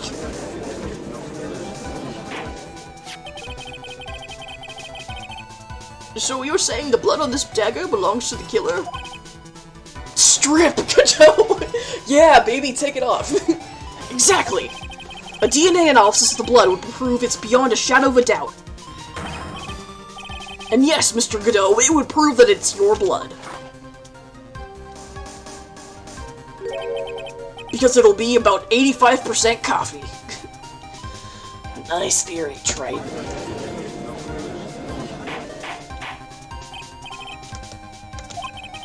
Is this the end? Have I done it? Even he won't be able to change the results of a scientific test.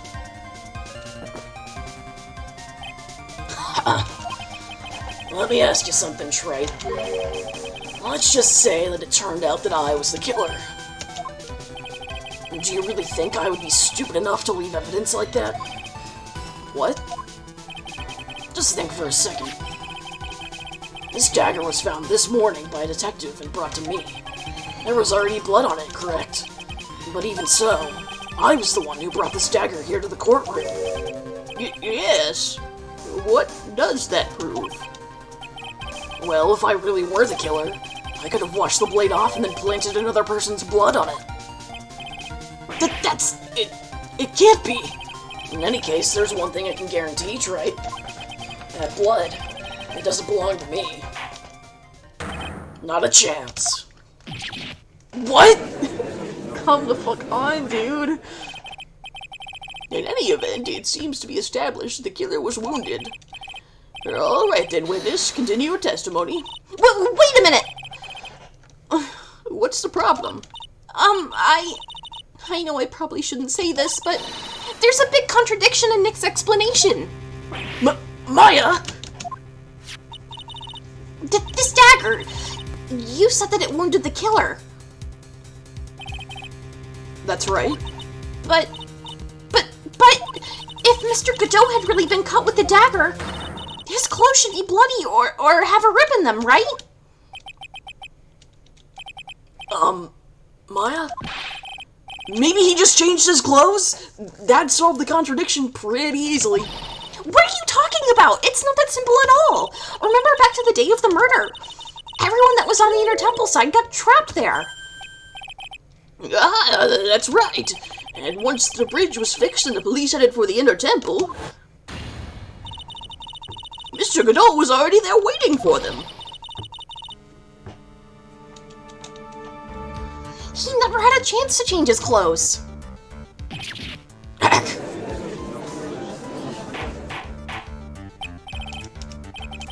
What the witness says is true. Okay, never mind. Well, maybe he brought a change of clothes with him. But no one could have predicted a lightning strike that shut down the bridge. Why would anyone have brought a change of clothes?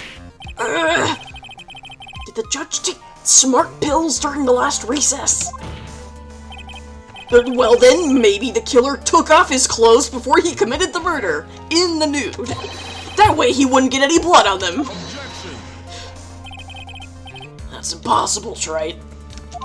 I don't like killing people in the nude, it's undignified. You know how cold it gets up there late at night. After a few minutes with no clothes on, you'd be frozen solid. Ugh.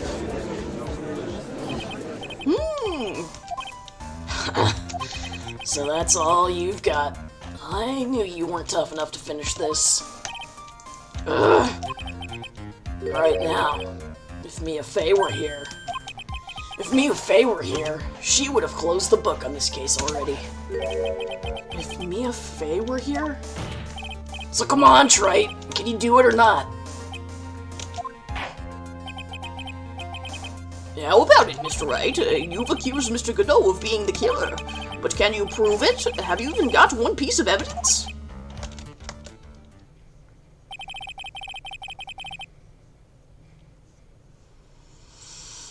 The question isn't whether I can prove it or not.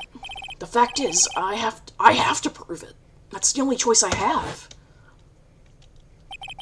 I was taught that it's one of the rules of being a lawyer.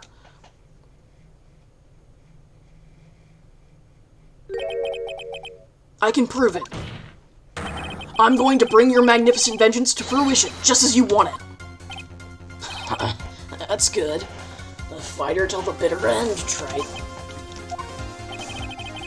Since there's just one piece of evidence that can prove your point, why don't we go for the unlimited penalty?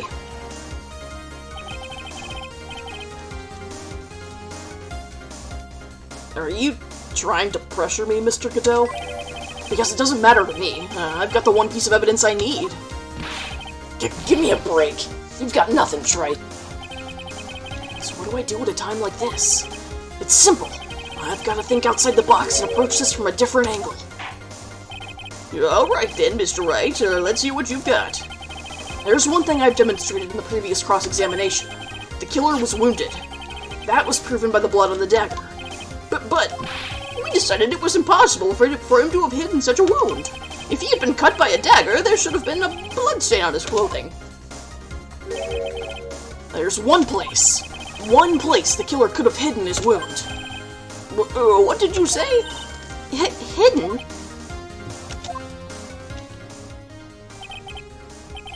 This is it. My last stand. I need to think about this from a different angle. Mitchell, you're ahead of the game.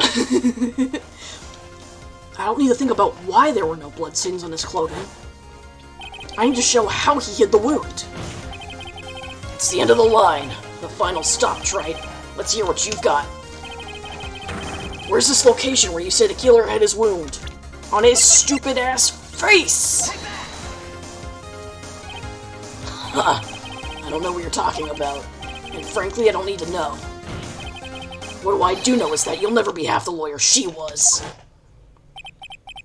Isn't that right, Trite? Huh?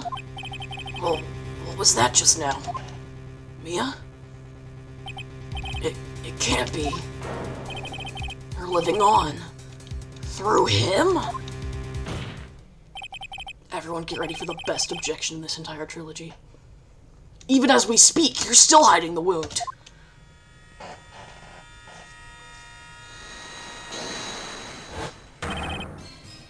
It's beneath your mask!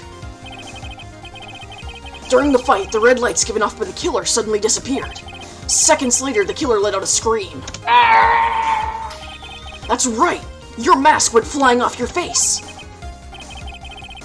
Mr. Godot, would you mind removing your mask? If you have a dagger wound under there somewhere, then I'd say this whole case is solved.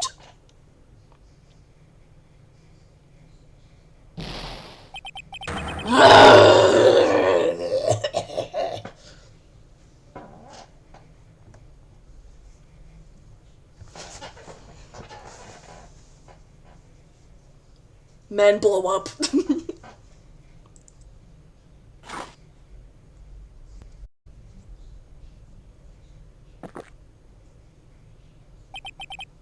Just now, I saw her spirit in you. I never liked you. 6 years ago, you helped the woman who put me to sleep by hiding her bottle of poison. And then, while I was sleeping, you let Mia die.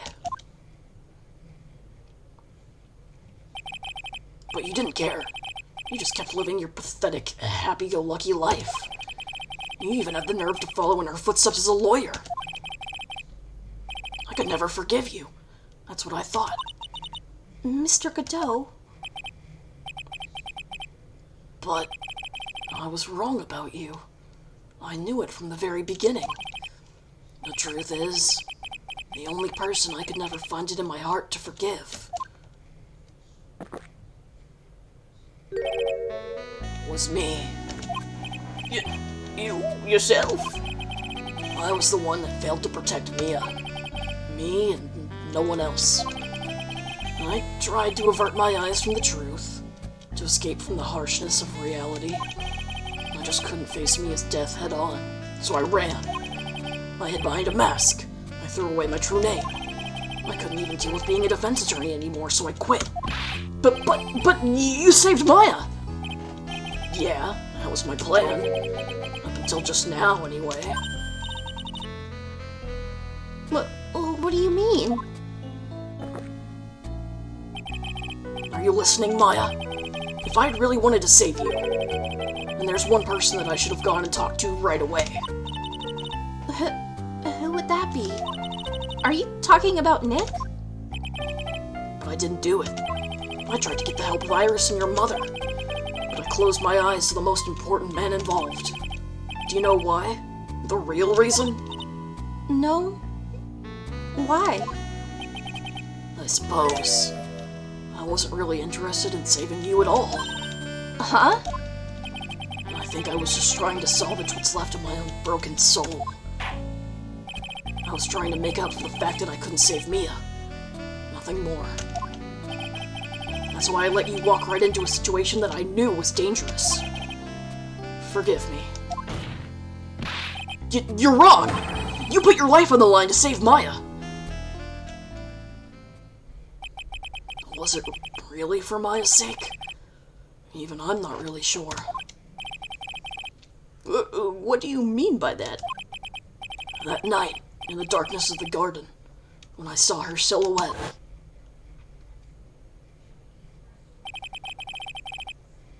Part of me must have known the truth. The truth that it wasn't really Dahlia Hawthorne standing there in front of me. It could have been Misty Faye, or even that little girl. But I still picked up the blade. It was like I was dreaming.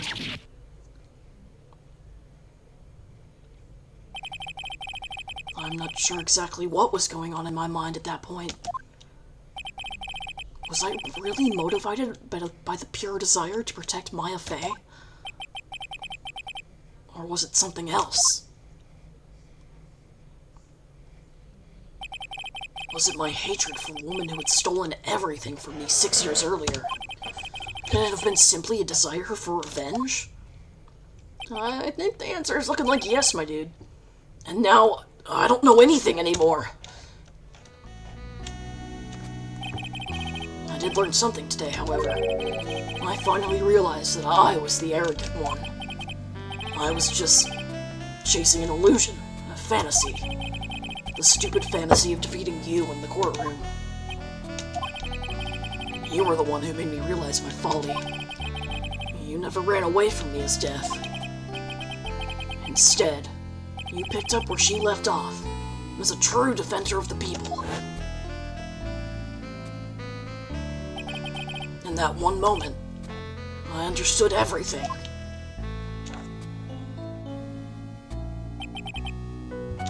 Mr. Godot.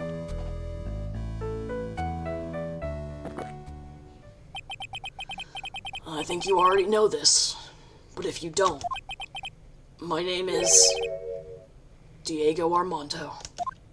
Mr. Armando, I believe in you. I know you were trying to save me.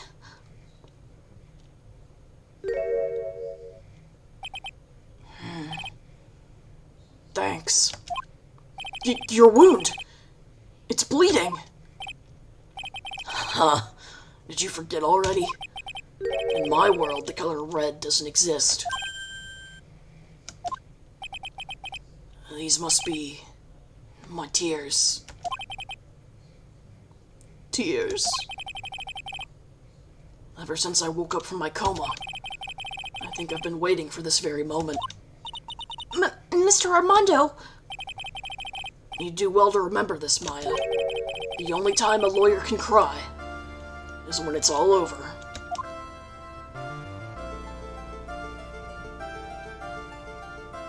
He's been waiting to cry blood all this time. Hospital. And then he passed out. Hospital. This time, it really is all over, isn't it? Defendant? Yes, Your Honor. Yeah, that's where he loses a lot of people. Although you weren't directly involved in the murder, tampering with the body and the crime scene is a serious offense in itself. I understand, Your Honor. Mr. Armando explained to me very carefully. I knew the risk, and I willingly cooperated anyway. Very well. Before I hand down my verdict, is there anything you'd like to say? Well, there is one thing. I'd like to say something to Mr. Wright. I want to apologize to you. Apologize? To me? For what? For the case 5 years ago, of course.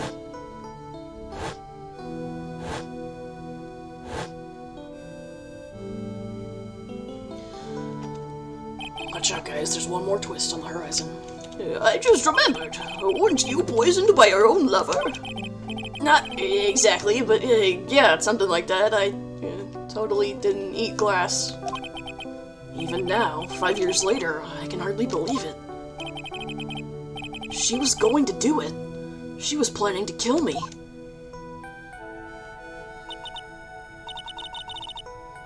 It's not all that surprising. The two of you hardly knew each other. Huh? What do you mean? You and my sister, you only met twice. Huh? We only met twice?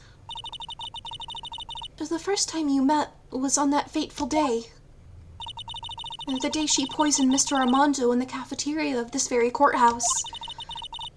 And the next time you met her was 8 months later. You met her again on the day that she stole your cold medicine. and Doug Swallow was killed. No way! It can't be true! I mean, during our whole relationship, we were... For those 8 months, the woman that you thought was Dahlia Hawthorne wasn't actually my sister. Huh? It wasn't Dahlia? Think, Nick, think! I hope one day you can forgive me, Feeny. You mean... That's right. I lied to you. For 8 months. But why? Why would you do such a thing? Ever since she gave you the bottle that day, my sister was trying to get it back as soon as she possibly could. Because of the police investigation and their surveillance, she couldn't move about freely. So that's why you... My sister, from the beginning, she was prepared for the worst. Prepared for the worst? She thought you might somehow discover the truth. That's why she was always ready to deal with you at a moment's notice. You mean she was ready to kill me, don't you? She already had so much to answer for.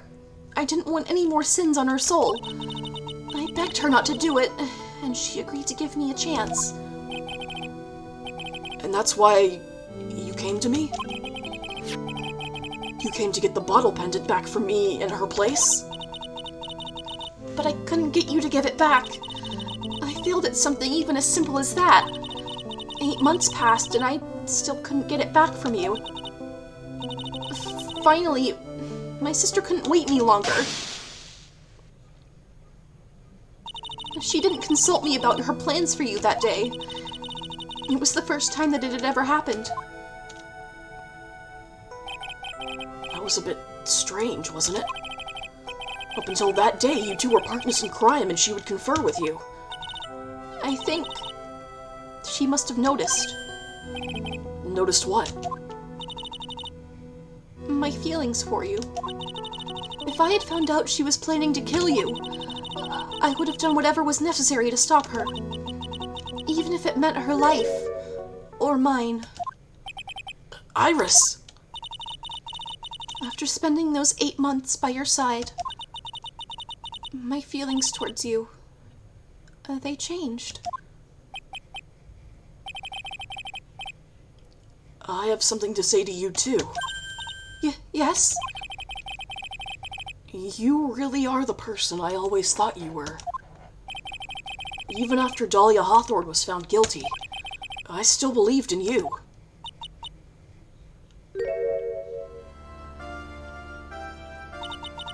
Thank you.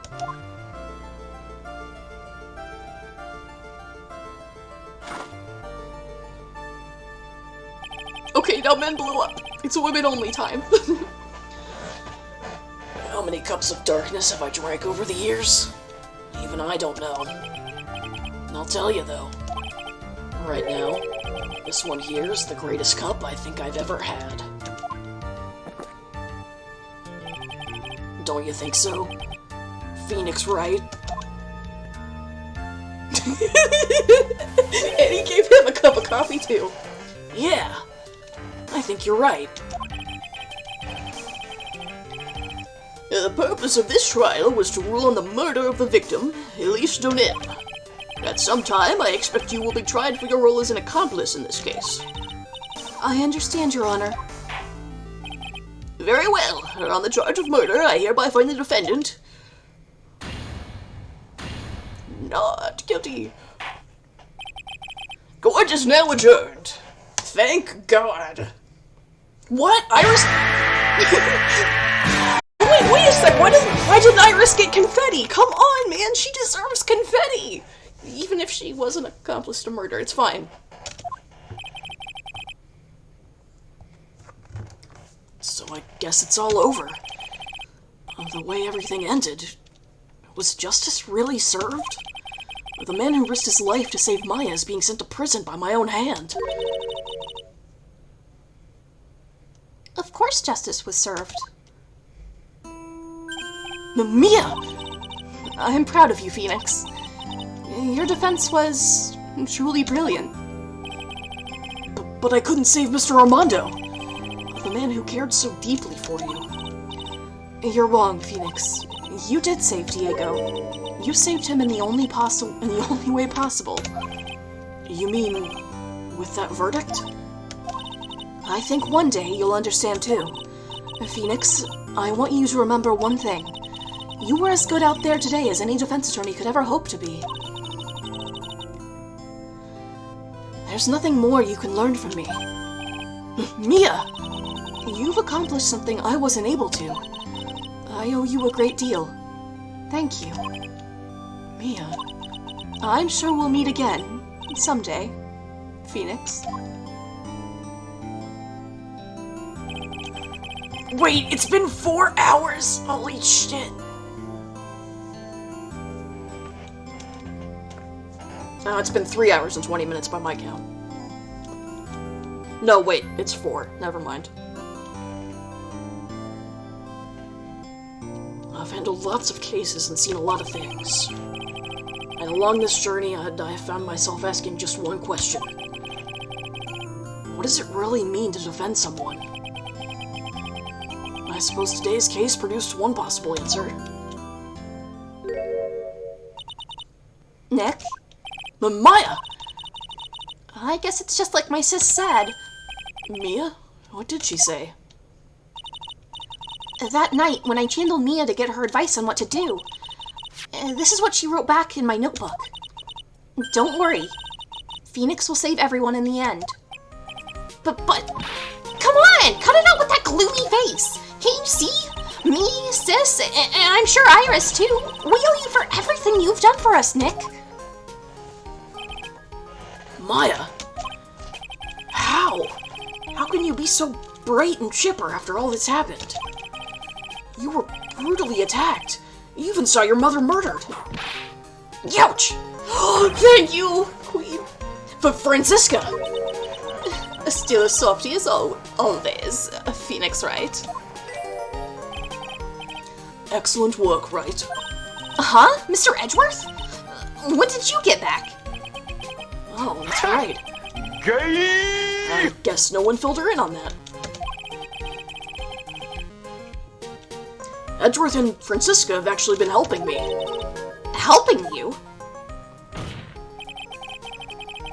If these two hadn't been here on the first day of the trial, the defense wouldn't have gotten anywhere. Wow.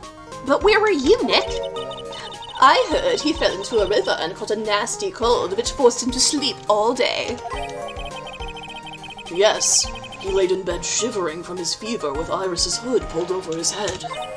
Oh, ouch. And talk about embarrassing, Nick. You definitely need more training. Anyway, thank you, Mr. Edgeworth. And you too, Francisca. I don't suppose. Oh shit, I thought you were gonna be Gumshoe! Fuck off, Larry! Yes, she did bring a whip to court. I don't suppose there's room for me in this screw bug, is there? Oh, Larry! There isn't! Well, what's with the, longer than usual face? I realized something when I was reborn. I realized that Larry was never of any use to anyone.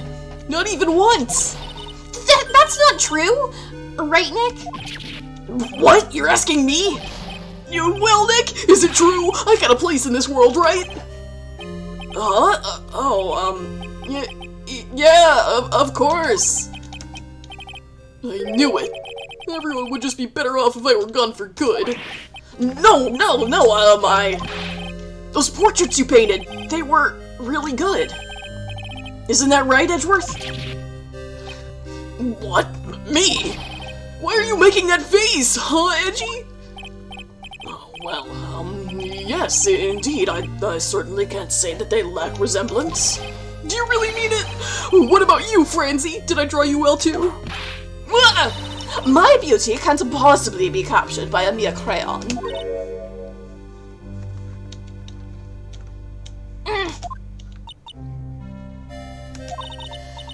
Nevertheless, I recognize the efforts you put into it, and that's for something. So then you'll do it? Like you promised? You going to model for my next picture book, Franzie's Whippity Whip Trip? Don't get carried away.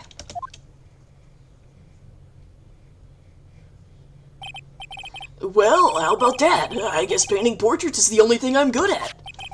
The painting of Pearl was pretty darn good too, if you ask me. Huh? Now that you mention it, I haven't seen her around. Pearls? Where could she have gone? Normally she would have made a beeline for Maya. Oh, I'll go look for her. Be right back. Larry, step away from the underage girls. Hey, Pearly! Right. You seem to be uncharacteristically puzzled. I suspect you are wondering how Maya can be so cheerful despite all that has happened. Yeah. To be honest, I can't understand it either. That's right. She lost her father fairly recently as well. I think I understand how she feels. Maya is a much wiser person than she appears, and I think she realizes something. Now is exactly the time when she needs to be as strong as she can. What do you mean by now is exactly the time? Maya wasn't the only one who was badly wounded by this incident. In fact, there was someone that was hurt far more deeply than she. I believe it's for that person that Maya is trying her best not to cry. Someone who was hurt more deeply than Maya. Edgeworth, I think I'm starting to understand too. Ow! Then tell me, Phoenix Wright. Who is Maya Fey being strong for? Baby Pearly. Pearl Fey. The poor kid. After all, the reason she worked so hard to follow the instructions was because she loved and believed in her mother, Morgan. It's for the good of the Fey clan. I'm sure she believed in every last word. She thought she was doing it for Maya. That's why she was so happy. It shows how truly devoted she is to Maya.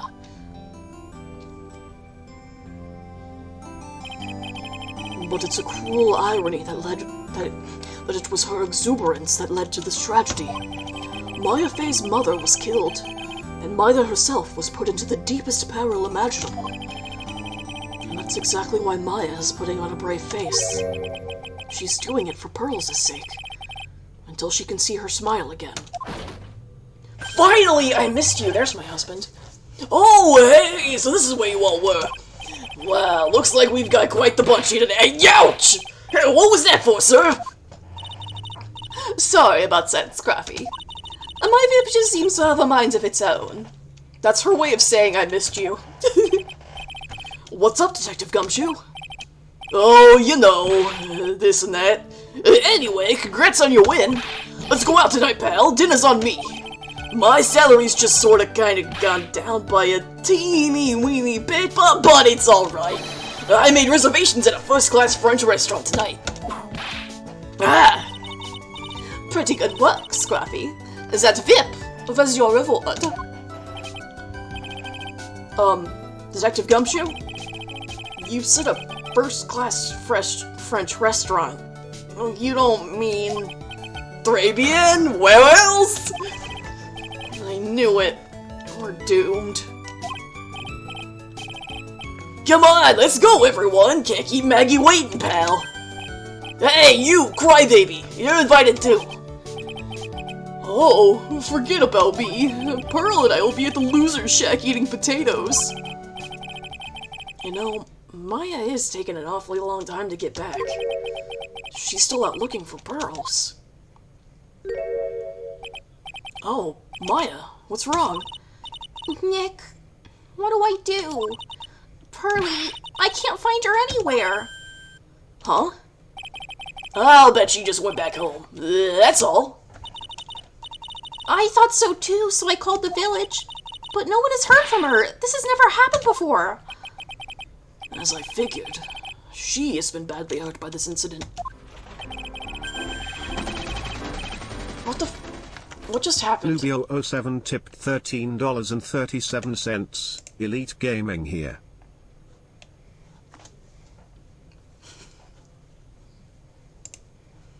Oh, hey, thanks for the tip. I appreciate it. Thanks for the Elite Gaming tip.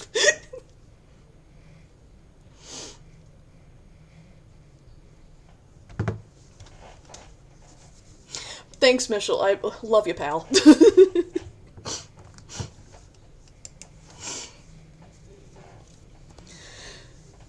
She feels... You solved this and I had no clue how, so you earned... Okay, thanks, man. That means a lot. She feels responsible for the tragedy that has befallen you, Maya. But none of this was her fault. What should I do? Detective Gumshoe? Yeah, what is it, pal? Could you guys go on ahead?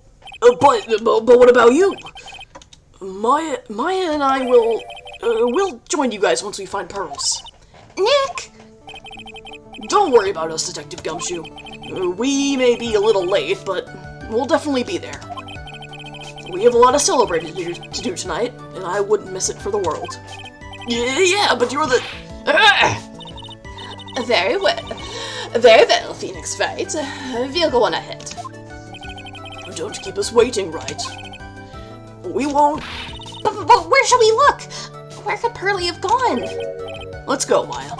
There's only one place I can think of that Pearls might have gone to. I genuinely don't know where she is. Oh, she went back here. I love Edgeworth's little smile because he looks like Knife Cat. Hazakura Temple. For pearls, I bet this is a very important place. After all, it's where this whole incident started. What's this? You're all back again so soon? Sister Bikini? I thought we'd be eating mashed potatoes alone tonight. So she's here? Pearly's here? She's in the training hall. Why don't you hurry along and go see her? Okay.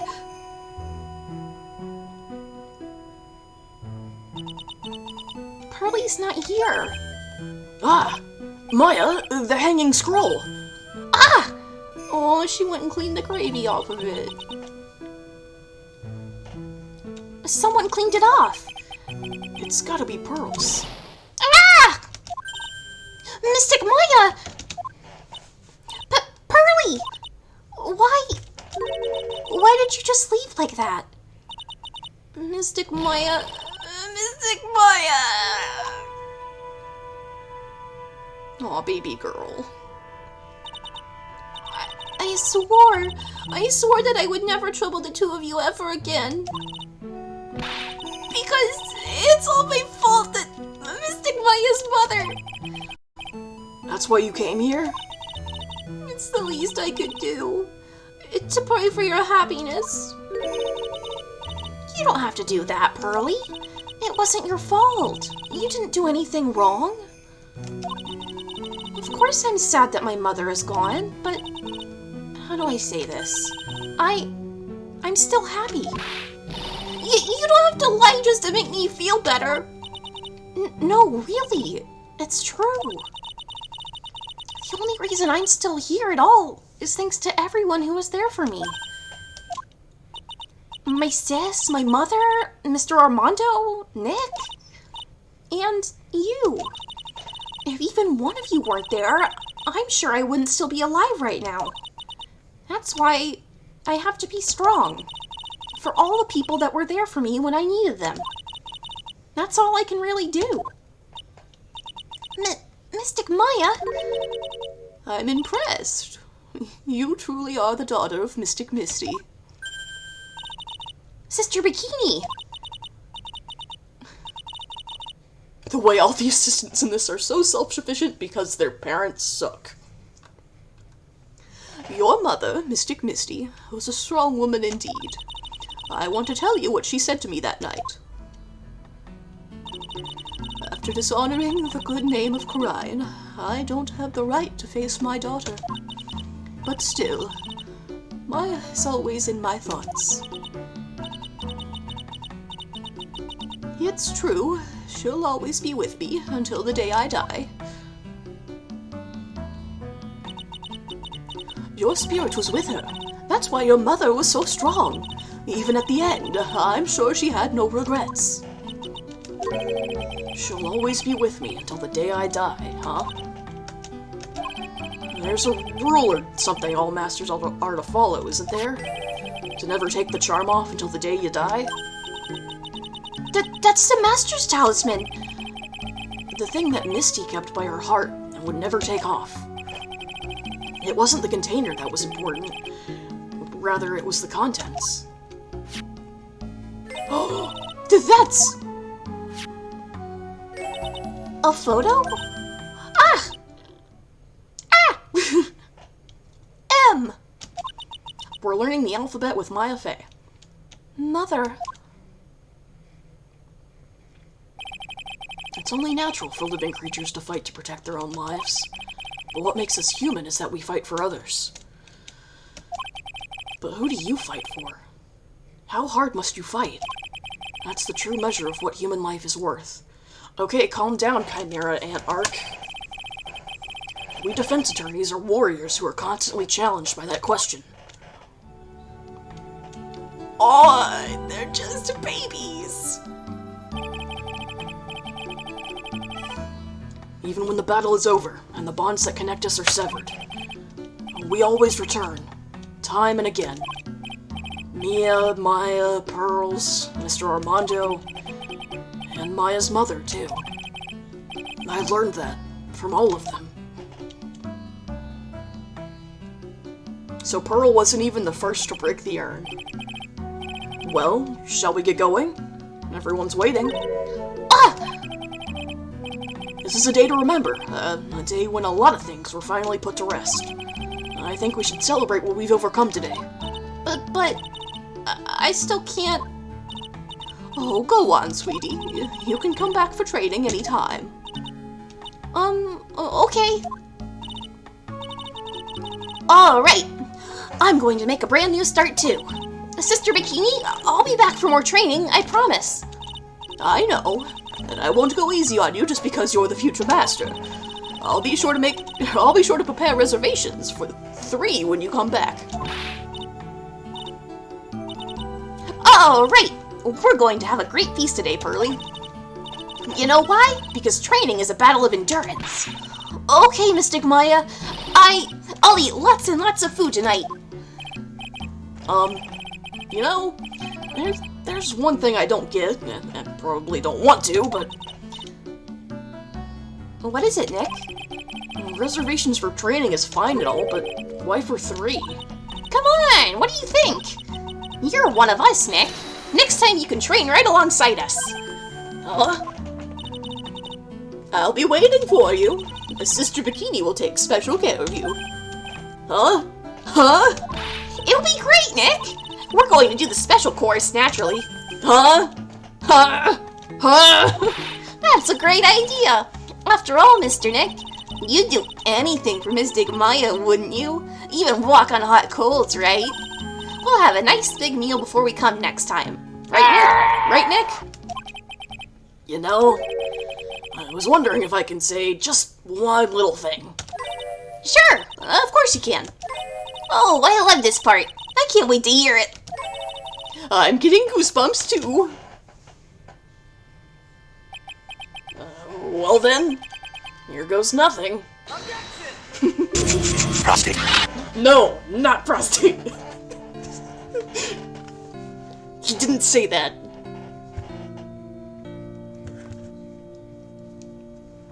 I'll really have to work extra hard now. Master of Corrine and the office manager of Right and Co Law offices. And I have to be a good big sister to Pearly and Nick, too. Well, as long as I'm not locked up or captured or something like that.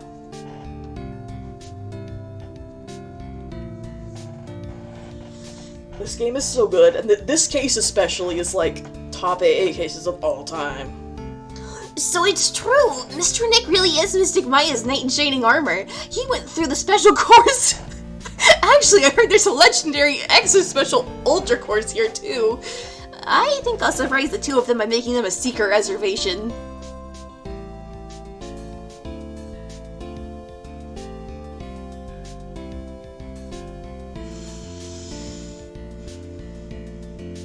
Maggie bought me a brand new coat as a present, pal. I feel 10 years younger. I'll never take it off. Yes, but somehow you just don't look the same. I guess a dirty, shabby old overcoat is just more detective-like, sir. Don't worry about it. In the name of love, a man will soil himself silly. He would, wouldn't he?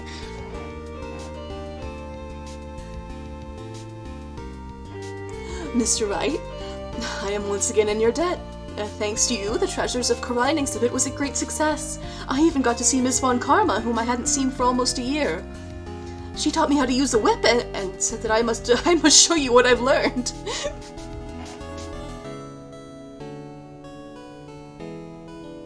Adrian, go visit Luke at me in prison just to whip his ass. Desi and I started a company called Mass to Mass Consulting. We're dedicated to stopping the evil plans of all the criminals in the city. Our motto is, cut it out, please! We also sell plans to the criminals as kind of a side business. I wonder if that's okay. Sometimes I think maybe we're the worst criminals. Good night, Bunny. I'm gonna stay through the credits just because there's some funny shit in them.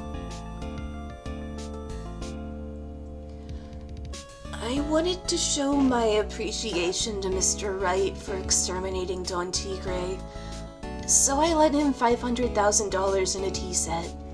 A special thick tea, one I mixed with my own 2 hands. I bet he's drinking it now. Going through compromise.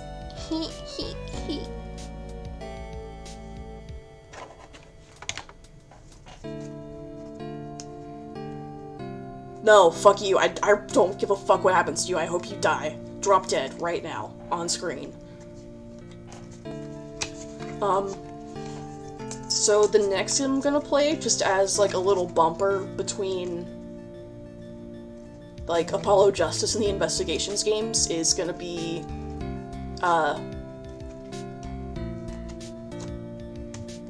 As usual, we have an abundance of work to do. We've hired a new programmer to replace Glenn Elg. I do hope everyone will get along. His name is Adam Mada. As soon as I heard his name, I knew our brain circuits would align perfectly. Anyway, next game is Professor Layton vs. Ace Attorney. Never played that one. Very excited to. My. More reporters. Since the murder, we've made so much money, I hardly know what to do. I think the magazines like us because I provide such a nice visual, especially in spring. I can hardly wait for Iris to come back. I probably won't be streaming next week because, Wednesday is, like, Wednesday, September 1st is the day off of Twitch in protest of all the hate raids that they're not doing shit about. Which I've had to deal with, too. It was so sweet of you and everyone else to come and visit me here the other day. Of course I was happy that you constantly had your eyes on me, but I felt kind of bad when the little one slapped you so hard you got a nosebleed. And then Friday I'm gonna be gone for a weekend trip with some friends. So I'm probably gonna take Monday off too, just cause I gotta reset up my whole layout for emulating DS or like 3DS games. So yeah, sorry, I'll be gone next week too, but the week after I'll be back. It's fine. Thank you guys for sticking around for this extra long stream. I appreciate it.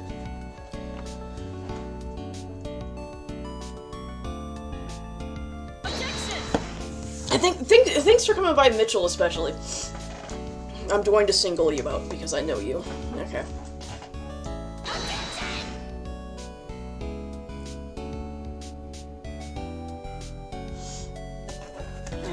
Love and kisses, everybody. XOXOXO.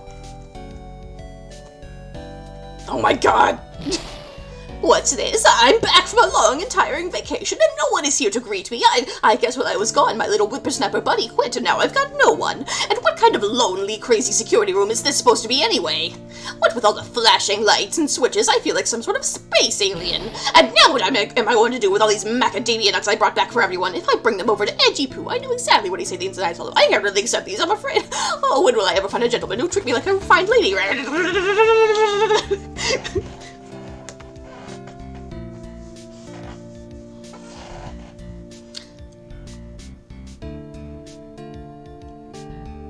I finally found something I love to do. Frenzy's Whippity Whip trip is gonna turn the art world on its head. I should have realized it sooner. Self-centered, lazy, antisocial. I'm an artist, a really good portrait artist. I'm not a loser after all.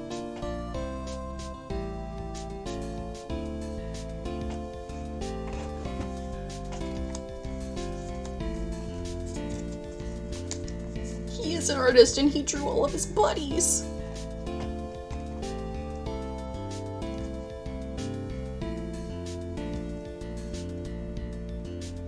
Yeah, he drew everyone else too. Everyone watching them from above.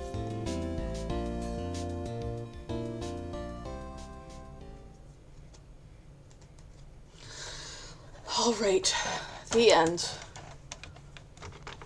I fucking need a snack. Good night, everyone.